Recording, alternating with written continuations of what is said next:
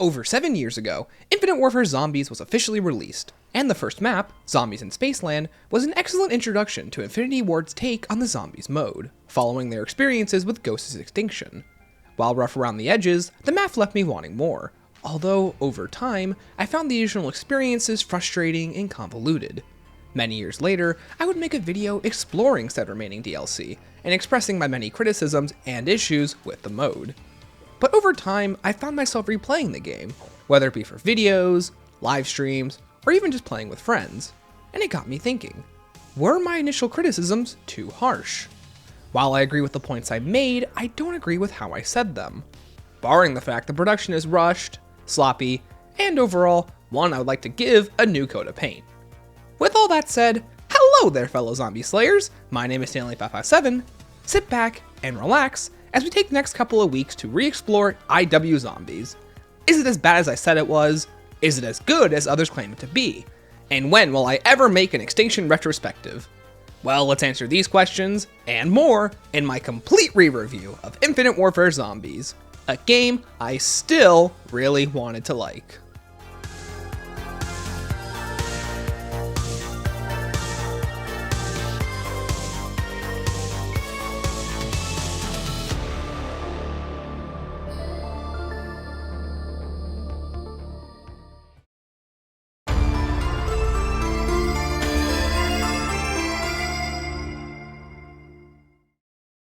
In a modern spin given to every review at this point, let's go over what Infinite Warfare does to set itself apart from other zombie outings. One of the game's most impactful changes is its scavenge system. Prior to the release of Cold War, Infinite Warfare Zombies experimented with an equipment scavenge system. Whenever specific zombies are killed wearing a tote bag or a fanny pack, they may drop an item obtainable by any of the nearby players. These items can span from a wide array of equipment, like map-specific items like Spaceland's tickets and coin systems, an additional ammo clip, or even the coveted money drop, which can gift players between 50 to even 1,000 supplementary points. This system consistently affects gameplay, and rewards players handsomely for keeping a keen eye on the undead, but dooms items like gas grenades to a vicious cycle of RNG. Although, due to the consistently high drop rate, you're bound to get your desired item eventually. Similar to Black Ops 3's Gobblegum system, Infinite Warfare Zombies sports Fate and Fortune cards, an in-game consumable that grants players unique buffs and power-ups. Unlike Black Ops 3, however, players are given access to each of their 5 cards from the get-go. Players can choose to refill their cards at any time at a designated Fate and Fortune card machine for 3,000 points up to 5 times per game. Personally, I never found a desire to refill my cards, much less actually use them. The system doesn't feel as versatile in gameplay as Black Ops 3's Gobblegums or Black Ops 4's Elixirs. It really feels like you get about one use out of each card. You know where you want to use them, and you know how you're going to use them. But besides that, they don't serve much purpose outside of their one use. But who knows, that might just be me. Another amazing change is the character selection. After beating a map's respective Easter egg, players are granted the ability to enter in a code on the menu using the D-pad to play as a map-specific celebrity character. Options include David Hasselhoff on Spaceland, Kevin Smith on Rave in the Redwoods, Pam Grier on Shaolin Shuffle, Elvira, Mistress of the Night on Attack of the Radioactive Thing, and the game's antagonist Willard Wyler, played by Paul Rubens as the game's final reward in Zombies in Spaceland in Director's Cut mode. It's genuinely such a unique reward, and each of these characters are given specific quotes, audio cues, animations, and interactions. For example, playing as Willard Wyler on Zombies in Spaceland grants players an all-new announcer, melee weapon, and unique outro cutscene, which is a really cool addition to an already amazing map, but I'm getting ahead of myself. Another gameplay-focused decision is the map's Afterlife Arcade. Going down and bleeding out a co-op game of Infinite Warfare takes players to the Afterlife Arcade, a space between realms that allows players to participate in arcade games for a chance to rejoin their teammates mid-round. This system was implemented to give players something to do while waiting for the round to end, while also rewarding said players with a second chance if they so desire. This is honestly a really cool idea on paper, and so far IW is the only game in the series to attempt to keep players engaged after bleeding out, besides Gobblegums like Impatient in Black Ops 3. Returning to the map gives players an opportunity to repurchase their loadout for 2,000 points, if they're able to return to the map's weapon cache before time runs out. I personally enjoy this compromise more than simply returning players to the map with just a starting pistol, or like in Cold War, you get points equivalent to what you actually had in your loadout. It gives players a second chance to pick themselves back up. Although 2,000 points for, at times, double pack-a-punched weapons is a bit too low of a price point. And like Cold War's Tombstone Cache originally, players should be offering up whatever points they currently have to re-attain their equipment, whether that be 200 or 20,000. But I guess that would punish a late game down, so maybe they had the right compromise after all. A criticism I have with this feature comes in solo play. Instead of simply allowing players to go down and lose their perks, IW forces solo players to enter the Afterlife arcade upon downing, and returning to the map to reacquire their equipment, granting players more of an opportunity to lose the game while they attempt to reach the weapon cache. The system is rather redundant in solo play, and punishes players the most in maps like Beast from Beyond, where players can spawn in a completely separate arena of the map. Why a player can't just pick themselves back up after going down is beyond me. This feature works perfectly fine in the map's Mephistopheles boss fight, so why it wasn't implemented in solo blows my mind. The game sends you to the Afterlife arcade just to immediately let you leave. It makes you wonder why they didn't cut out the middleman in solo. Then there's each map's bank system, a simple little idea that allows all players to deposit money in a singular bank account, allowing any teammate to come up and take out what has been donated. I really like this feature much more than its implementation in BO2. It incentivizes teamwork and cooperation for struggling teammates, a feature many of the modern entries have been lacking, and unlike Black Ops 2, players can't stockpile an insane amount of points and destroy a map's pacing and flow. But hey, that's what Director's Cut is for, I suppose. Another amazing change is the ability to remove a perk at any time. Here it is, the feature that would fix many of the problems that have plagued Treyarch's systems for years with their perk setups. Being able to remove a perk at will allows players to change their setup on the fly, if they have the cash to pay for it. This is such an amazing gameplay decision, and encourages setup creativity and flexibility, much more than a feature like Secret Sauce in Black Ops 4 might ever allow. Oh, how could I forget about the weapon variant system?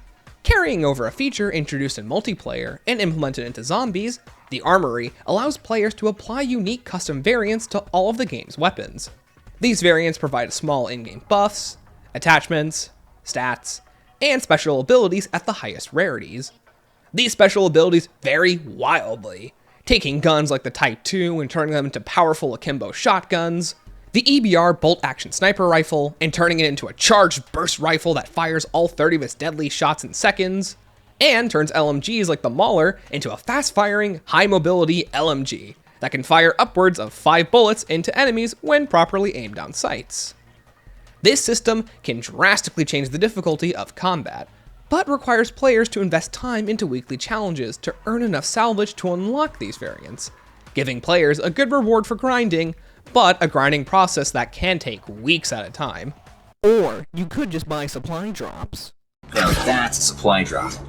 Another powerful inclusion is the game's double pack-a-punch feature. In a first for the series, players can pack-a-punch their weapons a second time, if you ignore Exos. This second pack-a-punch level can be unlocked through a small side quest on most every map except for Spaceland, where the main quest is required. And finally, there's the game's Director's Cut mode, which we'll talk about at the end as it has more than enough content to justify its own section. Much like Black Ops 3, many of IW's changes seek to enhance the pre-established gameplay loop of the series, adding new features that make the experience its own, rather than taking away in an effort to branch out and experiment like Black Ops 4. Now, let's shift gears. In a first for these types of videos, let's talk about the overarching goods and bads the game manages to secure.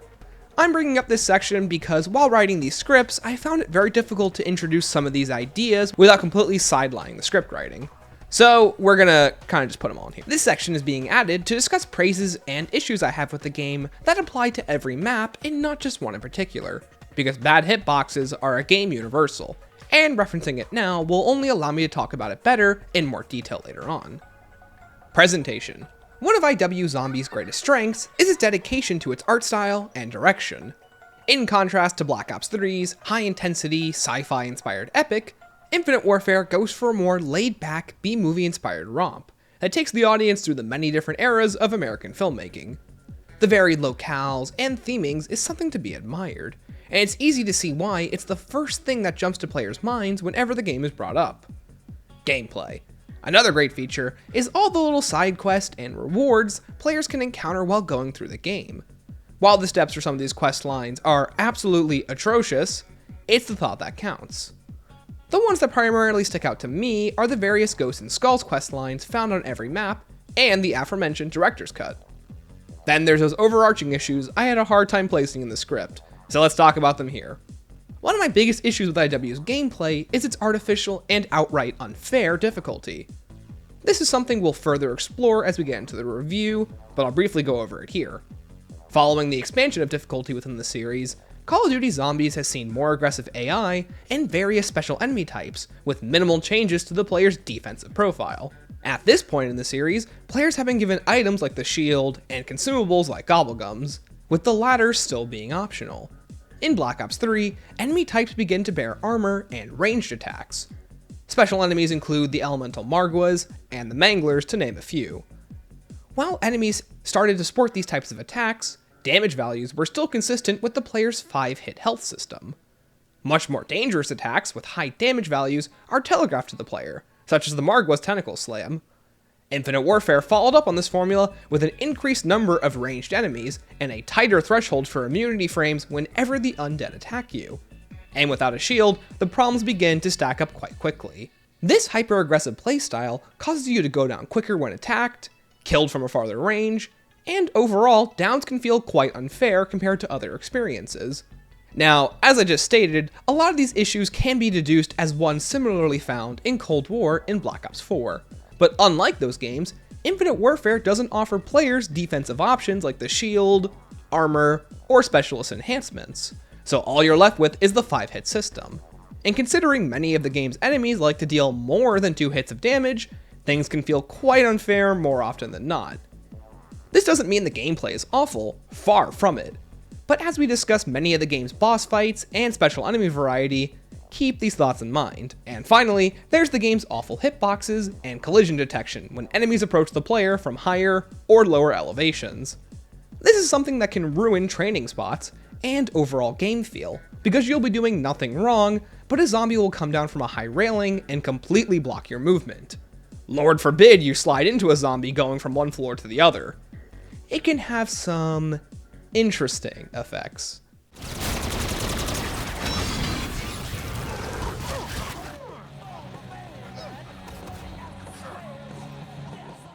There's very little players can do to avoid this from happening, besides being mindful of their surroundings mid-round.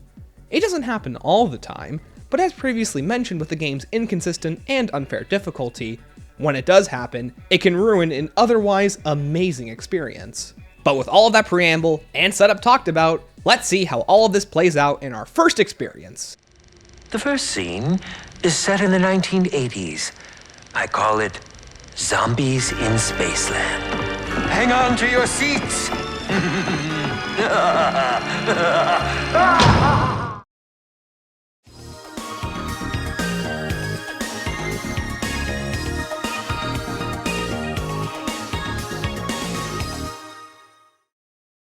Zombies in Spaceland is the first map in our Infinite Warfare Zombies adventure. Easily the game's best experience. A map filled to the brim with personality and an expansive freedom of choice, giving players the opportunity to enjoy themselves in this theme park of the damned. So, what's the story?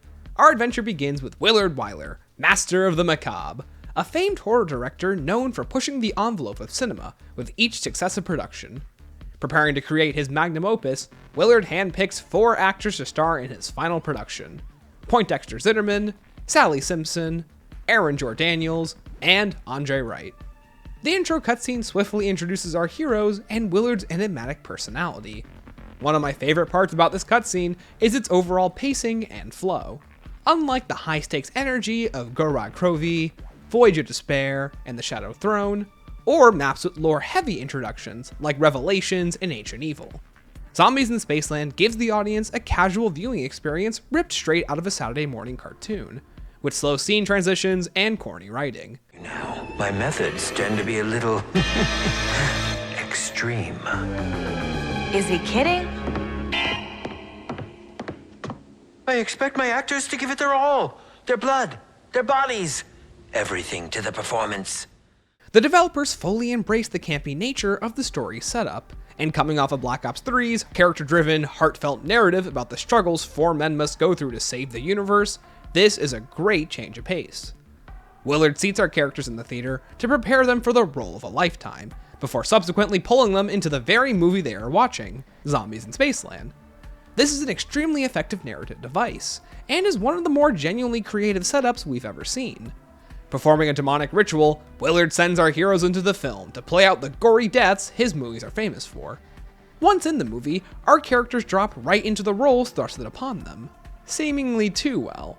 The animation here is some of the best the game has to offer, but sadly I couldn't find an animation studio to credit for their hard work. So, whoever out there worked on these, you all did an amazing job. As mentioned last time, I love the animation on Sally when she stabs a zombie with her spoons. Her expression is properly caricatured, the dodge was stylish, and the stab was beautiful. So with the stage set, let's see how the story unfolds in Zombies in Spaceland.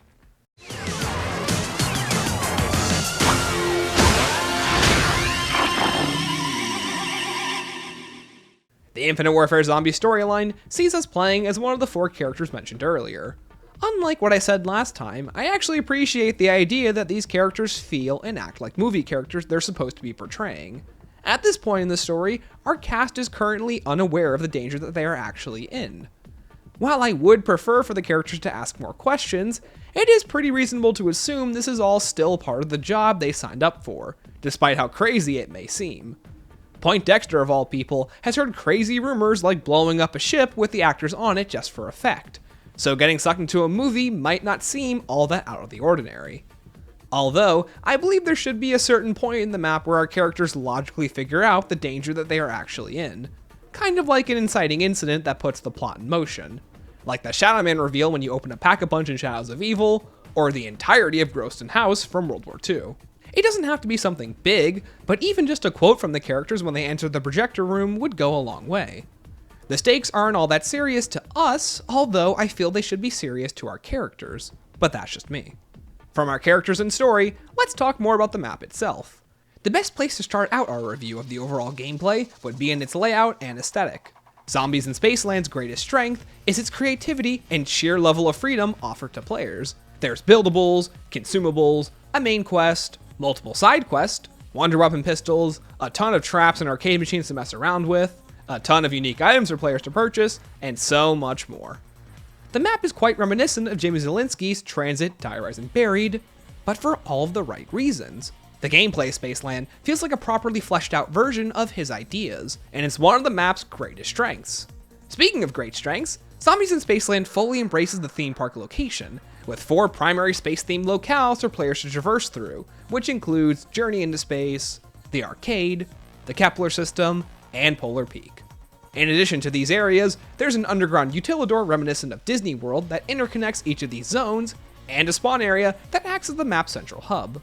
Like Shadows of Evil before it, the map's elegance is tied to its tight level design that rewards quick thinking and promotes players to merge between areas seamlessly when combating the undead. For example, players trapped between Polar Peak and the Kepler System will find themselves at the water park, but by taking a simple right, players will be drawn to these slides that lead them straight back to spawn, giving players more options to corral and escape the horde. This seamless level design is what makes it easy for players to jump right into the action and feel accomplished for doing so. There's not a whole lot here for me to criticize because it's done really well. Much like Shadows before it, a great map knows how to flow each of its distinct zones into each other. This effect is usually achieved with teleporters and tight level design, with the latter just being talked about. But something I think Spaceland does better than some Treyarch maps is the inclusion of unusual and unorthodox pathways that connect faraway zones. Going back to our Shadows of Evil comparison, the ritual rooms scattered throughout the map are typically in the far back of each district, with very little connecting them together. Now granted, these 2 maps offer distinct level philosophies. The ritual rooms in Shadows of Evil offered players quest-specific functions, like opening a Pack-a-Punch and receiving the upgraded Sword questline. Placing them at the back of each arena forces players to place themselves in dangerous situations mid-round, with these arenas, besides narrows, only offering one way in and one way out. Spaceland doesn't force that kind of decision on players, and in a bid to make the map's flow seamless, the developers offer more than enough options for players to choose from, which I adore. One distinct pathway that primarily comes to mind is the layout between the arcades and the top of Polar Peak. It's a great way to connect the varying vertical levels of the map, while also connecting two extremely distinct level arenas. Although the game's collision detection kinda flies in the face of this great level design. As discussed earlier, hitboxes are one of the game's bigger issues, and due to Spaceland's ambitious level design, it's easy for players to find themselves getting thrown all over the place. With the most egregious spot that this can happen is in Polar Peak. Specifically, the ramp and pathway leading up from the gift shop to the roller coaster. I actually really enjoy the way this arena is laid out, but it's once the game's AI is thrown into the fray, that's where things can become a bit irritating. Then there's the map's art style. It's bright, colorful, and it feels like the development team went the full mile with the concept of a zombified theme park. One of my favorite things to do is to just walk around with the last zombie and explore all the little zones and details you can find, both in and out of bounds. Seriously, go give it a shot next time you're playing the map. I don't believe I can do it justice here. Next up, let's go into the map's ticket systems. As seen throughout the park, players will encounter various rewards that can only be redeemed using said tickets. These can be earned by completing challenges offered by the robot Neil, retrieving them from tote bags left behind by the undead, and are rewards to players for participating in and using various minigames throughout the park and the map's unique set of traps. Many of these arcade games can be found in, well, the arcade. Players have the opportunity to play skee ball, hit the targets, and everyone's favorite, basketball. These minigames are genuinely a lot of fun to play and actually master, despite the game's level of jankiness. Some of the rewards offered to players include quest-specific items like the gold teeth, a unique wonder weapon titled the Forge Freeze, and ammo and grenade refills, which become imperative in the high rounds. It's honestly really cool the game rewards you for going out of your way to complete these minigames, and kill the undead in unique ways. Sadly, in the higher rounds, it becomes next to impossible to properly play these minigames, unless you're playing in co-op, and then someone has to hold the zombie for you, which just kinda seems like poor co-op design. Another currency feature is the coin system. Periodically dropped out of the undead, players are given 3 colored coins that can be entered into various machines around the map. Presenting the machine with any combination of coins grants players a random score streak-like reward based off of the combination presented. Rewards include items as useless as an electric window trap, and ones as useful as a 25-second long monkey bomb. It is very exciting to experiment with different combinations, but once you know how to obtain a boombox, you probably won't turn back. Then there's Neil, a robotic ally who roams the map's hub and offers players various challenges and rewards. Completing 5 of these challenges shoots Neil into the sky. When he returns, he comes back with an upgraded paint job and David Hasselhoff. I love this feature. Getting to battle the undead alongside a celebrity figure is honestly a really cool idea, and because of the Hoff's charismatic attitude, he fits seamlessly into the world. Having him also provide players akin to the Silver Protector makes him an invaluable asset in the map's boss fight if you're playing co-op. The Hoff can also be found at various locations around the map, where he'll be able to cycle through the map's large and rather impressive copyrightable song catalog. It can be said that the appearance by the Hoff isn't as timeless or universal as something like the Silver Protector from Shadows or Sergeant Adam from Alpha Omega. But in the context of the game's style and presentation, I'd say he fits better than if someone like Neil were to just bare arms and shoot a rocket launcher. Okay, actually wait, that sounds really cool. Honestly, there's just something about the Hoff's inclusion that just gives me this infectious smile. The ability to play as and have him fight alongside you seems like such a simple addition to the playing experience, yet it's effective at being memorable. For as many issues as I have with the game, there are just as many that remind me that this game was made with passion and love. But as always, that doesn't mean it's not exempt from criticism despite this.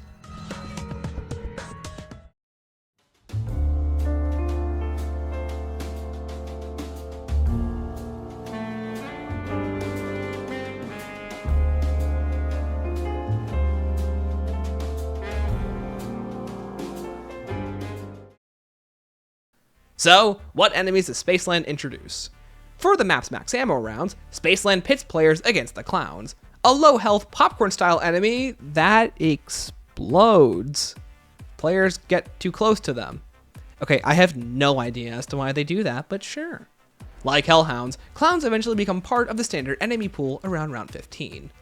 Alongside the clowns are the Spaceland Brute, a behemoth of an enemy that stands at over 9 feet tall and brings death and destruction to the battlefield. The Brute, on the surface, acts like a Shadow's Margwa. It'll close the distance between it and the player, and then perform a slam attack once close enough, dealing near lethal damage. But aside from that similarity, the Brute is its own beast. Sporting a throwing projectile, moderate to high damage, a laser beam attack, and immunity to all damage, the Brute is an undead Ravager that attempts to put players down. To defeat this enemy, players have to shoot at his helmet until he removes it. Any damage done in this time will not carry over into the Brute's actual health bar. Think of it more like armor that must be destroyed.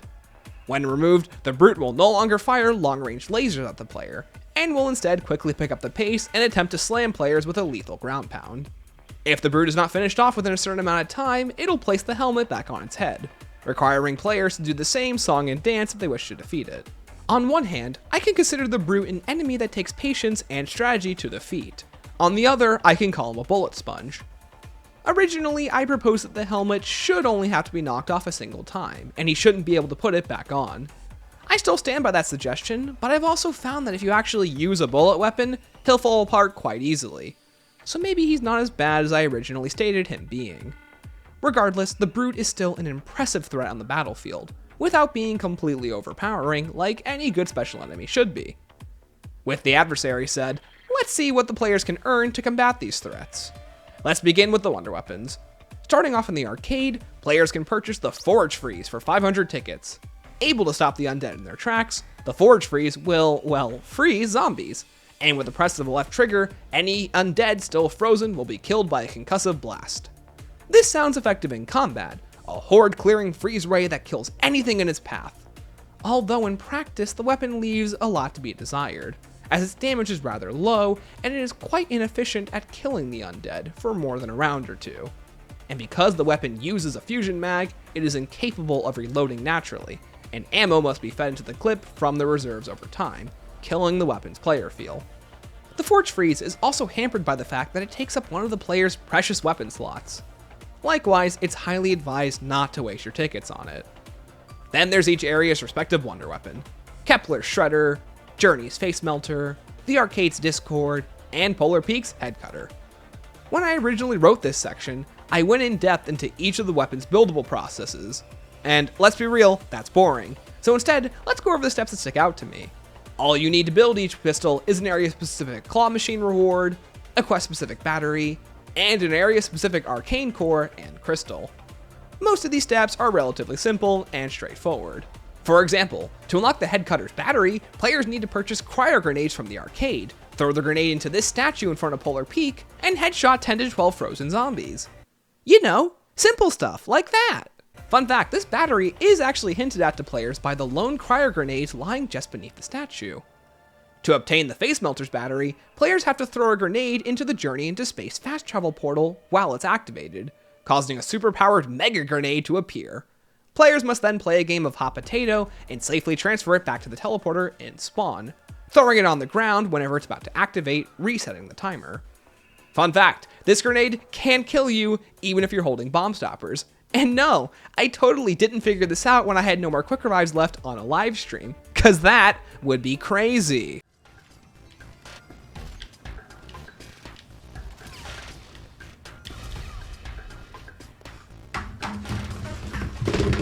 What? On me? Skill issue? Hey, Raventoften, pull back the clip on that. Did I have PhD, did I have bomb stoppers so that, did I have bomb stoppers so that, the whole point of that was to avoid that exact scenario happening? Let's roll back the footage, shall we? What's really cool is that this battery is also indicated to players through a grenade icon appearing behind the portal once it's been activated. After each of these parts is collected, players can build one of the 4 wonder weapons. The Shredder tears zombies apart limb by limb. Firing into a small horde, the Shredder can stun enemies and rip apart 5 to 8 zombies per shot. Great for in-the-moment crowd control. The Discord has the ability to cause one of the undead to start spinning on their head. turning their legs into a vortex of death. Any undead caught in this wacky animation will be quickly decimated.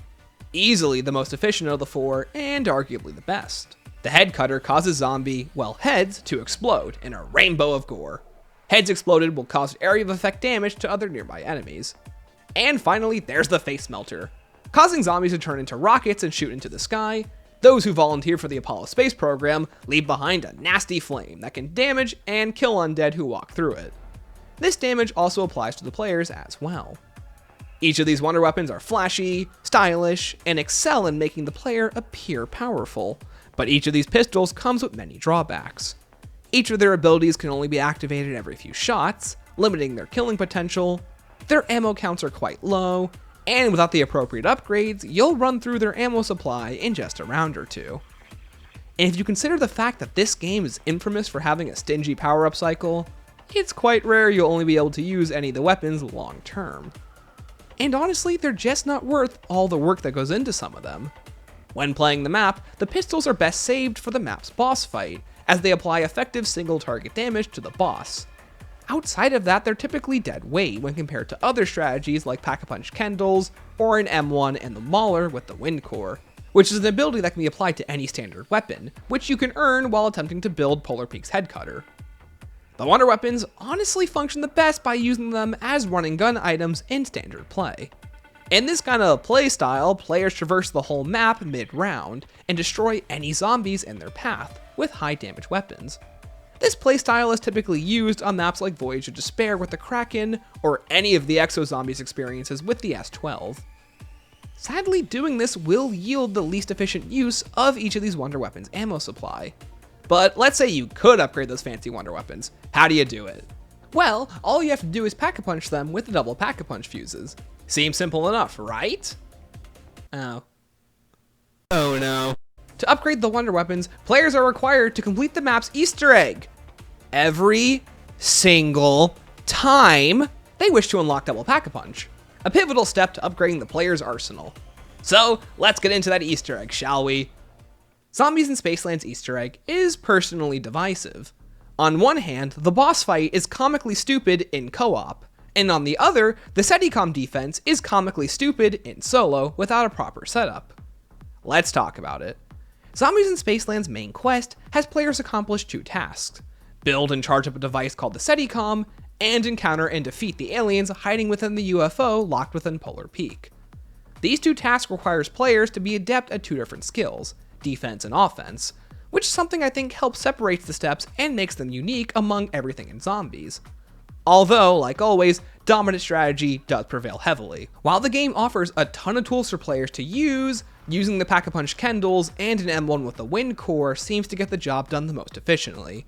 In solo, near perfection is required of the player on the third SETICOM defense, especially if you get a difficult location. In co-op, this stress is alleviated on the player, and the step becomes much easier with more teammates, allowing players to experiment with a ton of different options. And by options, I mean 4 Pack-a-Punch Kendalls, of course.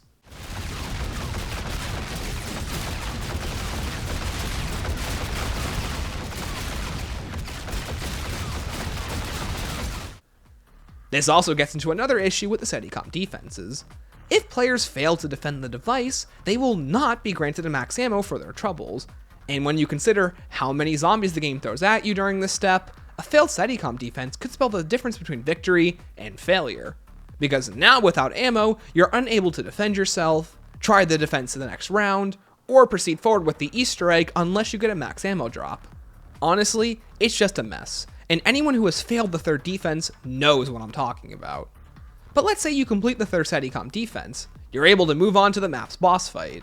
After playing a short game, as Simon says, with the UFO, and surviving the clown rush, players are presented with the map's boss fight, the Alien Greys. Depending on the amount of players in the game, the boss fight will feature that many aliens. In solo, the fight is well balanced, as you can train around the map's whole hub until the cows come home. The fight almost has this fencing style gameplay. The alien is able to teleport around and evade player attacks, but at the same time, constantly moving will make it harder for the alien to hit you, leaving combat pretty well balanced. While it takes a while, players are rewarded for their patience and focus, which is something not a ton of fights do, and it helps the boss actually feels like a threat. In co-op, it's a whole different story. The fight becomes extremely frustrating, and the problems become exponentially more difficult with more players. The aliens have numerous abilities, including but not limited to teleporting, stunning, summoning, shooting, and overall being pains in the neck. The weapons the aliens brand are actually the same wonder weapon pistols players can acquire, which I do think is really cool, and adds to the whole fencing explanation. What's not cool is the fact that the shots fired have an area of effect that stuns players and does anywhere from 40 to 60% of their health if the shot manages to land a direct hit. And considering the fact that the aliens fire multiple shots at a time, it can lead to some very, very unfair deaths. This is also compounded with the fact that the difficulty of the match is greatly increased due to zombie spawns that aim to specifically appear under the player's feet, making it difficult to traverse the terrain. This effect is compounded again with IW's inconsistent enemy hitboxes, which drive me up a wall, because at times, it's just not fair. Like, wow, I totally could have predicted that that zombie that spawned beneath my feet was gonna be there. Because naturally in the hub, zombies have set spawns, with not many of them spawning in major areas beneath people's feet. But in the boss fight, all bars are off apparently. As previously mentioned, it feels unfair, which is the best way I can describe the game's level of difficulty, and it's going to be a common theme going forward. The boss fight becomes hectic in the worst way imaginable, and a downed teammate can quickly spell disaster. Because once you go down, you won't be able to claim any of your perks back, and because the game lacks defensive items like the shield or armor, a downed player might as well be dead weight. This might sound harsh, but the game's hyper-aggressive design makes it impossible to play even with Jug sometimes, much less without it. But I'm getting sidetracked, back to the aliens. And because the aliens teleport to a higher elevation, it does become difficult to coordinate with your teammates and kill them effectively. If you can beat this boss fight in 4-player without director's cut, hey, you can do what me and my team never could. Eventually, my friends and I discovered an exploit. If you fully bleed out in the boss fight, your corresponding alien will not move, frozen in place as if his will to live has been shattered. With this advantage, it becomes much more manageable to destroy the aliens one at a time, which is something I can praise the fight for. I don't believe the boss fight is awful, far from it, but it feels poorly designed for the co-op experience, which is strange because every other feature in this map is curated quite well. Defeating the aliens, in theory, is as easy as damaging them enough to slap a pack-a-punch fuse out of their backpack. A silly concept, but I just got a kick out of Poindexter's wet-sounding slap dislodging this priceless item.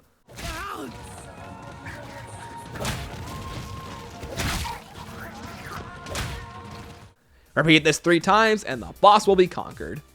Taking the fuses into the Pack-a-Punch, players now have access to the double Pack-a-Punch feature for nearly every weapon on the map, and the upgrade to the Wonder Weapons. With this, the Wonder Weapon pistols now sport increased abilities, longer effect times, and an ammo supply that feeds ammunition from the stock into the clip, much like 9's Death of Orion. While they still sport many of the same drawbacks, the increased ammo more than makes up for it. They're honestly not much better, but they're required to complete the main quest, so what can you do?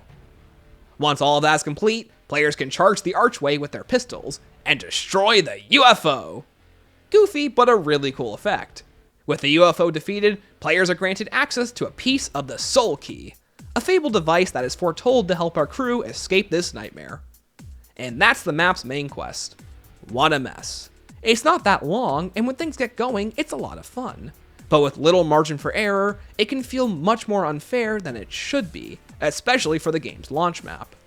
The SETI-comms don't allow solo players to properly experiment with the tools at their disposal, and the boss fight is unforgiving in co-op for all the wrong reasons, and with very little story, it can be difficult to get invested. Like, in the boss fight, there's almost no banter between the characters, or even any reaction to the map's boss appearing. They're all just kinda silent, which is a real shame.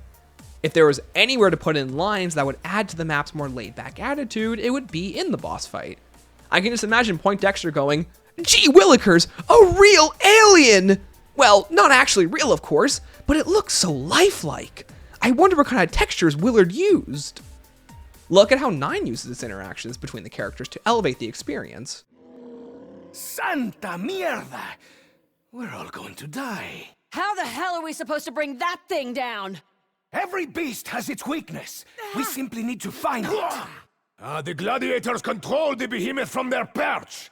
They fight from afar, the cowards. The armor! Yes, it's the armor! It's fused with chaos! That must be how they control it! Now granted, I'm not using 9 to say, oh, Spaceland pales in comparison to this Treyarch experience. Far from it. I'm simply using 9 as an example to provide context as to how that feature enhances the experience. Overall, I enjoy the main quest. When it's not unfair, that is. I'd highly recommend experienced players give it a shot. But be warned, it's way harder than it looks, but victory has never been sweeter. Alongside the main quest, Infinite Warfare features an additional side quest titled Ghost and Skulls. Ghost and Skulls is a side quest that requires players to complete extremely arbitrary challenges and puzzles for a chance to enter the titular machine and fight off against a horde of skulls using Ghost. These quests are sometimes longer than the map's actual main quest, but only offer players a permanent perkaholic, besides Quick Revive and Solo, for completing the entire thing, until you end the game, of course. I've attempted some of these quest lines for the review, and let me preface it here. I hate Ghost and Skulls more than I hated the Easter eggs in IW in my original review. The steps are long, arbitrary, I don't even like the Ghost and Skulls minigame, and you can claim an actual permanent perkaholic just by activating Director's Cut, which is somehow easier than any of these Ghost and Skull side quests. And in Spaceland's case, the machine requires you to finish the map's main quest just to complete one of the steps. So at that point, is it even worth it? Regardless, let's talk about the minigame. You do a whole bunch of arbitrary garbage, yada yada yada, blow up some balloons, yada yada yada, play some arcade games, yada yada yada, complete the main quest. And once inside the machine, players are tasked with using a device called the Entangler to entrap ghosts flying about, and using them to destroy the skulls that appear. Fits the name. If 3 skulls make it across the board, it's game over, so destroying them as quick as possible is a must. The skulls can also fire back laser shots at the player, so paying attention is still required. But if you go down, you'll only lose a little bit of time. The skulls will come in 3 waves, and will appear in different formations with each wave. Slowly making their way towards the end of the screen, our characters take the role of the in-arcade characters to defeat the skulls. The whole concept is a tad meta, but in a fun way. Completing this version of Ghosts and Skulls is quite easy, and once you survived, or fail, you'll have completed the minigame and will be granted a permanent perkaholic until the game ends. And as stated earlier, it doesn't serve much of a point because it requires you to complete the Easter egg anyways, so it does feel a little redundant. Hopefully, things will improve with this side quest in the next map. Psst, spoiler alert, they only get worse. Now, let's finish out this review with all those little smaller things that I either didn't mention earlier or just forgot. Following the release of Black Ops 3, players were disgruntled with the fact that the game featured the same 9 perks it started with Widow's Wine being the only new addition players found. In a bid to promote new ideas, the community came together and came up with a perk called Banana Colada, a drink that would increase the player's slide distance, create a trail of bananas that would cause zombies to slip akin to the Swicklifier, and give players explosive resistance. The perk functioned like PhD Slider before the perk was officially invented. While only being rooted into a gobblegum during the release of Gorod Krovi titled Slaughter Slide, Infinite Warfare Zombies saw the introduction of Trailblazers, a perk which incorporated the primary function of Banana Colada into its kit. As long as players slide on the ground, a trail of flames would be produced that damaged and even killed the undead at lower rounds. While not the most effective perk out there, its inclusion was a love letter to community support players had for this series, and its origins may one day be lost to the sands of time, it'll always remain as a sweet sentiment to the community. Alongside Trailblazers, Infinite Warfare reworked Mule Kick as Mule Munchies. The perk now costs 2,000 points, and it actually displays which gun was the player's third weapon. The fact it took a developer 5 years for that to happen is mind-boggling to me. And finally, there's the introduction of Slappy Taffy. Think of it as Ethereal Razor before the actual introduction of Ethereal Razor. Slappy Taffy simply grants players an increase to their melee abilities, but when you combine this perk with the system to remove a perk at will, it becomes an invaluable little asset in the early rounds, and it allows players a variety of options to play. Lets you melee in the early rounds, and also down because the enemy meleeing hitboxes are also really bad too. But it's nice the option's there. Then there's the bumper cars and the bumper car room, which can just down you if you aren't careful. And if you've never been down by those metal machines of death, then consider yourself lucky. There's David Hasselhoff's character code, which can be found in the music booth at any time, which I think is just the coolest. Then there's playing as the Hoff himself, which I adore. Even getting to hear him interact with himself is nothing short of gold. Then there are those Neil challenges, which remind me of the skill point trials from Extinction. The crocodile head in the Kepler system can kill any enemy, including the alien himself if you hack the game to glitch him out of the arena. And how could I forget about the Spaceland roller coaster? At the top of Polar Peak is Triton, an on-the-rails shooter that takes players through the titular Polar Peak. While the ride itself is nothing special, it's the technical aspect that blows my mind. The ride itself is decently lengthy too, and just the way that they're able to wrap each of the track's layers through the mountain and through the arena itself is nothing short of fantastic. If there was anything I missed out on reviewing in my original video, it was this coaster. Even if you don't earn the most tickets for the amount of time you spend on it, I can't recommend enough giving it a go if you haven't already, even if it's just for a casual viewing. Then there's also those doors in Spawn, the 3 doors that lead to the Kepler system, Polar Peak, and Journey into Space. The doors cost initially 1,000 points in solo, but with each player, the price increases by 1,000 points, going to 2,000, 3,000, and even 4,000 in 4-player. Before the game came out, Lee Ross and the development team hinted at the idea of donatable doors, that players can work together to pay for the more expensive doors in the map. Awesome. And you've also got the door sharing mechanic in this game, so you can buy doors together, right? Yeah, that's actually a great point. So that's new to Zombies in Spaceland. So let's say the two of us are playing. Usually I would hold out and say, you're going to have to buy that door because I want to buy something else myself. Yep. But this time we can actually put a little of your cash, a little of mine, and we can buy those doors together. So the burden is not just pressed on you or on me. And it helps our cash, spread the wealth a little bit between us. Sounds good. As it turns out, those doors only appear in Zombies in Spaceland, and it's also an arbitrary donation feature because the doors increase anyways with the amount of players in it. So you just can't, it's not like a teamwork thing. You've just made it artificially harder to enter these areas in co-op because you made the doors more expensive. That's not really cool. You've just made it more expensive for players to have, as the illusion of, oh, work together to buy the doors. Sorry, this is unscripted now. I'm just angry about it now. I completely forgot to include it in the review. I think what Past Me is trying to say here is that the idea is actually really cool. It's never been done before, and it would absolutely encourage teamwork between players. Although, it's very likely that the idea was never fully developed, Lee Ross misinterpreted Miles' question, or they were unable to fully complete the mechanic the way it was intended, and is now an artifact of what it used to be. It also doesn't help this feature doesn't show up on any other IW map either after Spaceland, further driving home the idea that it was left on the cutting room floor. And finally, there's the arcane cores, which I've only brought up briefly. These upgrades are similar to the alternate ammo types found in Black Ops 3, 4, and Cold War. These funky little abilities must be unlocked by completing a side quest, and they can be attached to one gun at a time. Most of them suck, except for the aforementioned Wind Core, which can be collected at Polar Peak. I sing this thing's praises because it activates often, kills enemies in a close proximity to the blast like its Thunder Wall, is completely overpowered, and deals massive damage to the Brood. Seriously, I cannot recommend enough just putting this ability on weapons like the M1, which you find in the spawn room. You think the game already has a dominant strategy with the Pack-a-Punch Kendalls? Try using this behemoth. You'll never go back. Honestly, I'm probably missing a few more things too, but this map review is already long enough. But that's the beauty of Zombies in Spaceland. There's a reason this one is heralded as one of the best of the best, and after going back through it, I couldn't agree more. The map mostly suffers from issues with the IW engine and direction, which includes dodgy hitboxes and unfair enemy balancing in the boss fight. Sadly, these points will be referenced again and again as we continue our review, as they are a universal constant, rather than an issue only plaguing one map.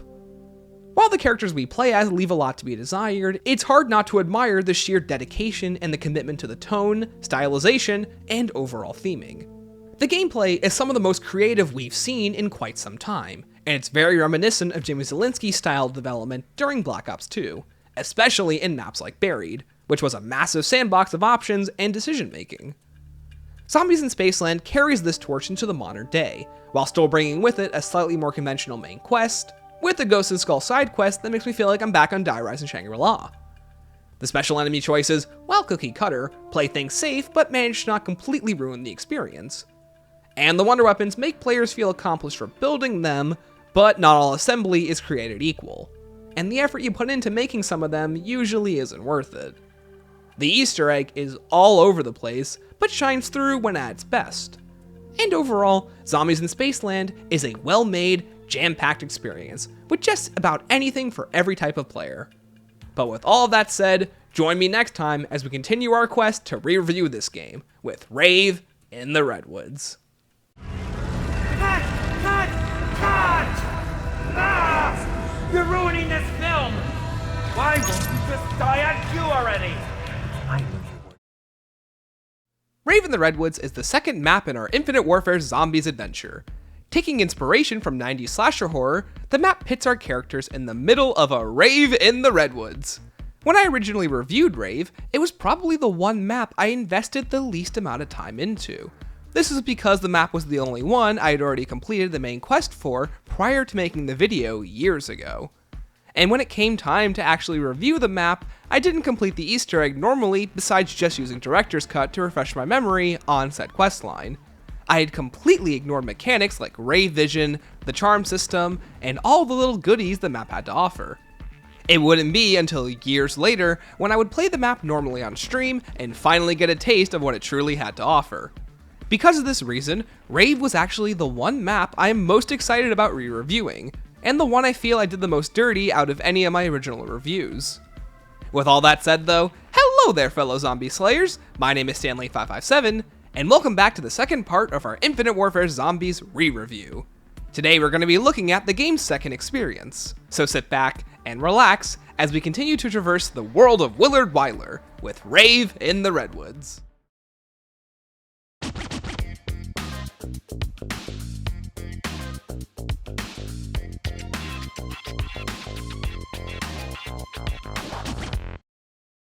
Rave in the Redwoods seats our characters at Bear Lake, a beloved family summer camp that has been taken over and utilized as the staging grounds for a nearby rave in the Redwoods. The map indulges in many of the same strengths and criticisms that I levied at Zombies in Spaceland, with a few new mechanics and features that make the map its own. But before we get into all of that, let's start out with the story. After destroying the UFO in Spaceland, Poindexter, apparently it's spelled without a T, grabs a piece of the fabled Soul Key. With this piece of the puzzle in hand, our characters are immediately transported to the next film. While this is happening, we turn our attention to Willard, who appears to be quite frustrated at the success of our characters, still yearning for the perfect death scene for his magnum opus. While Willard's motivations in Spaceland appear to be surface leveled, I'm actually excited to see how they're going to expand on this plotline in Rave. Or how they don't, because I personally believe this simplistic setup is still one of the better plotlines we've ever received. But we'll get into that with later reviews. Arriving at Bear Lake's main hut, our characters quickly take in the sounds and smells around them, before soon realizing they are once again attacked by the undead. A bit brief for my liking, but hey, whatever it takes to set up the plot, I suppose. One of Rave's best aspects is his attention to detail, color, and stylization. I always initially thought Spaceland was the game's prettiest map. As recently talked about, I enjoyed the map's vibrant color palette and its great overall representation of a theme park, with the map's aesthetics greatly playing into its gameplay, something not many of these experiences are able to accomplish to the degree to which it did, and that includes Treyarch as well. And while I enjoy the way the map is able to seamlessly incorporate these aspects together, I think I prefer the way Rave looks, from the campgrounds to the recreational area and to the local mines. But all of that is nothing compared to the way the map looks in Rave mode. Offering up a packet of drugs to one of the numerous fireplaces around the map, Rave flares to life, in an impressive display of the game's engine. Having two distinct art styles interchangeable between each other at any time is a really cool feature, and this effect applies to pretty much anything on the map players can see. From trees to additional ethereal jellyfish, to even the enemies themselves getting in on the action. What's even cooler is that these assets are loaded in real time based on which player is currently being affected by the drugs. Just like what I said in Spaceland, I cannot recommend enough for viewers to go around the map and look at all those little details both in and out of bounds. Like, something I never realized until recently was the fully modeled entrance just outside of the fishing hut. It really shouldn't be modeled, and yet it is, just outside of the player's view, which I think is really neat. Then there's the map's layout, which I'm much less of a fan of. In an inverse to Jerice, Rave in the Redwoods leads players through 3 distinct pathways that take them to the 3 main areas: the cabins, the recreational area, and the beach, which offers players a boat ride to Pack-a-Punch if players manage to find all of the parts to repair it. After opening up the doors to unlock said areas, players gain access to ziplines that can be found at the map's hub. From there, you can zipline across the map to these 3 areas whenever you please. This is where the map's design and mechanics are inverted from Derice. In Derice, players are able to access the hub from the arenas, not the other way around. As discussed previously in Spaceland, Treyarch designs these arenas as choke points. Let's use Derice again as our example. Each of these 3 labs have easy to access entrances, but with exits that only promote the same doorway and subsequent pathways players came in through, and with an unyielding horde of the undead at their side, players are given the option to take the teleporter back to the map's hub to rework their strategy and bring the map's flow and level design full circle in a linear direction. And because the map's hub already acts as the access point to these various arenas, it would be redundant to place the fast travels there, as the arenas are already locking players into difficult situations, and taking a fast travel just allows players to go over the pathway they would have already taken, as it isn't an additional pathway, it's an alternate pathway. But Derice wouldn't do something like that, as that would be a tad silly. So anyways, in Rave in the Redwoods, the map's level design features 3 wide circles that loops players around to the map's main lodge, with additional pathways slightly connecting these zones, with the mines being a great way to access both the cabins and recreational area seamlessly. But because the map requires you to do a lot of running around between these zones, there are plenty of times where you're left going from one edge of the map to the other constantly. And without teleporters or a seamless level flow, you're left dragging your feet as you book it to the next zone. Even simply placing teleporters at the end of the arenas would have gone a long way to make things feel more seamless, like something Spaceland accomplished in spades just previously, or even maps like Dead of the Night, which place teleporters and fast travels in the forest, the laboratory, and the cemetery, all very far away in distinct zones, but with fast travels to take you back to the hub. Although, to be fair, taking the zipline from the main hub to the recreational area does save a lot of time. And honestly, it's really not as egregious as I'm making it out to be. But there were definitely times where these flaws became quite apparent, notably when completing the map's version of Ghosts and Skulls, and going around to complete the many charm quests. Speaking of, from the level design, let's talk about the gameplay, starting first with Rave mode. To access this gnarly color palette swap, it's as easy as killing 20 zombies, and collecting and offering up the pouch of drugs to enter an elevated state of being. Inside Rave mode, parts for the map's bows become highlighted in a dark red hue, additional pathways can be located and bought that aren't traditionally offered to the players, and on top of all of that, players are granted double points for every zombie killed. Unlike what I mentioned last time, the game actually incentivizes players to enter this mode, and by just round 6, the player can be pretty close to being fully set up. While inside of the mode, a timer naturally begins to go down, forcing players to make the most of their drug-induced high. Killing zombies will also decrease the timer significantly, but by interacting with the bundle of fairies around the map, players can extend their timer and restore what was lost. And because the fairies respawn every round, and the game litters the map with them, it becomes quite easy to juggle and loop together a combo that allows you to stay in this mode for quite an extended period of time. Much longer than a feature like this would typically allow you to access it for, like Mob of the Dead's Afterlife or Shadows of Evil's Beast mode.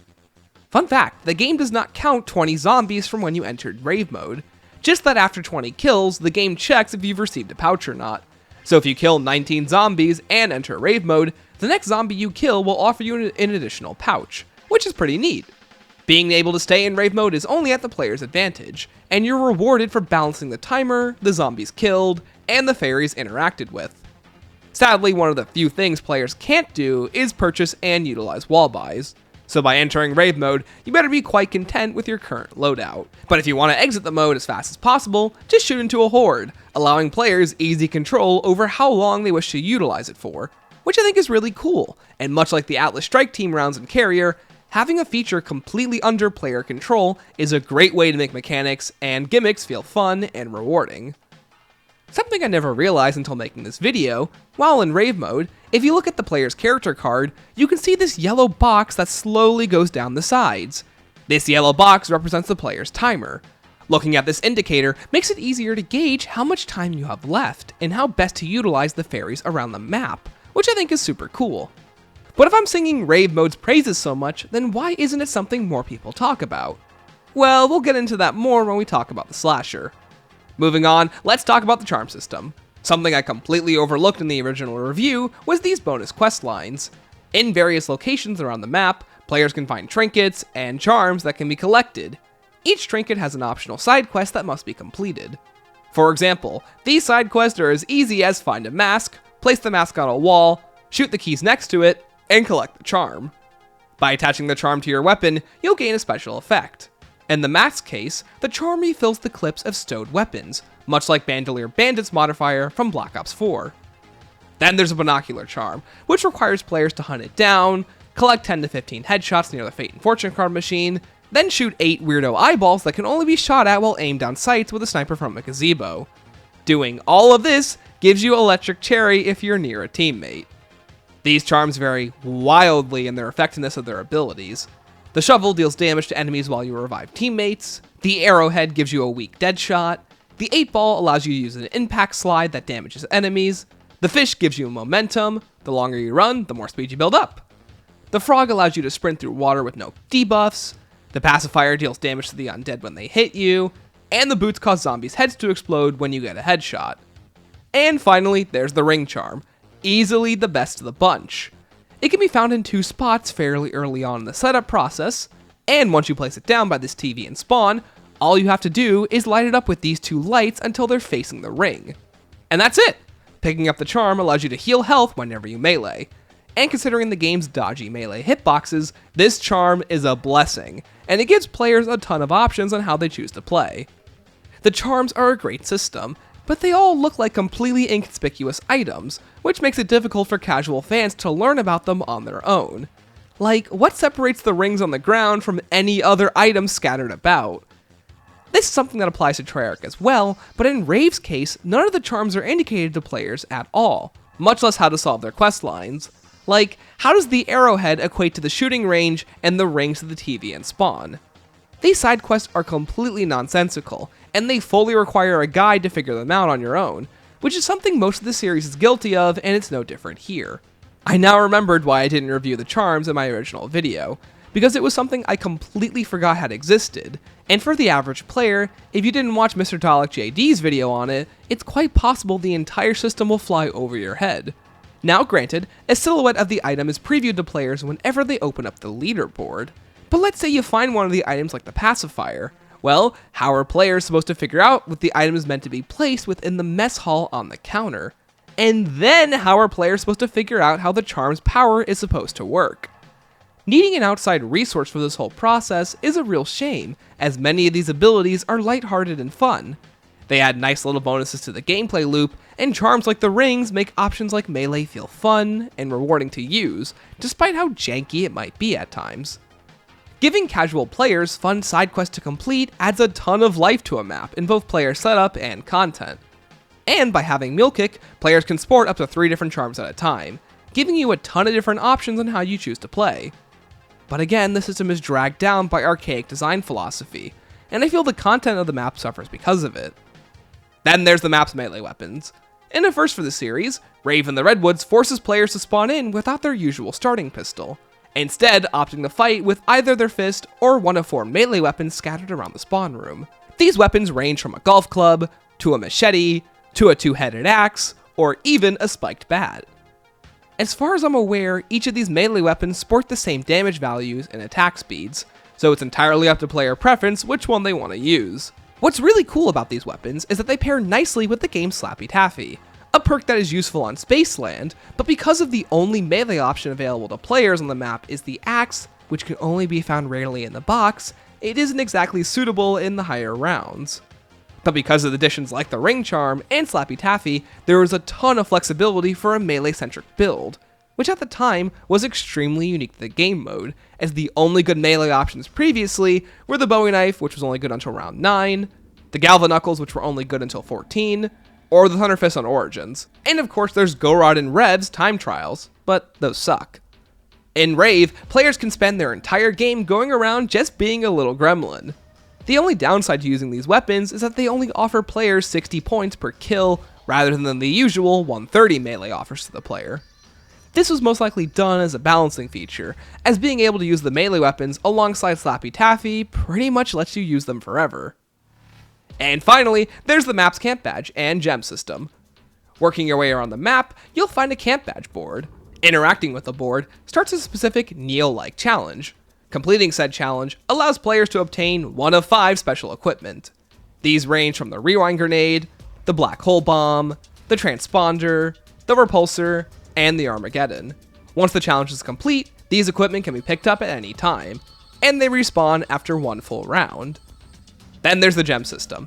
In a 1-to-1 copy of Spaceland's coin system, zombies and Rave in the Redwoods drop one of 3 colored gems. Depositing these gems inside of a wooden totem allows players to retrieve a specific score streak. Many of these were carried over from Spaceland, with the boombox and sentry turret making a direct return. But alongside these score streaks, Rave introduces the balloon trap and the lawnmower. Holding the weapon like a chainsaw, the lawnmower can be used to rip apart the undead and can be placed down if players don't wish to carry it. And the balloon trap is fairly simple. Place it down, and the undead will come in droves to grab one of these colorful balloons of fun. Sucking in the helium, the undead will begin to float upward before exploding in a gory array. Don't these zombies know that helium is going to run out in the next 25 to 30 years? They're so wasteful. Moving on, let's talk about the various wonder weapons on the map. Just like Horizon Drock, Rave in the Redwoods is a DLC 1 map for a modern Call of Duty Zombies entry that offers players an explosive bow wonder weapon that can be upgraded into 4 distinct elemental versions. Yeah, these things stood no fighting chance initially with a comparison like that. Starting out, let's go with the Ben Franklin. This weapon produces a lightning bow effect that, okay, do you see what I mean?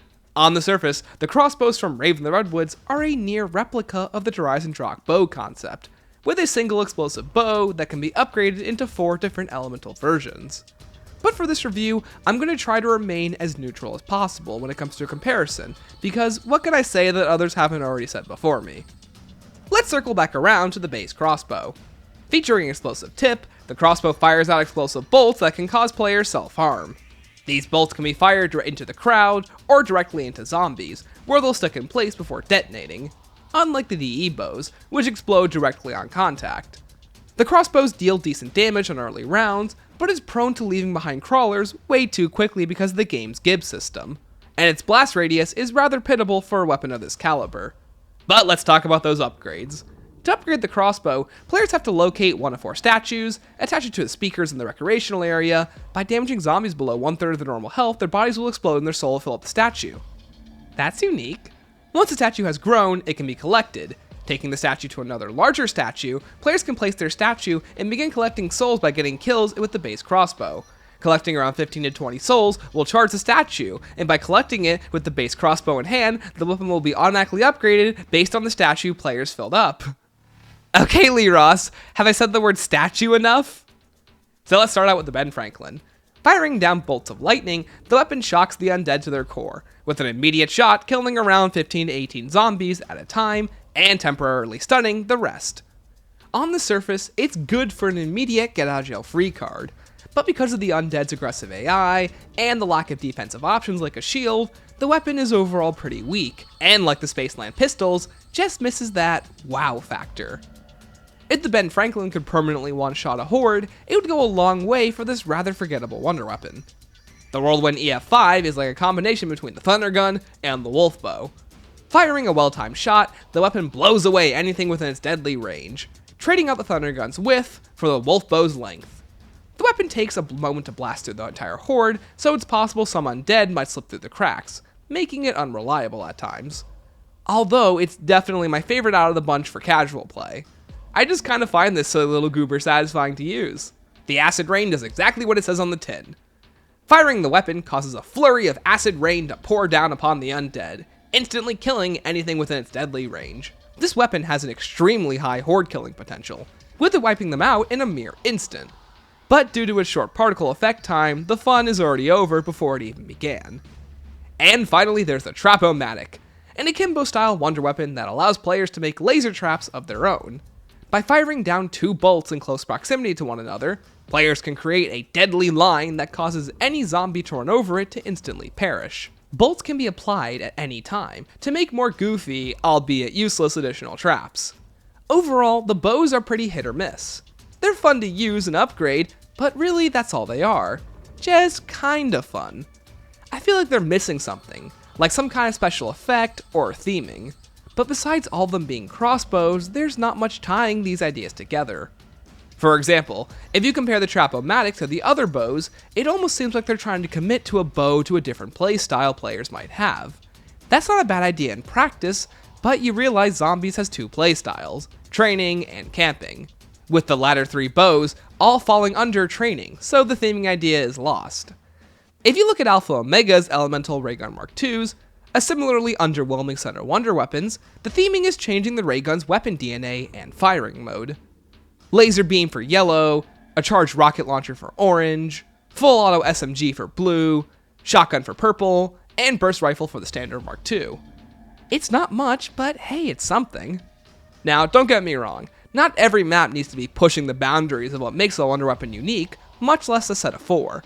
But if you're going to commit to this concept, you're going to have to make them feel special to stand out among the competition, especially when you're making 4, which is already a big commitment because the game just did that last map.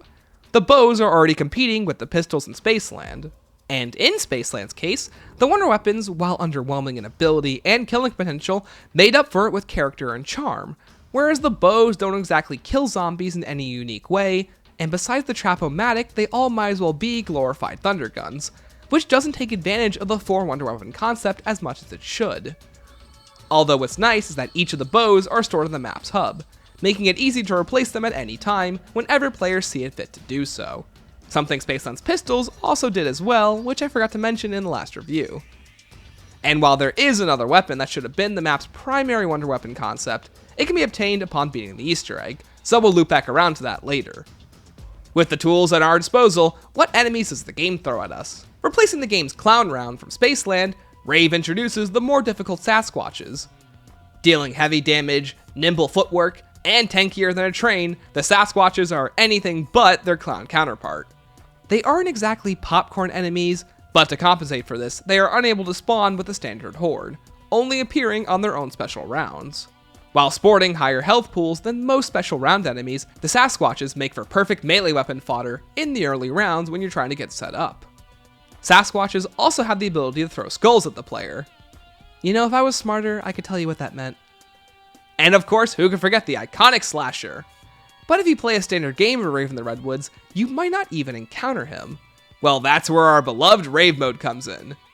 Once players progress to round 10, the Slasher can be found roaming around the map in Rave mode, and by roaming around the map, always teleporting to the player's location. Chasing down players at any opportunity, and just like Slasher icons like Freddy, Jason, and Michael Myers, the Slasher has the unique ability to appear in and out of reality wherever the scene needs him to be. But that's when it hits you. He can teleport wherever he wants, and then the Slasher hits you by charging into you. And then you realize he can red screen you from full health whenever he likes. Okay, well then just try to take him down. And then it hits you again. You can't damage him. Ever! As long as players are traversing Rave mode, they are unable to damage the Slasher. And here's the ticker about Rave mode. Without the Slasher in play, Rave mode is quite a lot of fun. But with him in play, Rave mode becomes an absolute nightmare. At first you understand the thought process. Of course Rave in the Redwoods is supposed to be a parody of unkillable Slasher icons, so it makes sense the Slasher would sport these abilities. And then you remember that this is supposed to be an FPS shooter, and the Slasher is just not fun to fight. He constantly forces you to be on your toes, and if anything, he actively incentivizes players to avoid Rave mode, and this isn't helped by his high damage output and unpredictable movement patterns when traversing areas. So let's backtrack on all that praise I gave Rave mode. It's a ton of fun until round 10. Once the Slasher spawns in, the mode is best left avoided, which is a real shame for the map's standout feature. And what's even worse, it's completely intentional by the developers, which further infuriates me, because you have a really unique looking mode. When you first enter Rave Vision, you feel like a puppy in an open field, given the ability to frolic around and explore the sights around you. Adding the Slasher is like throwing said puppy into a tornado.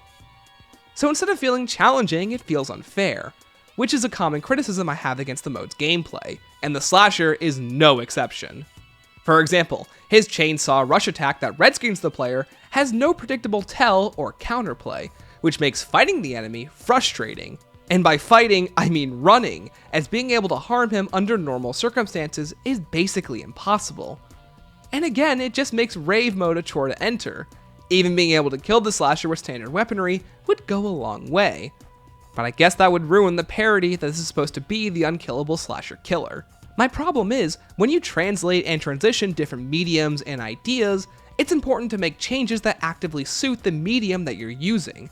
And in the slasher's case, players should have a fun time fighting the enemy, in a first-person shooter where the objective is to shoot enemies.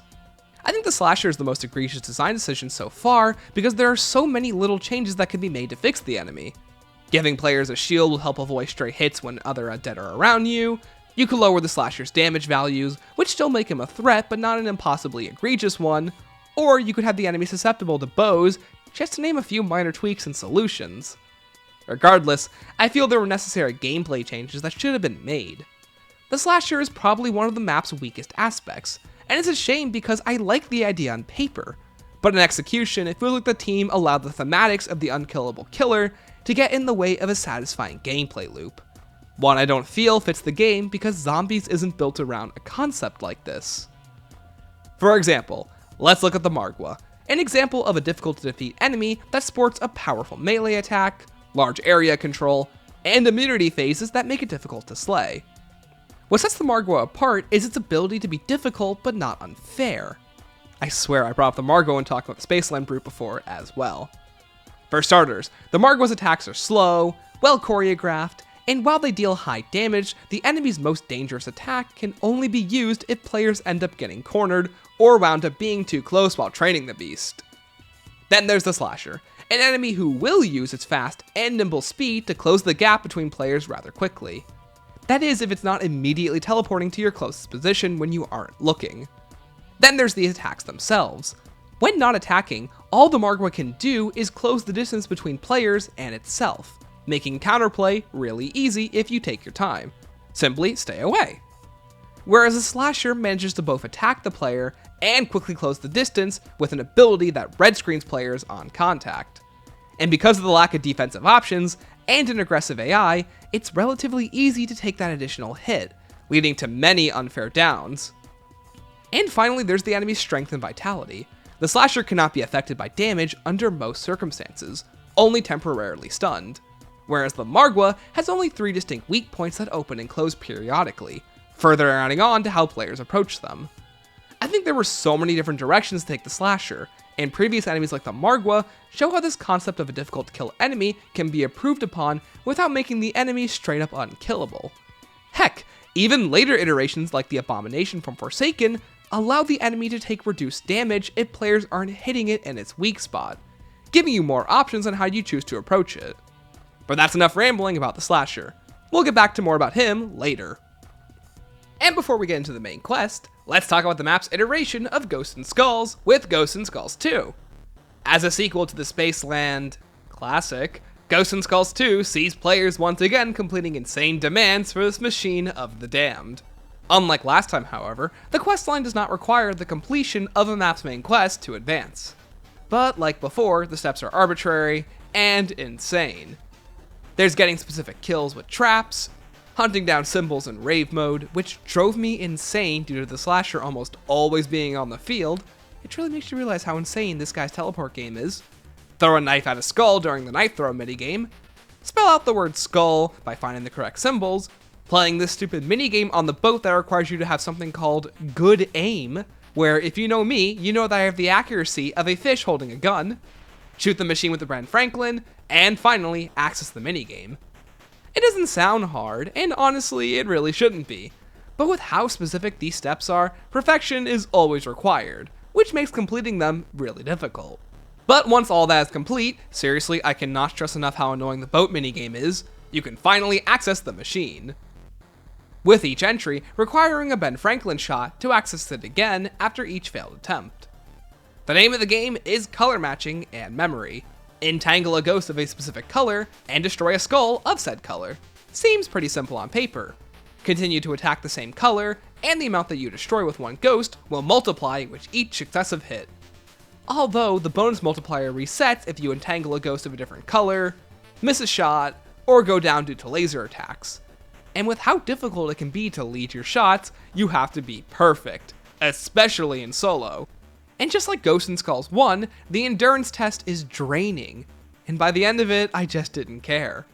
Yeah, I'm sorry Ghost and Skull fanboys, this side mode is still currently a 0 for 2. It's awful. I don't really know how to improve it without asking them to just completely change it mechanically as a game mode, because honestly, it's not fun. And hey, Menobot, if you're watching this, yeah, you Menobot, I'm glad you like Ghosts and Skulls, and that goes for any fan of it out there. I'm an Easter egg guy through and through, and I love completing difficult and engaging quest lines. But Ghosts and Skulls just isn't the mode for me, and the more I play through them, the more I just kind of grow a disdain for them, which isn't exactly the best look for these going off of the fact that there's still 3 more of them to review later on. And finally, let's talk about the main quest. Unlike how problematic I found Spacelands to be, overall, Rave's main quest is more palatable, with some glaring issues due to the egg involving the problematic slasher. The quest revolves around Kevin Smith and the mysterious murder of his buddy Jay, played by Jason Mewes. During the egg, you meet up with Kevin Smith and you aid him in collecting and restoring photographs that help him regain his memory as to what happened to his friend. Each time you collect a photograph, it must be cleansed by destroying and gibbing a specific body part of the undead, without outright killing them. The first ritual requires players to gib off undead arms, which seems pretty simple. You really just need a low-powered AR, and the second one requires you to gib off legs, which can be done easily with the balloon trap, and the final circle requires you to shoot off zombie heads, which is as easy as using a packed weapon. Every time a ritual is completed, you fight the slasher, one that can actually be killed. But take too long to kill him, and you'll have to redo everything all over again. Also, if you happen to fail a ritual, you will also lose one of your perks, which is just the worst. Like, thanks IW, I love being kicked when I'm already down. Like the rest of the game mode, the developers are oddly cruel to fail steps. Defeating the slasher allows you to reclaim a piece of the photo. Do this 3 times, and the egg is already done. If anything, the primary difficulty comes from defeating the slasher early on. You need a weapon that is weak enough to give zombie arms, but also one that can kill the slasher, and trying to find that right middle ground can be a difficult task, especially in solo. But once everything is complete, you go to the boss fight, where an emotionless Kevin Smith model rambles on that he actually killed his buddy Jay, revealing himself to be the slasher. In a twist that blows away the very fabric of cinema, Kevin Smith mutates and becomes the super slasher, initiating the map's boss fight. Just like the rest of the map, the boss fight makes great use of the map's Rave mode. The super slasher himself forces players to keep their distance while they attempt to fill up skulls around the arena. Once full, the slasher can be brought to a protective ritual circle where he can be struck down. Now vulnerable, players have to shoot at a variety of symbols on his body. Shoot enough and the phase ends. It's honestly quite simple, and the slasher himself does very little damage unlike his normal counterpart, making him much easier to kite around the arena. And while he might bounce around too much, I'd take this over the normal slasher any day. Once the phase ends, the slasher will summon acidic winds. Because yeah, sure, why not? Don't you guys love it when your favorite chainsaw maniac voiced by Kevin Smith summons acidic winds and skeletons to kill you? Just another Tuesday around here! Once you survive, the arena will create barriers that make it harder to reach the skulls. But honestly, it just makes it harder for the slasher to reach you, which in turn makes the fight much easier. Repeat this process 2 times, and after the 3rd set of symbols have been shot at, you can finally shoot and defeat the super slasher, condemning Kevin Smith to hell! In IW, of course.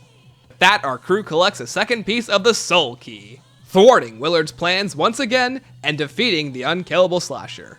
And that's the main quest of Rave in the Redwoods, much more consistent in terms of difficulty compared to Spaceland, and I feel it's the perfect first quest for new players. Although, sadly due to IW's aggressive and unfair AI, it's definitely easier to recommend in co-op rather than solo. And overall, the boss fight is much easier to learn, and the mistakes you make can feel much more obvious than they do in Spaceland, although being patient is a must, even if it makes the fight go on for 15 plus minutes. In addition, like Spaceland, the quest has very little narrative throughline, complete rituals to restore pieces of a photograph, and then fight the slasher. A bit of a shame, but nothing too egregious. But post completing the map, what other rewards await players? Well, let's find out. First off is the double packed fuses. Something I didn't bring up earlier was Double Pack-a-Punch. If players have completed Zombies in Spaceland, the fuses will already be automatically inserted into the machine, which is really cool. But what's even cooler is the game allowing you to complete a small side quest if you haven't actually beaten Spaceland. All you have to do is turn on power, interact with this computer and spawn, come back after a few rounds, and claim the fuses. It's super simple, and I really appreciate this feature. It not only rewards players who have already beaten Spaceland, but doesn't punish those who haven't yet. Then there's the reward for beating the main Easter egg. Defeating the Super Slasher grants players access to the Smiley Chainsaw, a destructive wonder weapon that instantly kills any undead that run into its deadly path. Using ammunition over time, the longer the weapon is active. The Smiley can also fire out chainsaws like ricocheting bolts that bounce off of walls into undead. But due to the map's more open and low-to-the-ground summer camp-like design, it's difficult to get much use out of this ability. The chainsaw also has the power to kill the slasher, one of the few weapons to do so in fact. Although the effect is not only not instant, it leaves you quite vulnerable to the slasher and the undead around you, leading to an eventual down. And even if he's killed, the next time you enter Rave mode, he immediately returns. Guess you can't have everything you want in this game. But as a reward, I love the Smiley, and as the unkillable killer's killer weapon, it truly lives up to the title. And then there's those things I just forgot to talk about, which I'll bring up here. Lumberjack zombies are immune to buildable traps like the balloon trap. This will be a unique feature certain undead will have, but we'll bring that up later in Attack of the Radioactive Thing. The slasher throws insta-kill grenades. No, those are not cool, and also not fair. The Camp Badge challenge rewards respawning is super cool. Zombies that take bullet damage in Rave mode produce ethereal jellyfish upon impact and explode into a beautiful pink mist. Having the Type 2 on the wall is stupid overpowered because the Akimbo variant exists and it's so difficult to not grab them. Then there's a secret lore, only revealed through the charms. Whenever you complete and collect a charm, you'll hear a portion of a story from a person involved in the filmmaking of Rave in the Redwoods, with the various characters being actors, crew members, and Willard's own daughter, Winona. Each plotline tells the tale of a member of the film who eventually gets sucked in and killed by the slasher. These plotlines each reinforce the idea that Willard is willing to sacrifice just about anything and anyone for the sake of his filmmaking, removing all opposition that stand in the way of his dream while also reinforcing his psychotic nature. Along the way, there are hints of the fact that Willard is known to be making deals to some unseen force. Now, I don't hate this storyline. A man being driven to absolute insanity for the sake of his filmmaking makes for an engaging narrative, and the throwaway line that Willard's wife passed away further adds layers to his character. Is he doing this out of grief? Has he made a deal with the devil trying to push his work to its limits? Is he so obsessed with fame that he'd be willing to do anything to enhance his art? Is he so obsessed that he'd be willing to kill a man? These are interesting questions, and at this point in the narrative, it seems like Lee Ross and his team are writing a simple yet engaging storyline. A tortured man going to just about any length to bring back his loved one. A noble goal. Or what about a tortured man who has lost himself in his work, and thus his humanity? You don't need body-swapping possession or godly entities to make your storyline interesting. Just a good villain with a good motivation. It's a good thing nothing convoluted and completely unnecessary happens, but that's Rave in the Redwoods. And I've gotta say, I went into this re-review expecting the least of the experience. Rave always rated lower on my list, and I'm happy to say my thoughts and opinions have massively improved since the last time I went through it. Easily the greatest change I've had thus far. And I'm happy to say Rave is a map I'm actually happy to jump back into again and again. Although, as mentioned previously in Spaceland, bad hitboxes and unfair AI are a universal constant and bring down the mode whenever they happen. The map has some immaculate gameplay, with many of its strongest aspects carried over directly from Spaceland, and the visuals are some of the most impressive in the series, right up there with the Dark Ether from Die Maschine. I really enjoyed the map's gameplay loop, and charms like the rings give players a ton of additional content while providing them with small buffs that increase the player's attributes. Something very rarely tested upon besides maybe the perk upgrades in Cold War. On the flip side, the slasher is one of the worst designed mini-bosses in the history of the series, but is also entirely avoidable if players avoid entering Rave mode past round 10, which I don't think is a good compromise. The wonder weapons aren't anything special, although they're significantly easier to build than an Origin Staff or a DE Bow, and the Easter egg remains more consistent in terms of difficulty compared to Spaceland. The characters are as stagnant as ever, and Kevin Smith makes for a very weak cameo, as there's not much that's done with him outside of the main quest. Willard gets fleshed out, and I'm excited to see how they develop on his character in later maps.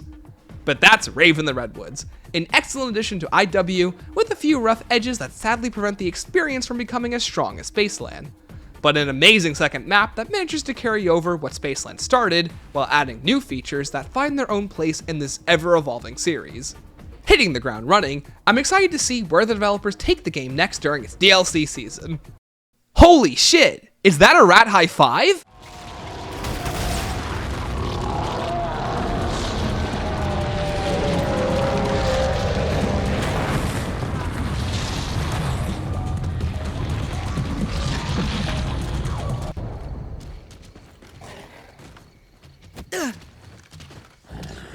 That was rather boring.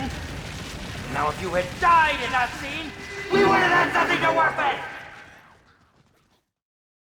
From Redwood Forest to the Big Apple, Shaolin Shuffle is the third map in our Infinite Warfare Zombies adventure. Following up on the maps before it, Shaolin further attempts to improve upon the ideas introduced in Spaceland and Rave. Featuring 2 powerful melee wonder weapons, 4 unique chi abilities, and a man covered in rats, Shaolin Shuffle sets itself up to be another stellar experience in the IW catalog. But why doesn't it? Well, hello there, fellow zombie slayers! My name is Stanley557. Thank you all for sticking with me as we further re-review Infinite Warfare Zombies. So sit back and relax as we go over what makes the map so special, and what holds it back more than its contemporaries.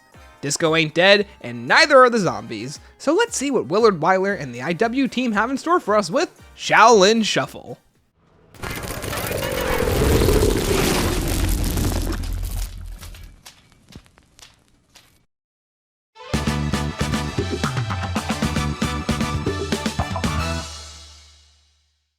Shaolin Shuffle takes our characters to the far reaches of New York City in the middle of the 1970s, where an undead outbreak has occurred and all that remains is the Black Cat Dojo, a martial arts facility helmed by Pam Grier, the map's celebrity cameo. Together, the groups will unite and take down the undead overlord known as the Rat King. But enough preamble, what's the story? After defeating the Super Slasher and grabbing a different piece of the Soul Key from the Rave outro due to a continuity error, Poindexter and the gang make their way to the next map. All of a sudden, Willard is heard laughing and the map begins its short and contained story about Arthur McIntosh, the Rat King. After embezzling money and committing large amounts of fraud, Arthur McIntosh is found guilty for him and his corporation's crimes, and a manhunt ensues for the wealthy businessman. Attempting to escape his fate, he consumes an unknown vial of ooze and combines his flesh with the rats around him, laughing away as he has discovered a newfound power, with the cutscene fading away as the map begins. I'm mixed on this intro, and mixed is a phrase I'll be saying a ton during this review. I love the style and presentation of the police investigation. It's quick, it's flashy, and it doesn't waste the audience's time, and the speed of the story told matches the environment and the themes of the era. Short exposition and a ton of action. Arthur McIntosh is a simple villain, although an inconsequential one because he only exists in the fictional world of Willard's movies. But I guess Willard exists in the fictional world of IW too, so what do I know? What I don't like about the intro is the lack of Willard's presence. If anything, it feels as though an entire interaction with him was cut. Not only is nothing said, but it almost seems as though Willard is doing his nefarious laughter after a brief monologue like the one seen in Rave's intro. It's possible this was omitted for time, but the cutscene already moves at a brisk-neck pace, and the lack of Willard's presence doesn't feel like it was originally intended by the writers, with the man himself having such little presence on the map as is. And following McIntosh's fusion into the Rat King, the map immediately begins, with very little forward from our main cast besides what they say at the end of the Rave outro. Again, our main characters are relegated to basically nothing but background entities in the environment and the era that they've entered. So from the short setup, let's talk about the characters, as it's a topic I brushed over in Spaceland and completely ignored in Rave. Where are you? I want to point this out because we're 3 maps into the game, and I can't exactly tell you anything about who our characters are, what are their motivations, and most importantly, what are their thoughts on their current predicament. For those unaware, our characters take on the personalities, backstories, and mannerisms of the stereotypes that they play. The easiest and most prominent examples come from Spaceland. Poindexter plays a nerd, AJ a high school jock, Andre a rapper, and Sally a valley girl, with each of these personalities oozing into their quotes in the same way the Victus Crew quotes work in transit. This type of characterization persists throughout the entirety of IW, and there's never really a moment where our characters interact with the world around them in a meaningful way. I understand the thought process behind this decision though. In the theming of IW, our characters are actors, so it makes sense that they become consumed by the role thrusted upon them as they enter the role of the film. You know, like actors. But there's never that moment of clarity, the linchpin that would have you say, oh right, these are supposed to be real people.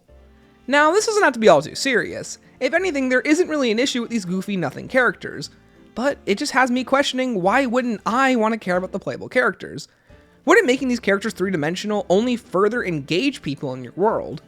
What further adds on to this is the character backstories you can find throughout the map as a small side Easter egg as a part of the Nunchuck quest.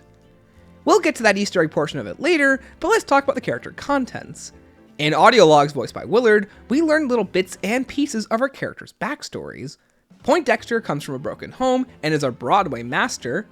AJ is an athletic dream child who yearns to be more than a pretty face on the big screen. Sally was raised by industry veterans and can never escape the shadow of said parents. And Andre is a kid from the Bronx who pursued theater in an attempt to make a name for himself. These are great starts, and there are a ton of interesting ways to apply these concepts to each of the maps. All of these characters come from broken homes, or from places with absent family members, in the same way that Willard had just lost his daughter and wife. There is some base level application that could be applied between the two groups, and if anything, I just like to see the characters be real people.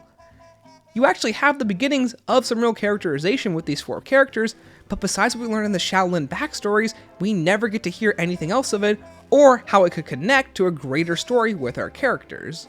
Now granted, as I talked about earlier, you don't need to have deep characterization, and the story does not take itself all too seriously, but if you can find ways to meld in our playable characters with the themes and stories of the worlds of the movies, it would make for a more engaging narrative. And so far, it always seems like the movies are completely absent from anything our characters have any involvement with or any personal stakes besides escaping. It makes it feel very difficult to get invested, and the two worlds never exactly line up. But that's enough about the characters. So let's move on to the map's level design and art style, which is also something I'm extremely mixed on. Let's start with the map's art style and overall direction. Much like Rave and Spaceland before it, Shaolin Shuffle takes on a completely different era of American filmmaking, this time tackling the 1970s, specifically the Kung Fu action craze. Just like its predecessor, the map is absolutely gorgeous, and it makes you wonder just how many unique assets were created for this location alone. Unlike the neon and sci-fi inspired designs of Spaceland and Rave, Shaolin goes for a much more grounded approach, and I feel the art team did a standout job designing the world of Shaolin Shuffle. From the buildings to the colors, the map absolutely stands out in the Zombies catalog, despite my original review lambasting the experience for just being set in the backwaters of New York City. While not something as unique as the locations and options chosen throughout BO2, 3, and 4, IW manages to use the genre hopping concept to its fullest. And like Black Ops 3, every map thus far has featured a wide variety of locations, with each world visited carefully crafting an experience visually distinct from its counterparts. And I want to compliment that dedication, much like how I would compliment Treyarch in a BO3 review. Spaceland is full of pinks, Rave is full of purples and blues, and Shaolin is full of reds, browns, and yellows. From the map's art direction, let's talk about the layout, and how the map's various features complement and hinder it. Shaolin Shuffle features many box-like and modular arenas, and besides the Rat King lair in the sewer, the map has numerous arenas all diegetically designed like you're traversing through an actual city. While this helps immerse you in the world of Shaolin Shuffle, the gameplay suffers because of it.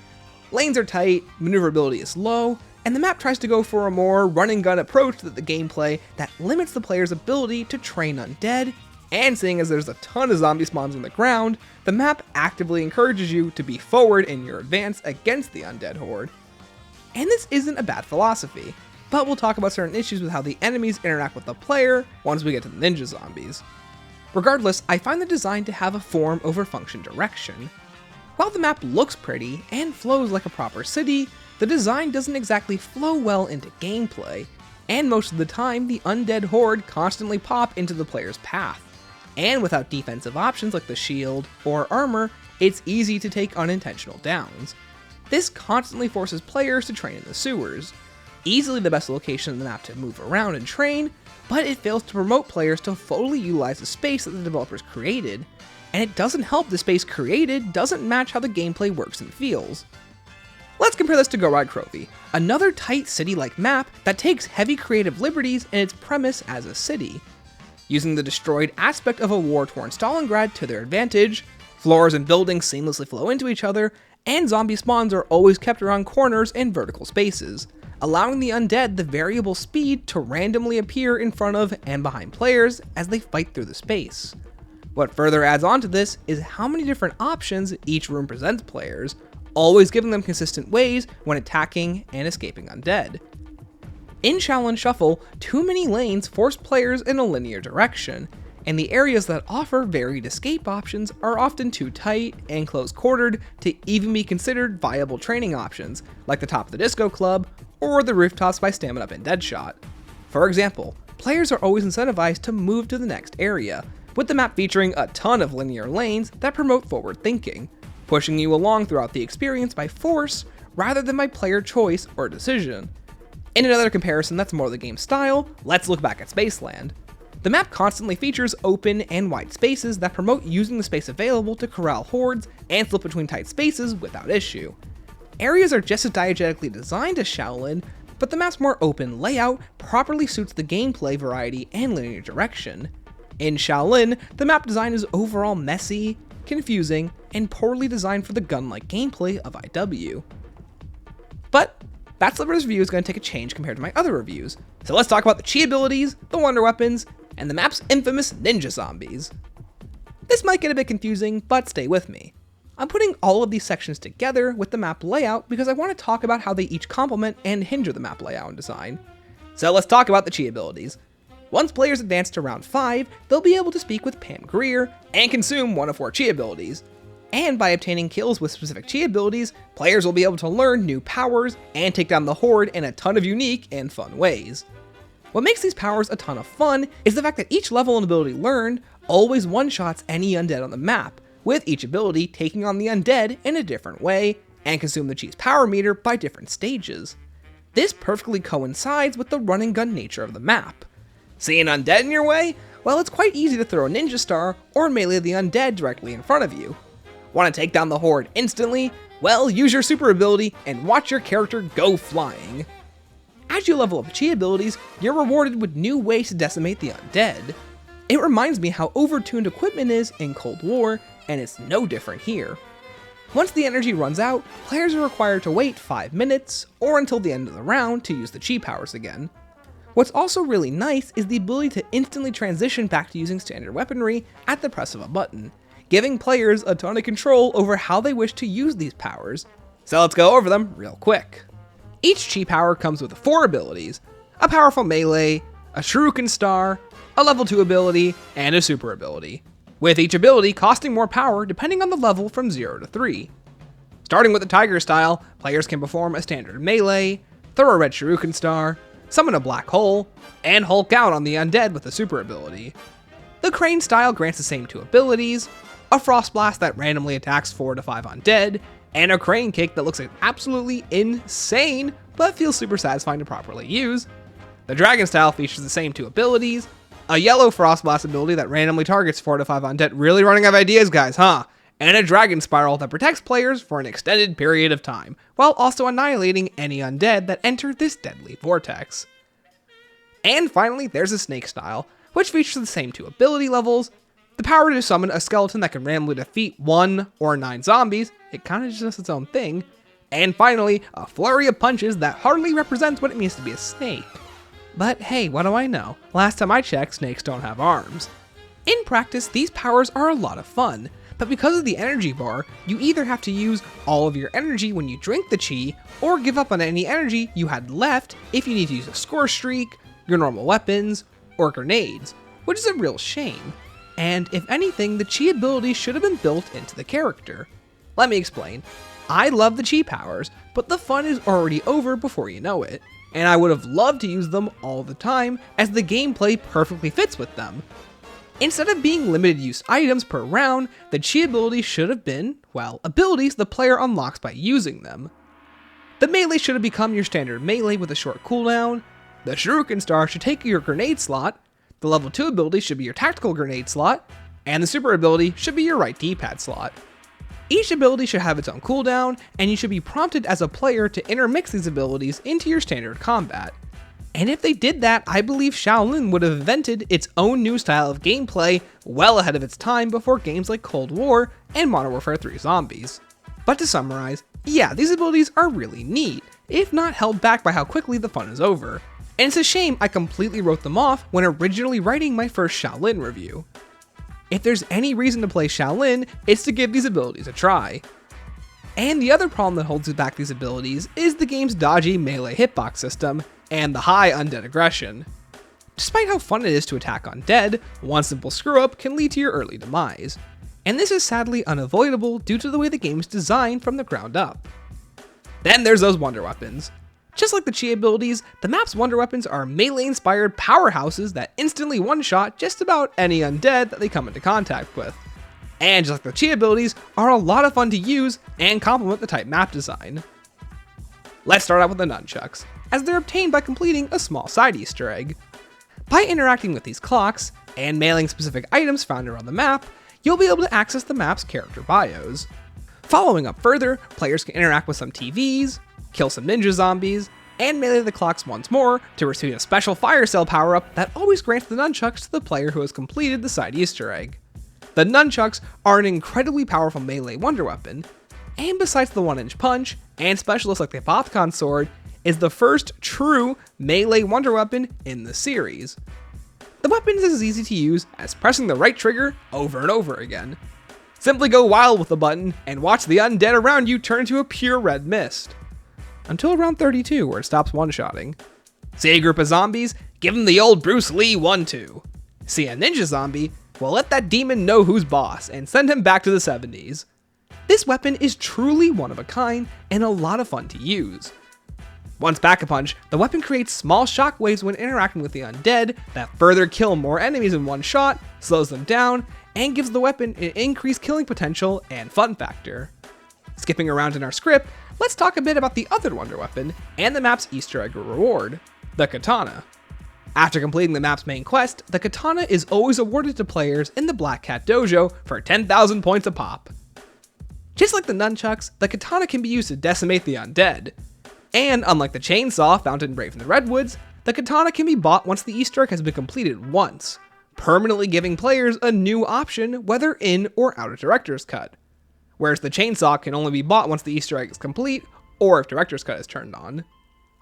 And once Pack-a-Punched, the weapon has the ability to produce long-range blasts of energy, which can be charged up by simply slashing the weapon twice, with the third strike producing this deadly shot. In tandem, these two wonder weapons, plus the chi abilities, make you a deadly force of kung fu nature. And genuinely, once you're completely set up, playing around is a lot of fun. Like I referenced earlier, this style of gameplay was ahead of its time, and it seemed as though Lee Ross and his team were actually evolving the series in a unique way. Probably the only flaw with how all of these systems work with each other is the fact that this is the best and only strategy that can be effectively used to survive high rounds. Standard weaponry in IW wasn't exactly the most effective against enemies that constantly pop up in front of you. So let's talk about Shaolin's most infamous feature. You know him, I know him, and ladies and gentlemen, without further ado, let's talk about the most annoying enemy in Call of Duty Zombies, the Ninja Zombie. Dealing high damage, the ability to teleport in and out of thin air, and quite literally the power to avoid damage entirely, the Ninja Zombie is immune to most standard weaponry produced by players. Shoot at them? Well, they'll simply teleport out of the way. Want to get away yourself? Well, don't do that, as the Ninja Zombie's AI is activated by the input caused by the run button. Think you can kill them before they kill you? Well, there's another problem. Because they are special enemies, the Ninja Zombie gets an increased health boost per round higher than the standard undead, making them exponentially more difficult to take down as the rounds increase. And because these enemies can spawn in with the standard horde, they constantly pop in and out of gameplay. These enemies are a nightmare to deal with on their own for an experienced player, and for a casual one, the map becomes nigh unplayable once the game reaches round 20. This is further compounded with the diegetic map design, and you get a frustrating experience that rewards the dominant strategy and unfairly punishes those who can't quite keep up. There's nearly zero counterplay, and I cannot fathom how much I despise these enemies. Thankfully, they don't appear on any other maps where their interactions with the rest of the enemy pool is completely contradictory to the rest of the special enemies on the map. Right? But I guess we'll get there when we get there, won't we?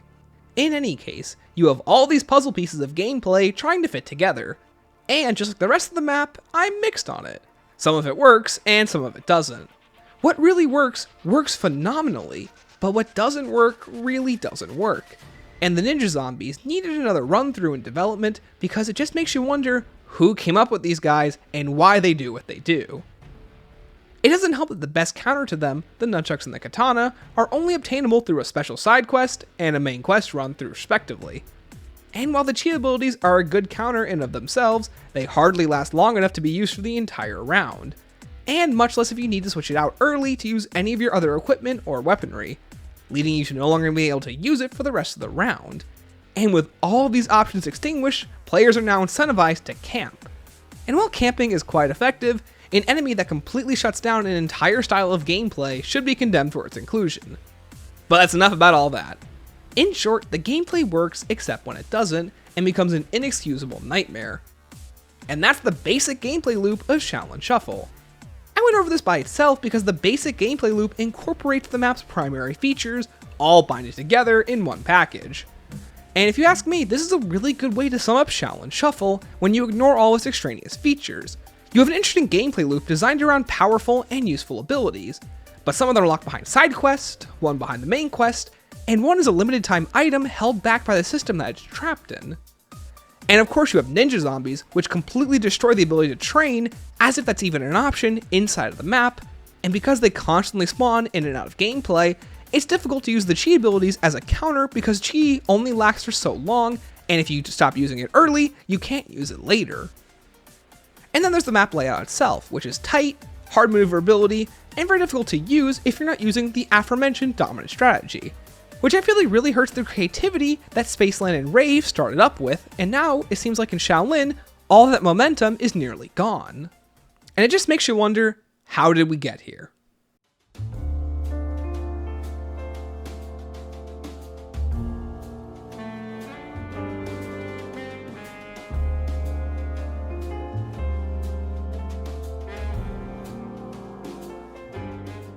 Getting back on track, let's go over the map in more detail and what I left out. Up next, there's the score streak system. In place of the prize machine and the gem totem, there's the mahjong tile system. Another feature on the map I'm completely mixed on. To build items like the boombox and the all-new lava lamp score streak, players have to traverse the map and find 3 tiny mahjong tiles you will most likely completely miss because they are hardly noticeable to the naked eye. Even if you know where they are, the tiles are way too tiny and make no noticeable indicator when you are near them, and you just kind of have to know where they are. For example, I'd like those of you out there to look at this screen cap of the game and figure out where the mahjong tile is. If you found it, congrats! Now try finding this tile while in the middle of gameplay.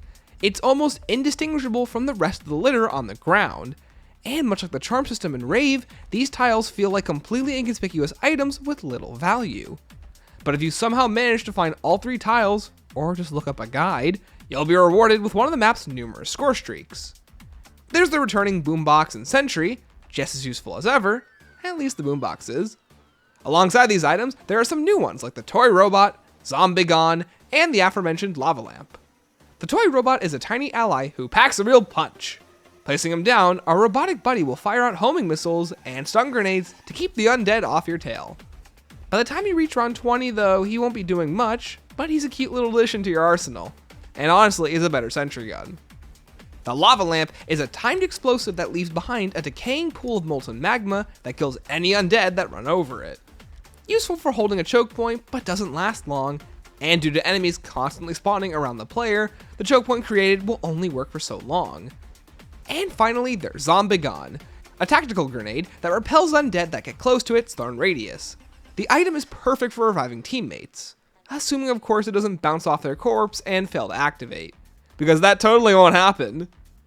What makes this system fun is the fact that once the Mahjong tiles are placed, the score streak will continually respawn after a full round has passed, allowing you to constantly experiment with each of the different items without much consequence, unlike the gem and coin systems from Rave and Spaceland, which hinged on the RNG of the items retrieved from the undead. So while they might be middle of the road items, they can be used whenever the player wants, which I really appreciate. Just wish you didn't have to find these Mahjong tiles. It's easily the system's biggest drawback. Then there's the game's newest perk, Deadeye Dewdrops. Now, if you use this ability, then you know it's one of the best new perks ever introduced in the series. On top of snapping your ADS to the head, the ability completely negates all recoil when aiming down sight and hip firing, making your weapon an unstoppable sentry turret. This perk would be good with that alone, but if that wasn't enough, aiming down sights for an extended period of time activates an additional damage buff that persists as long as players continue to hold down the aim down sight button. This is one of the few ways for players to increase their damage and becomes an amazing option for just about any type of player.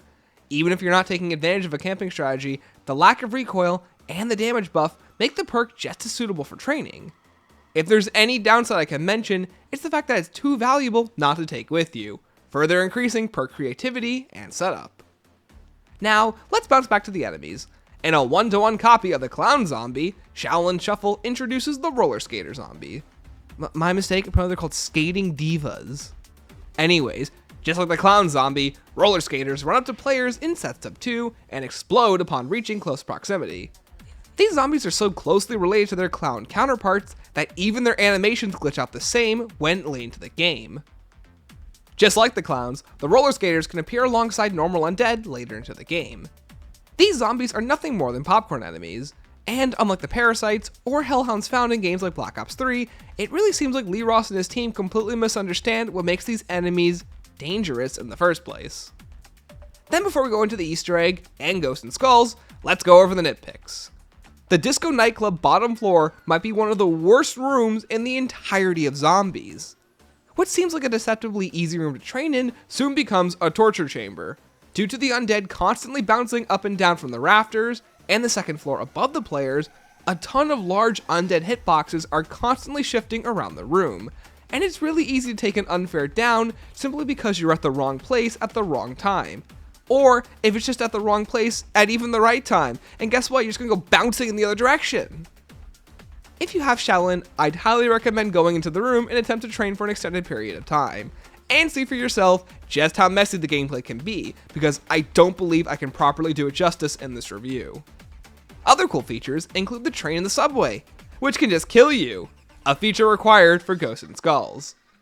The setup process is atrocious because it requires you to find random and obscure items that can be hidden all around the map, like the pink flyer, which has a location in every corner of the map. On the flip side, there's a special entry coin needed to access Pack-a-Punch found beneath the Tough Enough perk machine, which is a nice reference to Doris. And finally, there's the film reel case, which also has 4 distinct locations around the map. This pack unlock process is often criticized for its obscurity, and something I want to reiterate in the re-review. Why this was done the way it was done is beyond me, besides Lee Ross and his team wanting players to look up YouTube guides for this map. Then there's the glitches, particularly the way special enemies can throw you out of the map. I'm only bringing this up in Shaolin because it's the only time where this has happened to me naturally in gameplay, but this can be achieved in any IW map where special enemies teleport into the map, which is all of them. But honestly, going outside the map is awesome. I love being able to peel back the layers of development like this. Also, this happened. For those unaware, up is not the intended direction. And finally, there's the fast travel system, which are unlocked by using the chi abilities, which I think is a really good feature, and each of them sports fantastic routes, while also being required for features like double Pack-a-Punch. What I love about it is that it actually allows progression to be tied to an item in-game, much like the dynamite barriers found all the way in Dr. Toten. And with that, let's talk about the main quest. Shaolin Shuffle follows our heroes as they empower their hearts, bodies, and minds to defeat the Rat King. Sadly, there's very little narrative throughline, as each of these steps players must do to accomplish their goal is completely nonsensical. Stuff that zombies often gets caricatured for doing actually happens in this main quest. Collect the thingamabobs to unlock the Uberglurken, where you must fight the map's boss and complete the main quest. Yeah, it's one of those quest lines. For starters, players must unlock the chi abilities and hunt down rat cages around the map. By throwing shuriken stars at them, players can encounter the event known as Rat High Five, a moment where you can get two low poly rats to walk by each other and high five while you simultaneously ignore donations about how inspiring you are to others. Down here? I think he's going down here. Let me just save you some time here. Let me go ahead and... Noah, I love you. Don't tell my girlfriend, JK. But really though, you make my day whenever you stream, and I bet I'm not the only one who feels like that's true. I just wanted to say thanks. In any case, look at these adorable little goobers. I love them. On a side note, there's no reason the model should look anything like this in a AAA major franchise.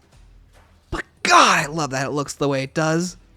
If anything, its movements are emblematic of a bygone era in gaming, or something like that, who cares. After sifting around the rats, you'll uncover a soul circle, which summons ninja zombies that grant you a locker key. With the key in tow, you must now scour the map for Chinese symbols that spell out the word soul. After doing all of that, you can begin your first encounter with the Rat King.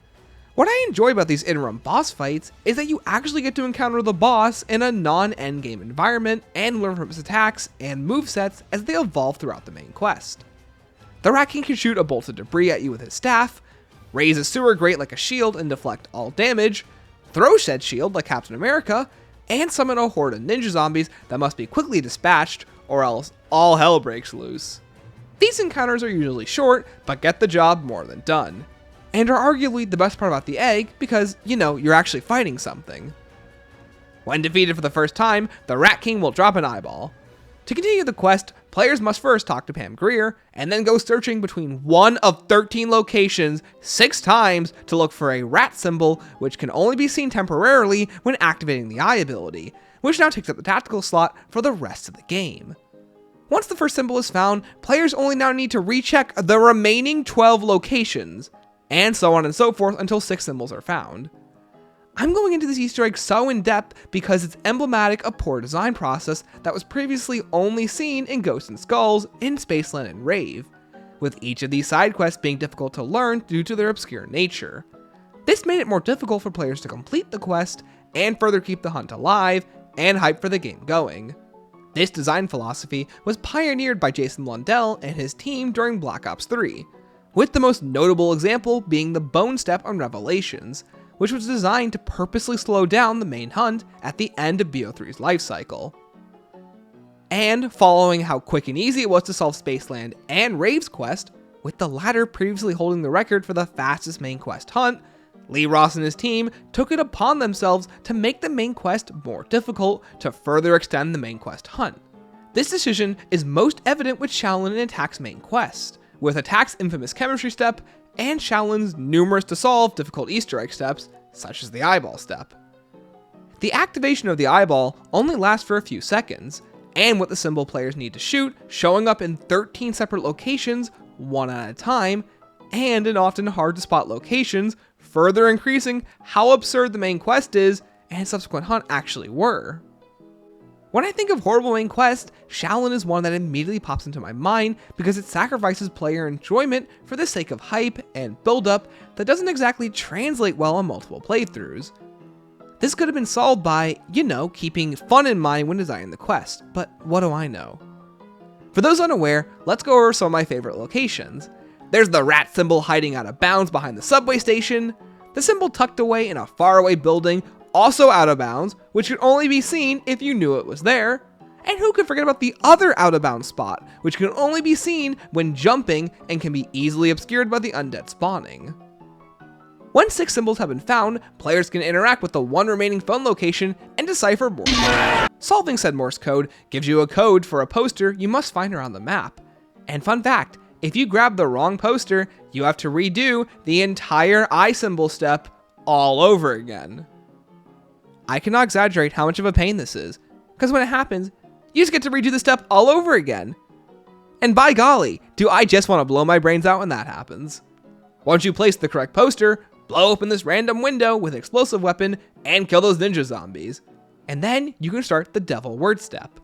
By walking around the top of the disco, players have to translate and decipher symbols in the devil's alphabet and spell an appropriate word. For example, the game will give you a starting letter, and you have to solve which word it could be with the word bank not being given to players.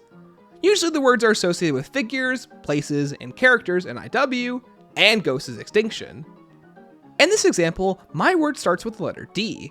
When solving the quest, the word can be Dance, David Archer, Death, Director, Disco, Dragon, or Dr. Cross. This makes the process for solving the step infuriating, and if you guess wrong or input the wrong symbol, the word changes, and if you fail too many times in a round, you are forced to wait until the next round to try again.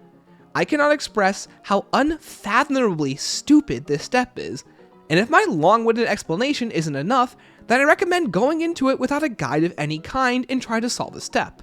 It seems nonsensical, and as stated previously, was only created the way it was to further extend the time it would take to solve, which insults the player's time at every turn. What I dislike about the Shaolin word step is that you not only have to translate devil alphabet words into English letters, but then also check your words based off of the letters provided to you. For example, let's say my word is David Archer. Well, that word also lines up with the word dance. So if I see the A symbol, I have to input both D and A. The word can now either be dance or David Archer. That means that if I find both letters N and V in my available letter layout, which can happen, you have to perform a 50-50 guess. And if you fail this guess, for example, my word was David Archer, if I had found the letter N and clicked that would have failed the step and I would have had to try with a completely separate word. I cannot fathom why that is the way it is, besides purposely extending the hunt. That is insane.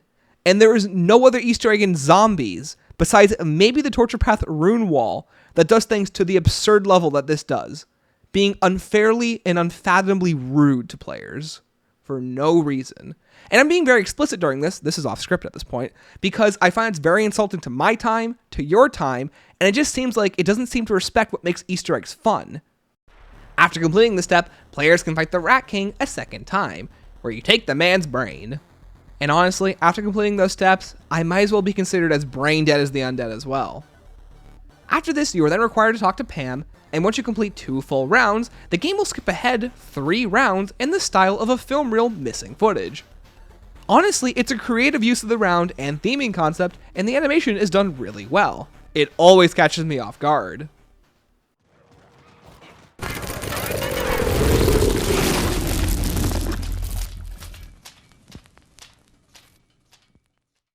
Once you're skipped ahead, players have to defend themselves against a small horde of the undead.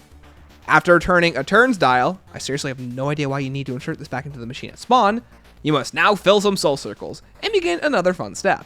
Now, players must head into the nightclub and train inside the dance hall and kill 1 zombie at a time, transferring the disco ball above the undead's head to another undead, carefully making sure that when the zombie with the disco ball is killed, another undead is standing on the dance floor to take its limelight. And when I say it has to be standing on the floor, you cannot have a zombie rolling on the ground. It has to be in a standing animation for it to count. While simple on paper, the disco ball is often finicky and will constantly fail players if you aren't careful. It doesn't help the parameters for this step are poorly laid out as well.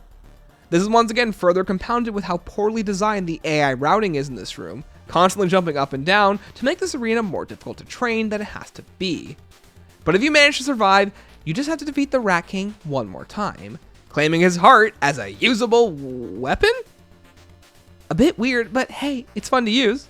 With the press of a right bumper, 4 to 5 zombies will always die, adding another useful piece of equipment to the player's arsenal, with the only drawback being that you need to complete 80% of the Easter egg to claim it. And with that, you can finally head into the boss fight, which is more of a mini boss fight than anything. After joining forces with Pam and damaging the Rat King, players must now complete 1 of 3 mini-games, with each phase split between completing these tasks and damaging the boss.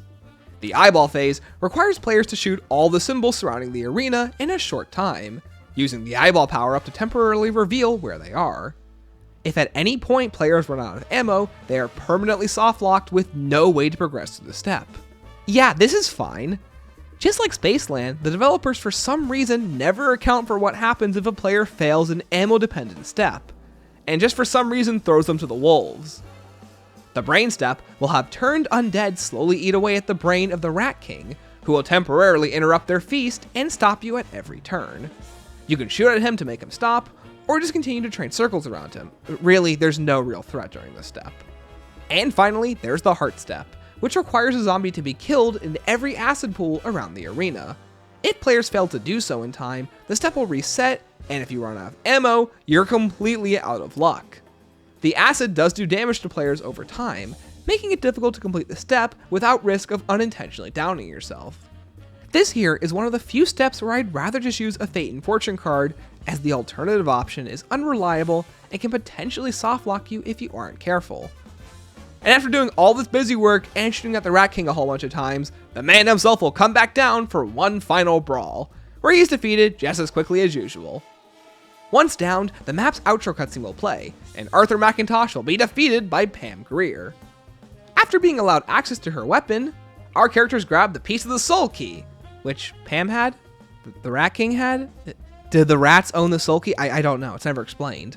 Thus finally ending this mouse-infested experience. On a side note, in the boss fight, Pam can revive you if you go down, much like Hasselhoff on Spaceland.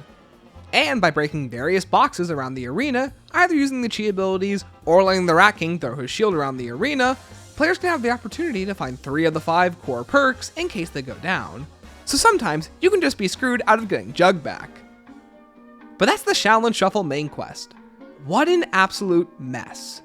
Barely taking advantage of the setting, wonder weapons, or mechanics, and having long and convoluted steps that hardly connect to an overarching narrative, the map's main quest is more Google documents and guides than it is about actually killing zombies. And it's a real shame the developers indulged in this main quest hunt mania rather than making difficult, albeit rewarding main quests like Spaceland and Rave. And it's a shame that I have to describe and criticize the map like this, because I feel this could have been avoided while better incorporating the map's main features into the questline, like the chi abilities. All you do with them is level them up to level 1 and throw shuriken stars at rat cages. Even unlocking a unique ability, which could have only been obtained by playing through the main quest, would have gone a long way. But at this point, I'm running circles, so let's finish this off with Ghosts and Skulls. You know, for once, I'm happy to report the best part of the quest was actually playing Ghosts and Skulls for once. But we'll get there in a moment. Just like the main quest, and the ones before it, Skullbuster features many obtuse and arbitrary steps that must be completed in a sequence to gain access to the Ghosts and Skulls minigame. And a prequel to the Spaceland classic, the first skull requires players to locate glass cleaner and a wash rag. This is as easy as looking up where the items are and applying them to the machine. The second skull now demands players to play a game of Mahjong at the rooftop disco. I'll simplify it like this. You just need to create 4 sequences of 3 and end the sequence with 2 of the same piece, traveling around the map to locate additional pieces to add to the board. Sequences can be as easy as having up to 3 of the same symbol, or a sequence of symbols like 2, 3, 4. This requires players to look up where the additional pieces can be, and a Mahjong solver that gives you an easy answer based off the pieces that you have. This is a complete slog to solve, and just like trying to find the Mahjong tiles needed to create the score streaks, these Mahjong tiles blend into the environment as well, leading to a step that takes a long time to solve for a first-time player, and just like the main quest, requires a solver to make the step easier. It also doesn't help that when you look up Shaolin Shuffle Mahjong step, you get the Mahjong tiles for the score streaks, not the Mahjong tiles for the Ghost and Skull step, and that level of confusion alone just annoys me. Skull 3 then has players traverse the map and spell out the numbers 1972 in various windowsills. If you accidentally shoot a wrong window pane or run out of time, the step will instantly fail and you'll have to wait until next round to try again. And if you know me, you know that I have the aim of a fish with a gun.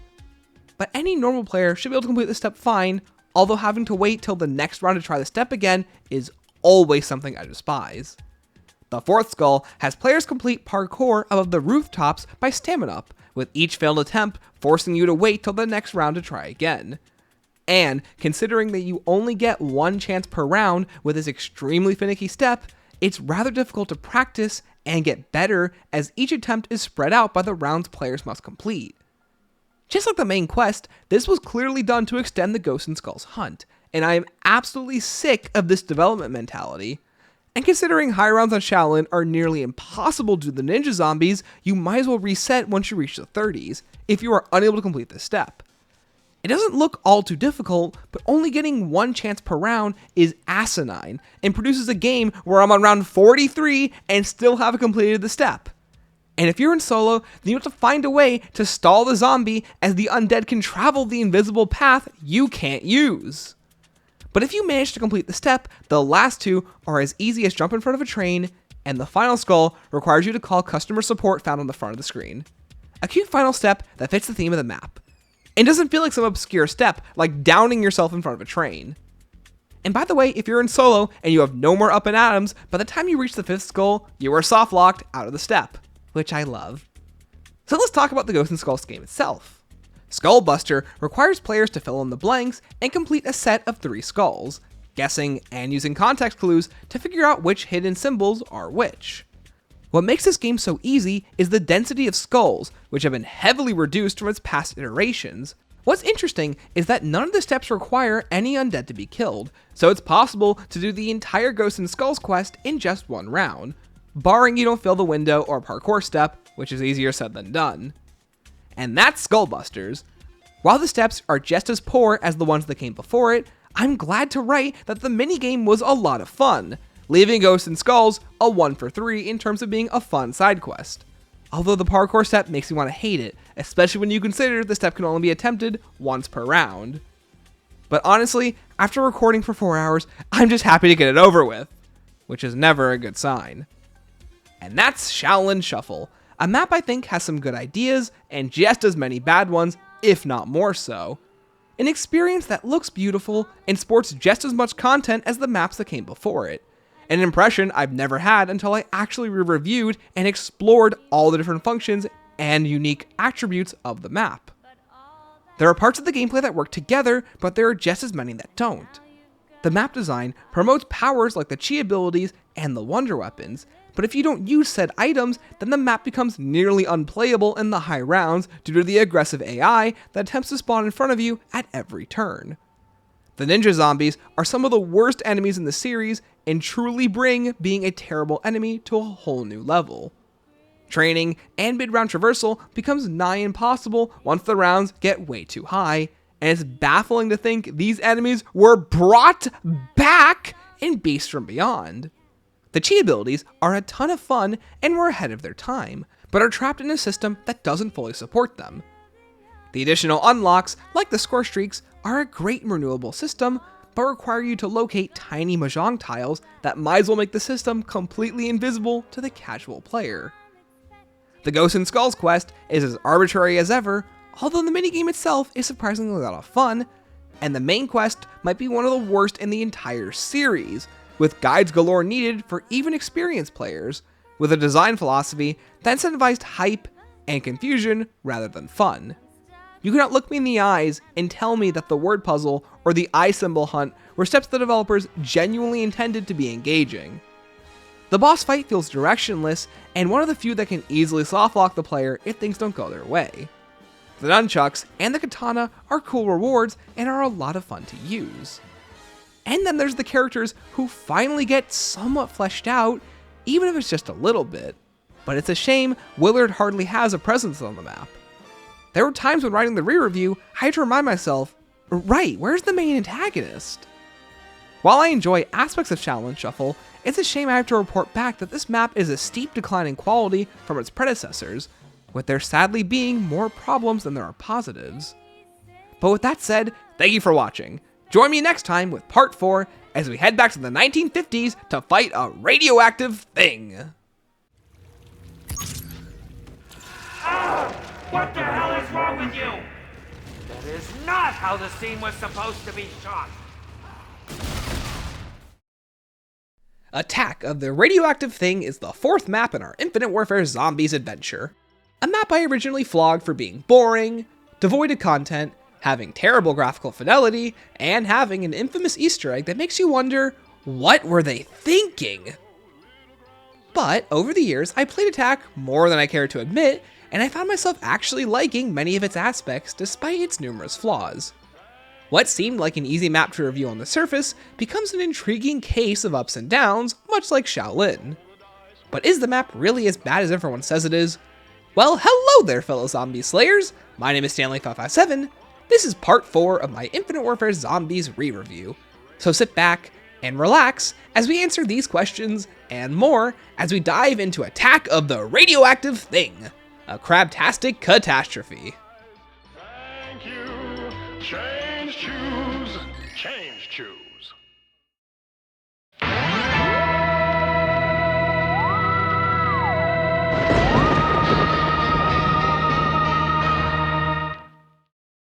In the game's second to last experience, our crew must team up with the horror movie icon, Elvira, to take on the cryptids. I mean the Krogs. An alien-like crab-frog monstrosity that has overtaken the quiet town of Sonova Beach. Attack of the Radioactive Thing takes place in the 1950s, parodying the monster movie craze popularized during the time period. Specifically, films like Godzilla, Plan 9 from Outer Space, and Robot Monster, just to name a few. Funny enough, the celebrity cameo is not a specific actor from the 50s.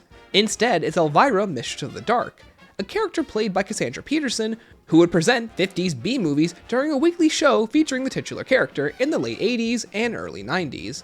I love this casting choice, and it's an extremely creative way to work around plucking an actual actor who was present and prominent during the era, like the Hafiz for the 80s.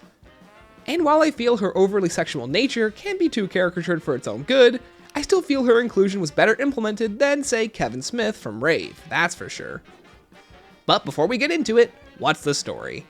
Following the defeat of the Rat King, our crew immediately ends up in the next film, Attack, where we are introduced to Elvira in the midst of hosting a movie marathon, with the only film playing on repeat being Attack.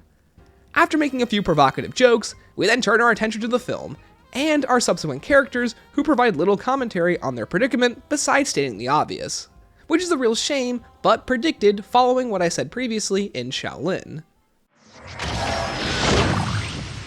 Oh man, who the hell turned off all the color?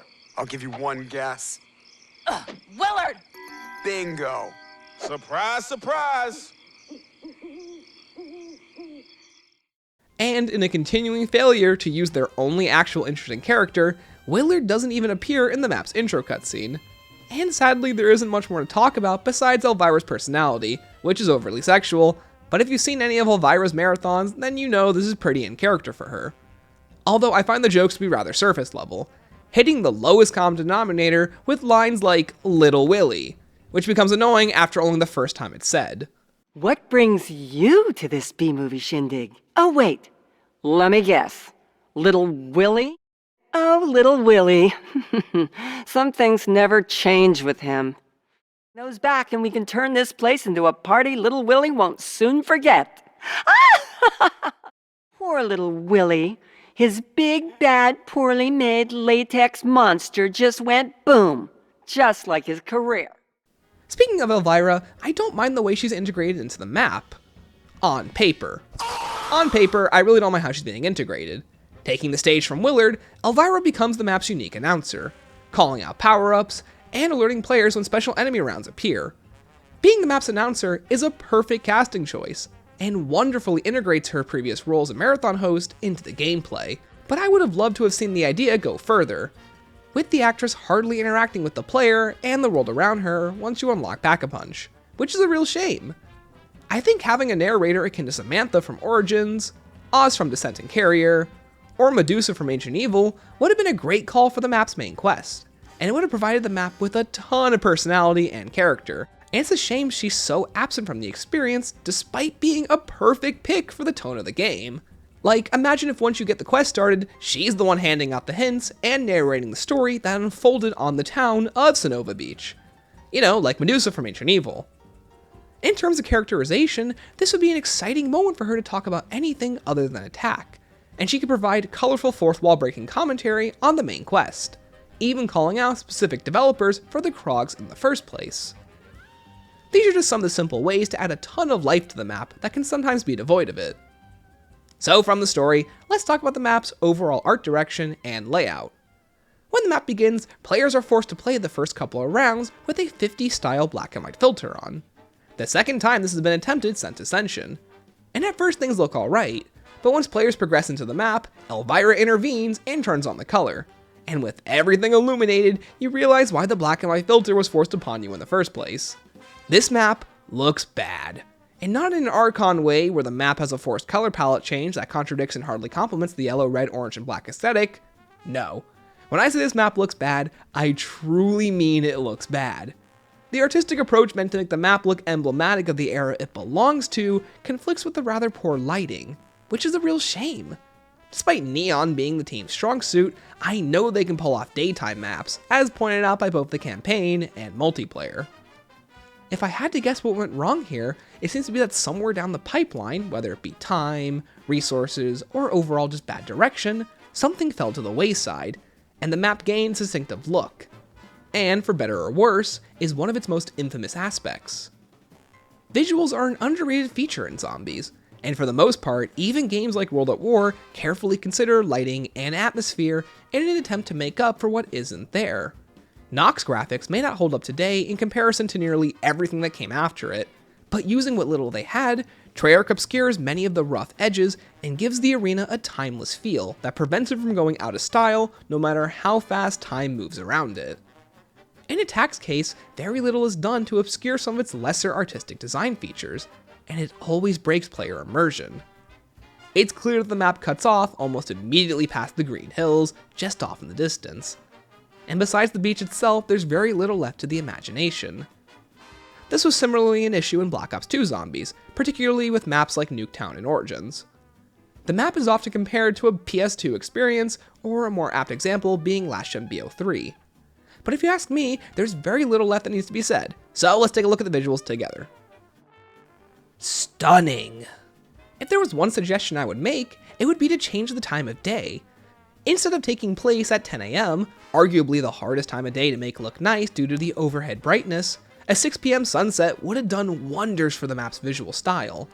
For example, taking a page out of Tog or Toten, or even Gorod Krovi, both daytime-centric maps that understand a bland white middle of the day would look really ugly, with a mention also going to the Frozen Dawn, which pulls off a near identical aesthetic to Tog. And what makes the suggestion not as far-fetched as you might think, in the map's outro cutscene, this exact lighting is pulled off. Or who knows, maybe it's just a filter, but I'll tell you what, it looks way better than whatever this is. So from the map's overall look, let's talk about the layout. Honestly, the closest example I can think of to compare the map to would actually be Transit, in terms of both layout and gameplay.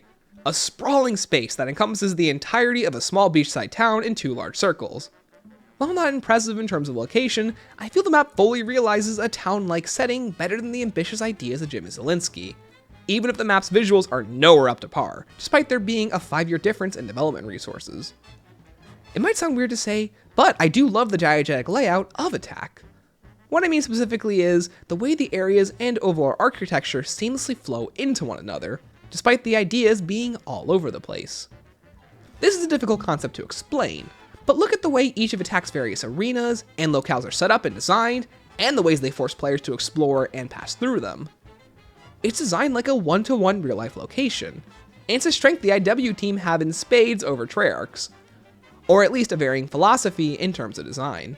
For example, many of Treyarch's themes and locations don't feel like lived-in locales, as the maps are designed like video game levels first, and real places second, despite some other locations taking real-life inspiration, like Alcatraz and Hohenwerfen Castle. This isn't really a criticism at how Treyarch designs their maps, rather just a neat compliment to how IW maps incorporate gameplay flow as much as natural flow.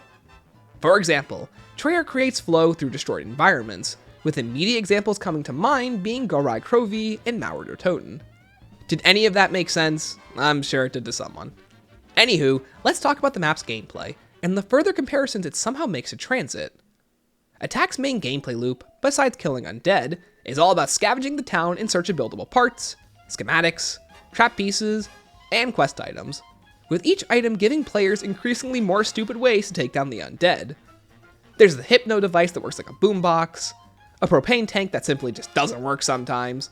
There's at least 30 separate items you need to scavenge every game to complete the main quest, And finally, there's the map's wonder weapon, which can be upgraded by finding parts within containers hidden at various points around the map.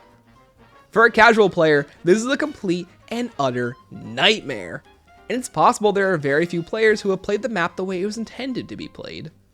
But when you get a game of attack going, and you've done all the busy work, it's actually a lot of fun, with developers still dipping into the sandbox attack strategy that allows you to experiment with all the different tools the map gives to the player.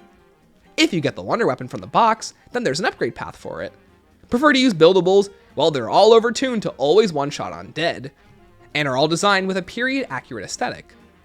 Running near a trap you've repaired? Well, give it a whirl, and question how you can be in a pool being shocked with an electric current and not die.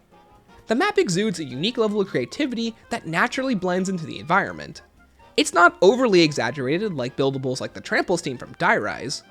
This is a positive as they blend more naturally into the world, but also a negative as they aren't all that creative, and I'd much rather see something that goes balls to the walls rather than playing it safe and blending into the background. But with that overview, let's go into each system in depth, starting out with the buildables. Going from coins, to gems, to mahjong tiles, Attack evolves the score streak system even further by finally having players build and create unique era-specific score streaks that accurately reflect caricatured items that could realistically be found in this world. These score streaks can be built by collecting a nearby schematic and placing pieces on the table that actually correspond to what would be legitimately used to create the device, unlike the dubious mahjong tiles.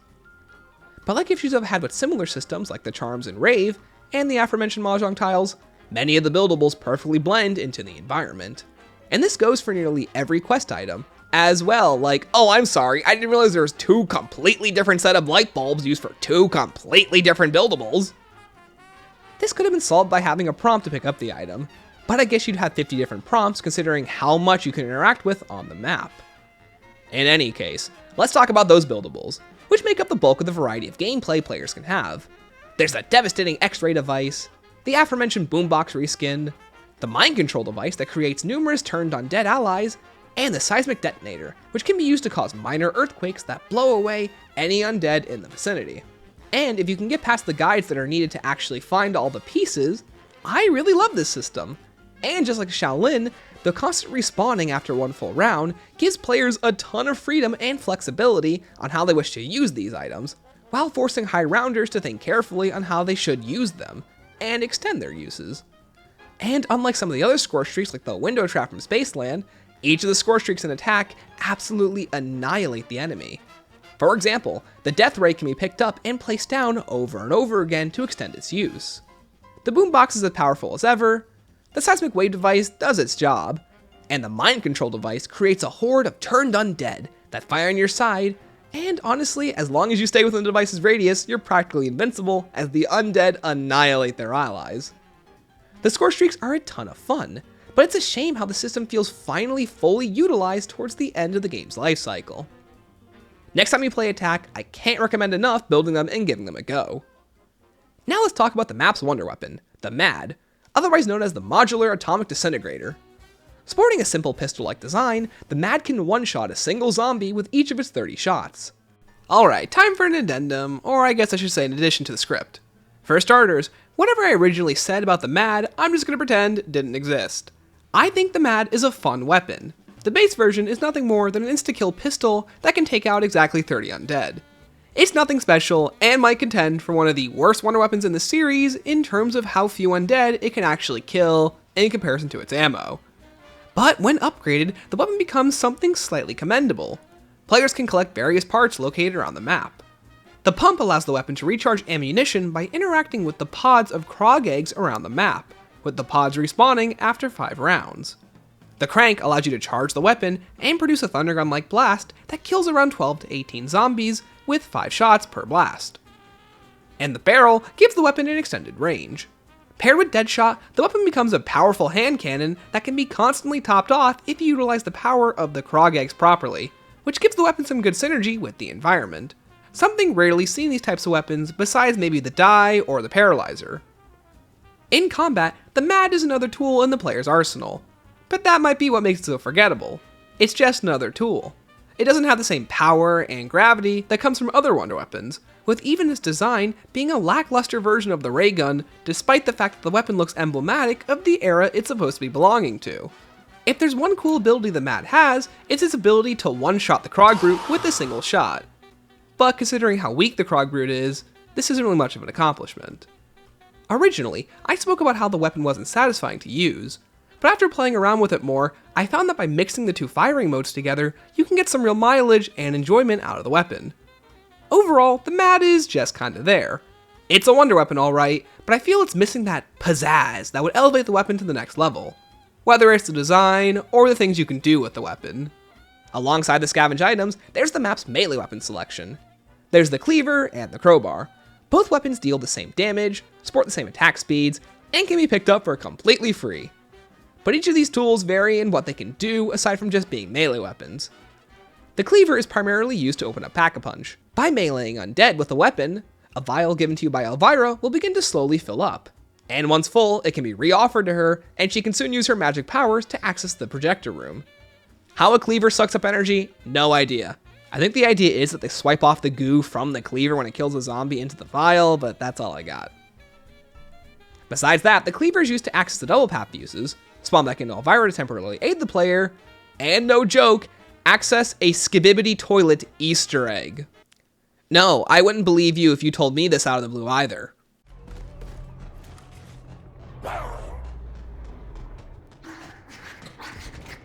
Then there's the crowbar, which is primarily used for the main quest and accessing the Mad Mod kits. My biggest gripe with each of these weapons is that they can hardly be used in normal play without Slappy Taffy, as by the time you acquire both the vial and the cleaver in solo, it's already round 9 and the weapon begins two-shotting undead. And because they can't be pack-a-punched, these melee abilities go down as free early game options that sadly fall off as quickly as they're acquired. And if anything, are completely required for quest progression, which is a darn shame as I felt IW had made great progress with making melee a legitimate option in zombies. Well, at least Slappy Taffy's on the map, but that's more of a band-aid issue if anything. Going from the tools we have, let's talk about the enemies. The map's primary antagonist is the Krogs. They're swift on their feet, leave behind a deadly pool of acid, and are completely immune to the traps players create. The Krogs are a menace that can slowly turn the tide of the battle if you aren't careful. Just like the cryptids, the Krogs are resistant to damage that doesn't hit their weak spot, which is placed on their back, and with some well-timed movement, it's quite easy to hit. The Krogs themselves are not all that difficult, and the acid pool they leave behind is negligible at best and can suddenly down you at worst if you're red screened. Their biggest strength, however, is their ability to completely negate all trap damage. This isn't usually an issue in standard play, and was most likely done to prevent high round players from completely abusing the insta-kill nature of the traps. Although these types of players have found ways around it. It's interesting. On one hand, I appreciate that type of balance, and it forces players to think of creative ways to use the traps while also killing the Krogs. For example, in Director's Cut, you gain unique access to Trailblazers, which isn't normally on the map. This is perfect for one-shotting the Krogs. And on the other hand, it's a shame you can't use the traps to their fullest extent. Coming up next, there's the Krog Brute, a large heavy-style enemy that sports numerous abilities, like a medium-range charge attack, a blinding flash that can disorient players, the ability to summon additional Krogs, and the ability to hide underground and traverse throughout the terrain and surprise and defeat players. You can keep track of where he is based off the glowing orb that sticks above the ground whenever this traversal method is used. And yet despite all of these offensive tools, the boss is a complete pushover. And it's easy to see why the IW developers gave something similar like the Spaceland Brute an immunity helmet, because without it, enemies like the Krog Brute go down extremely fast. Like in most of my footage, the beast hardly gets a chance to attack because it's so easily killable, even if you don't hit its weak spot. Fun fact, if you use the Mad, the Brute goes flying if killed by a charge shot. Both of these enemies add a ton of spice to the standard gameplay, even if they're not the tankiest enemies. I would have preferred the Krog Brute to have more health, while still retaining the fact that the upgraded charge shot for the Mad can one-shot it. It would give the weapon a unique niche. Then let's get into all those little things that don't exactly fit into any of the sections mentioned earlier, or I couldn't find a way to narratively make them all fit together, or I forgot when writing the script. First off, let's talk about all of the cryptid and Krog comparisons and references. The Krogs make cryptid sounds, move like cryptids, and display cryptid resistant icons when not hit at their weak spot.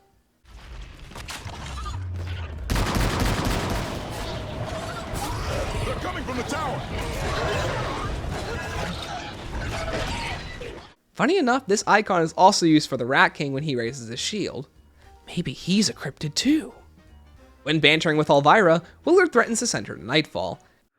Continue to interrupt me, and I'll just send you to Nightfall! You'd make a lovely set dressing there. There's a blood splatter on the wall!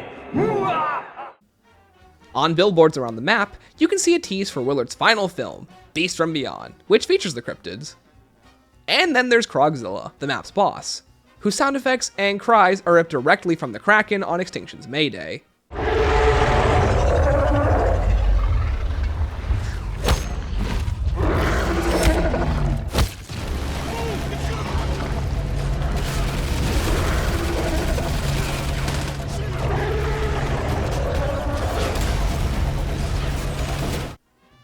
When Elvira opens the Pack-a-Punch portal for the first time, she grants you access to Pack-a-Punch through a portal that can't be accessed again, despite it being a really good third spot for it. Then there's the color-changing master screen, which is used only in the Easter egg and somehow makes the map look even worse. But in some messed up way, makes you appreciate the way the map looks more, but that's only because you go back from garbage back up to barely passable. Also, it's a shame Elvira's Gothic castle set piece is only in the intro. Like, why is Elvira in this tiny soundstage? It'd be cool if she had a full lair. But that lack of decision reeks more of time and budget cuts rather than the team not going all in on their ideas. It's clear they wanted to do it. Like, even seeing in the map intro, it implies that it was supposed to be on the map at some point in development. Then there's the extra pages that you can give to Elvira, which can be found halfway through the main quest. This allows her to summon flame pillars when summoned during the boss fight. That's not useful, but thanks, Elvira. Oh my god, I'm not joking. I'm in the recording booth right now. I just remembered Change Shoes while recording this. Okay, so Change Shoes, you can buy it for, I'm gonna look this up real quick. I think it's 2,000. No joke, I'm looking this up right now. 1,500, okay, cool. So, Change Shoes cost 1,500 points, and whenever you get a headshot, it causes a different elemental effect to pop off. Kind of similar to the elemental effects all the way back in Spaceland that you could get through the arcane cores. And the only way to change it is by, if I'm not mistaken, getting enough headshots, or by getting red screen. That also changes the effect. Honestly, Change Shoes is a really good perk and adds more damage multipliers and abilities to the player's standard weaponry pool. The only issue is you only have 5 perk slots. But in Director's Cut, this perk is perfect. I know for some people, they actually prefer using Change Shoes over something like Double Tap or Deadeye Dewdrops. And to those people, I'm really happy you can get some good use out of it. And honestly, it's not bad. It's like Elemental Pop. It's always using insta-kill abilities, and that's really good for a game where eventually the health cap outscales your damage numbers. That's it, I just forgot it. And that's Attack of the Radioactive Thing. At least that's the bulk of the map.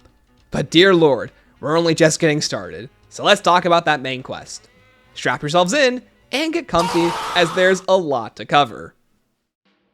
Roll the dice with fire and ice. Thank you, Change Shoes. Clean that clock for one heck of a shot. Thank you, Change Shoes. Great big hero, little ground zero. Thank you, Change Shoes. One between the eyes. Alright, without further ado, let's talk about the most infamous main quest in all of Zombies. Attack's main quest starts off opening up the map, Pack-a-Punch, and collecting parts for various reasons. There's the zombie body parts, the bomb pieces, the chemical station pieces, the 3 pieces of glass, the punch card, Elvira's book, the bomb code, and all the various ingredients needed to complete the chemistry step.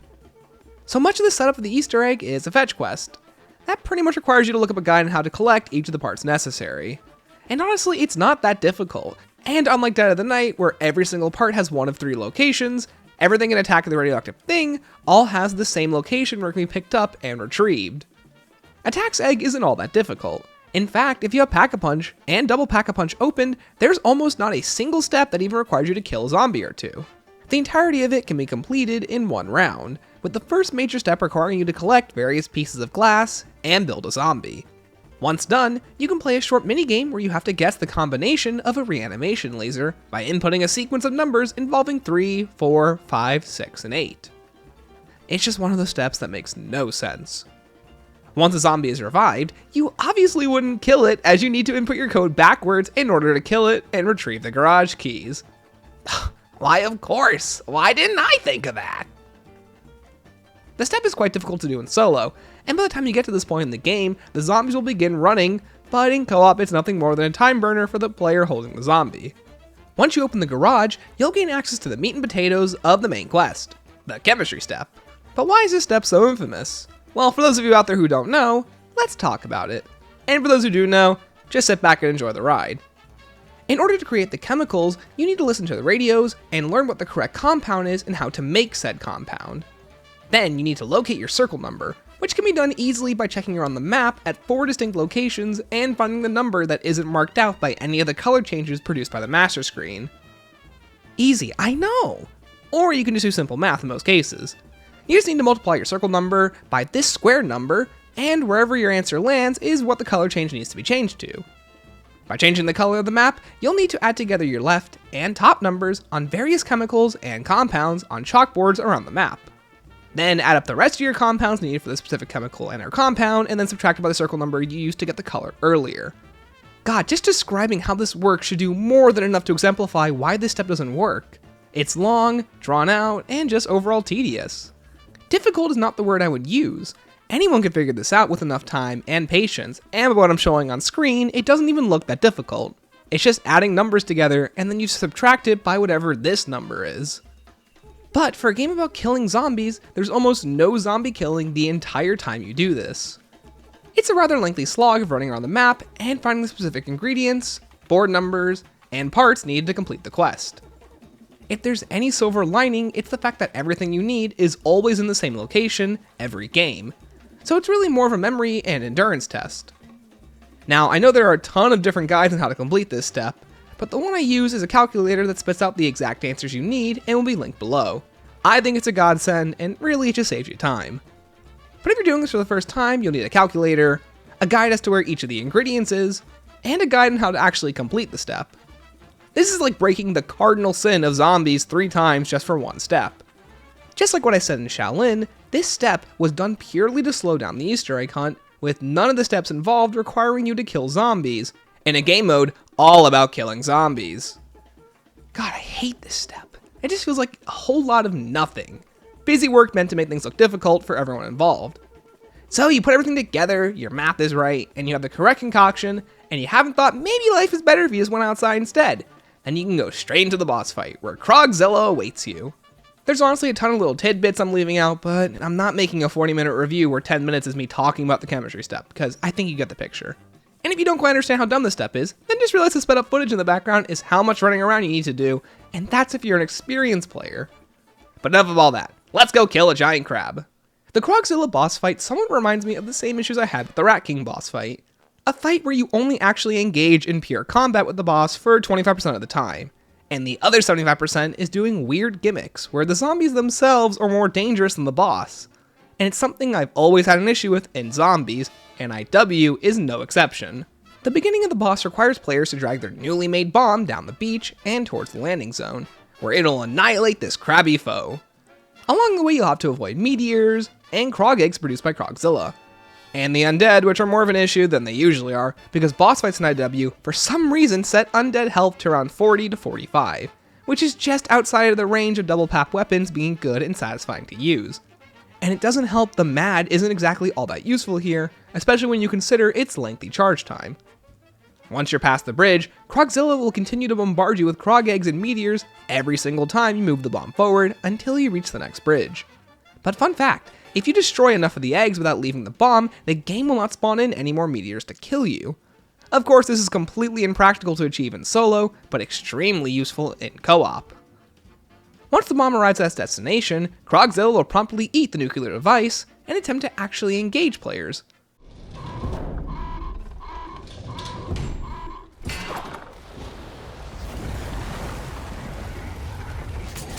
Max ammo!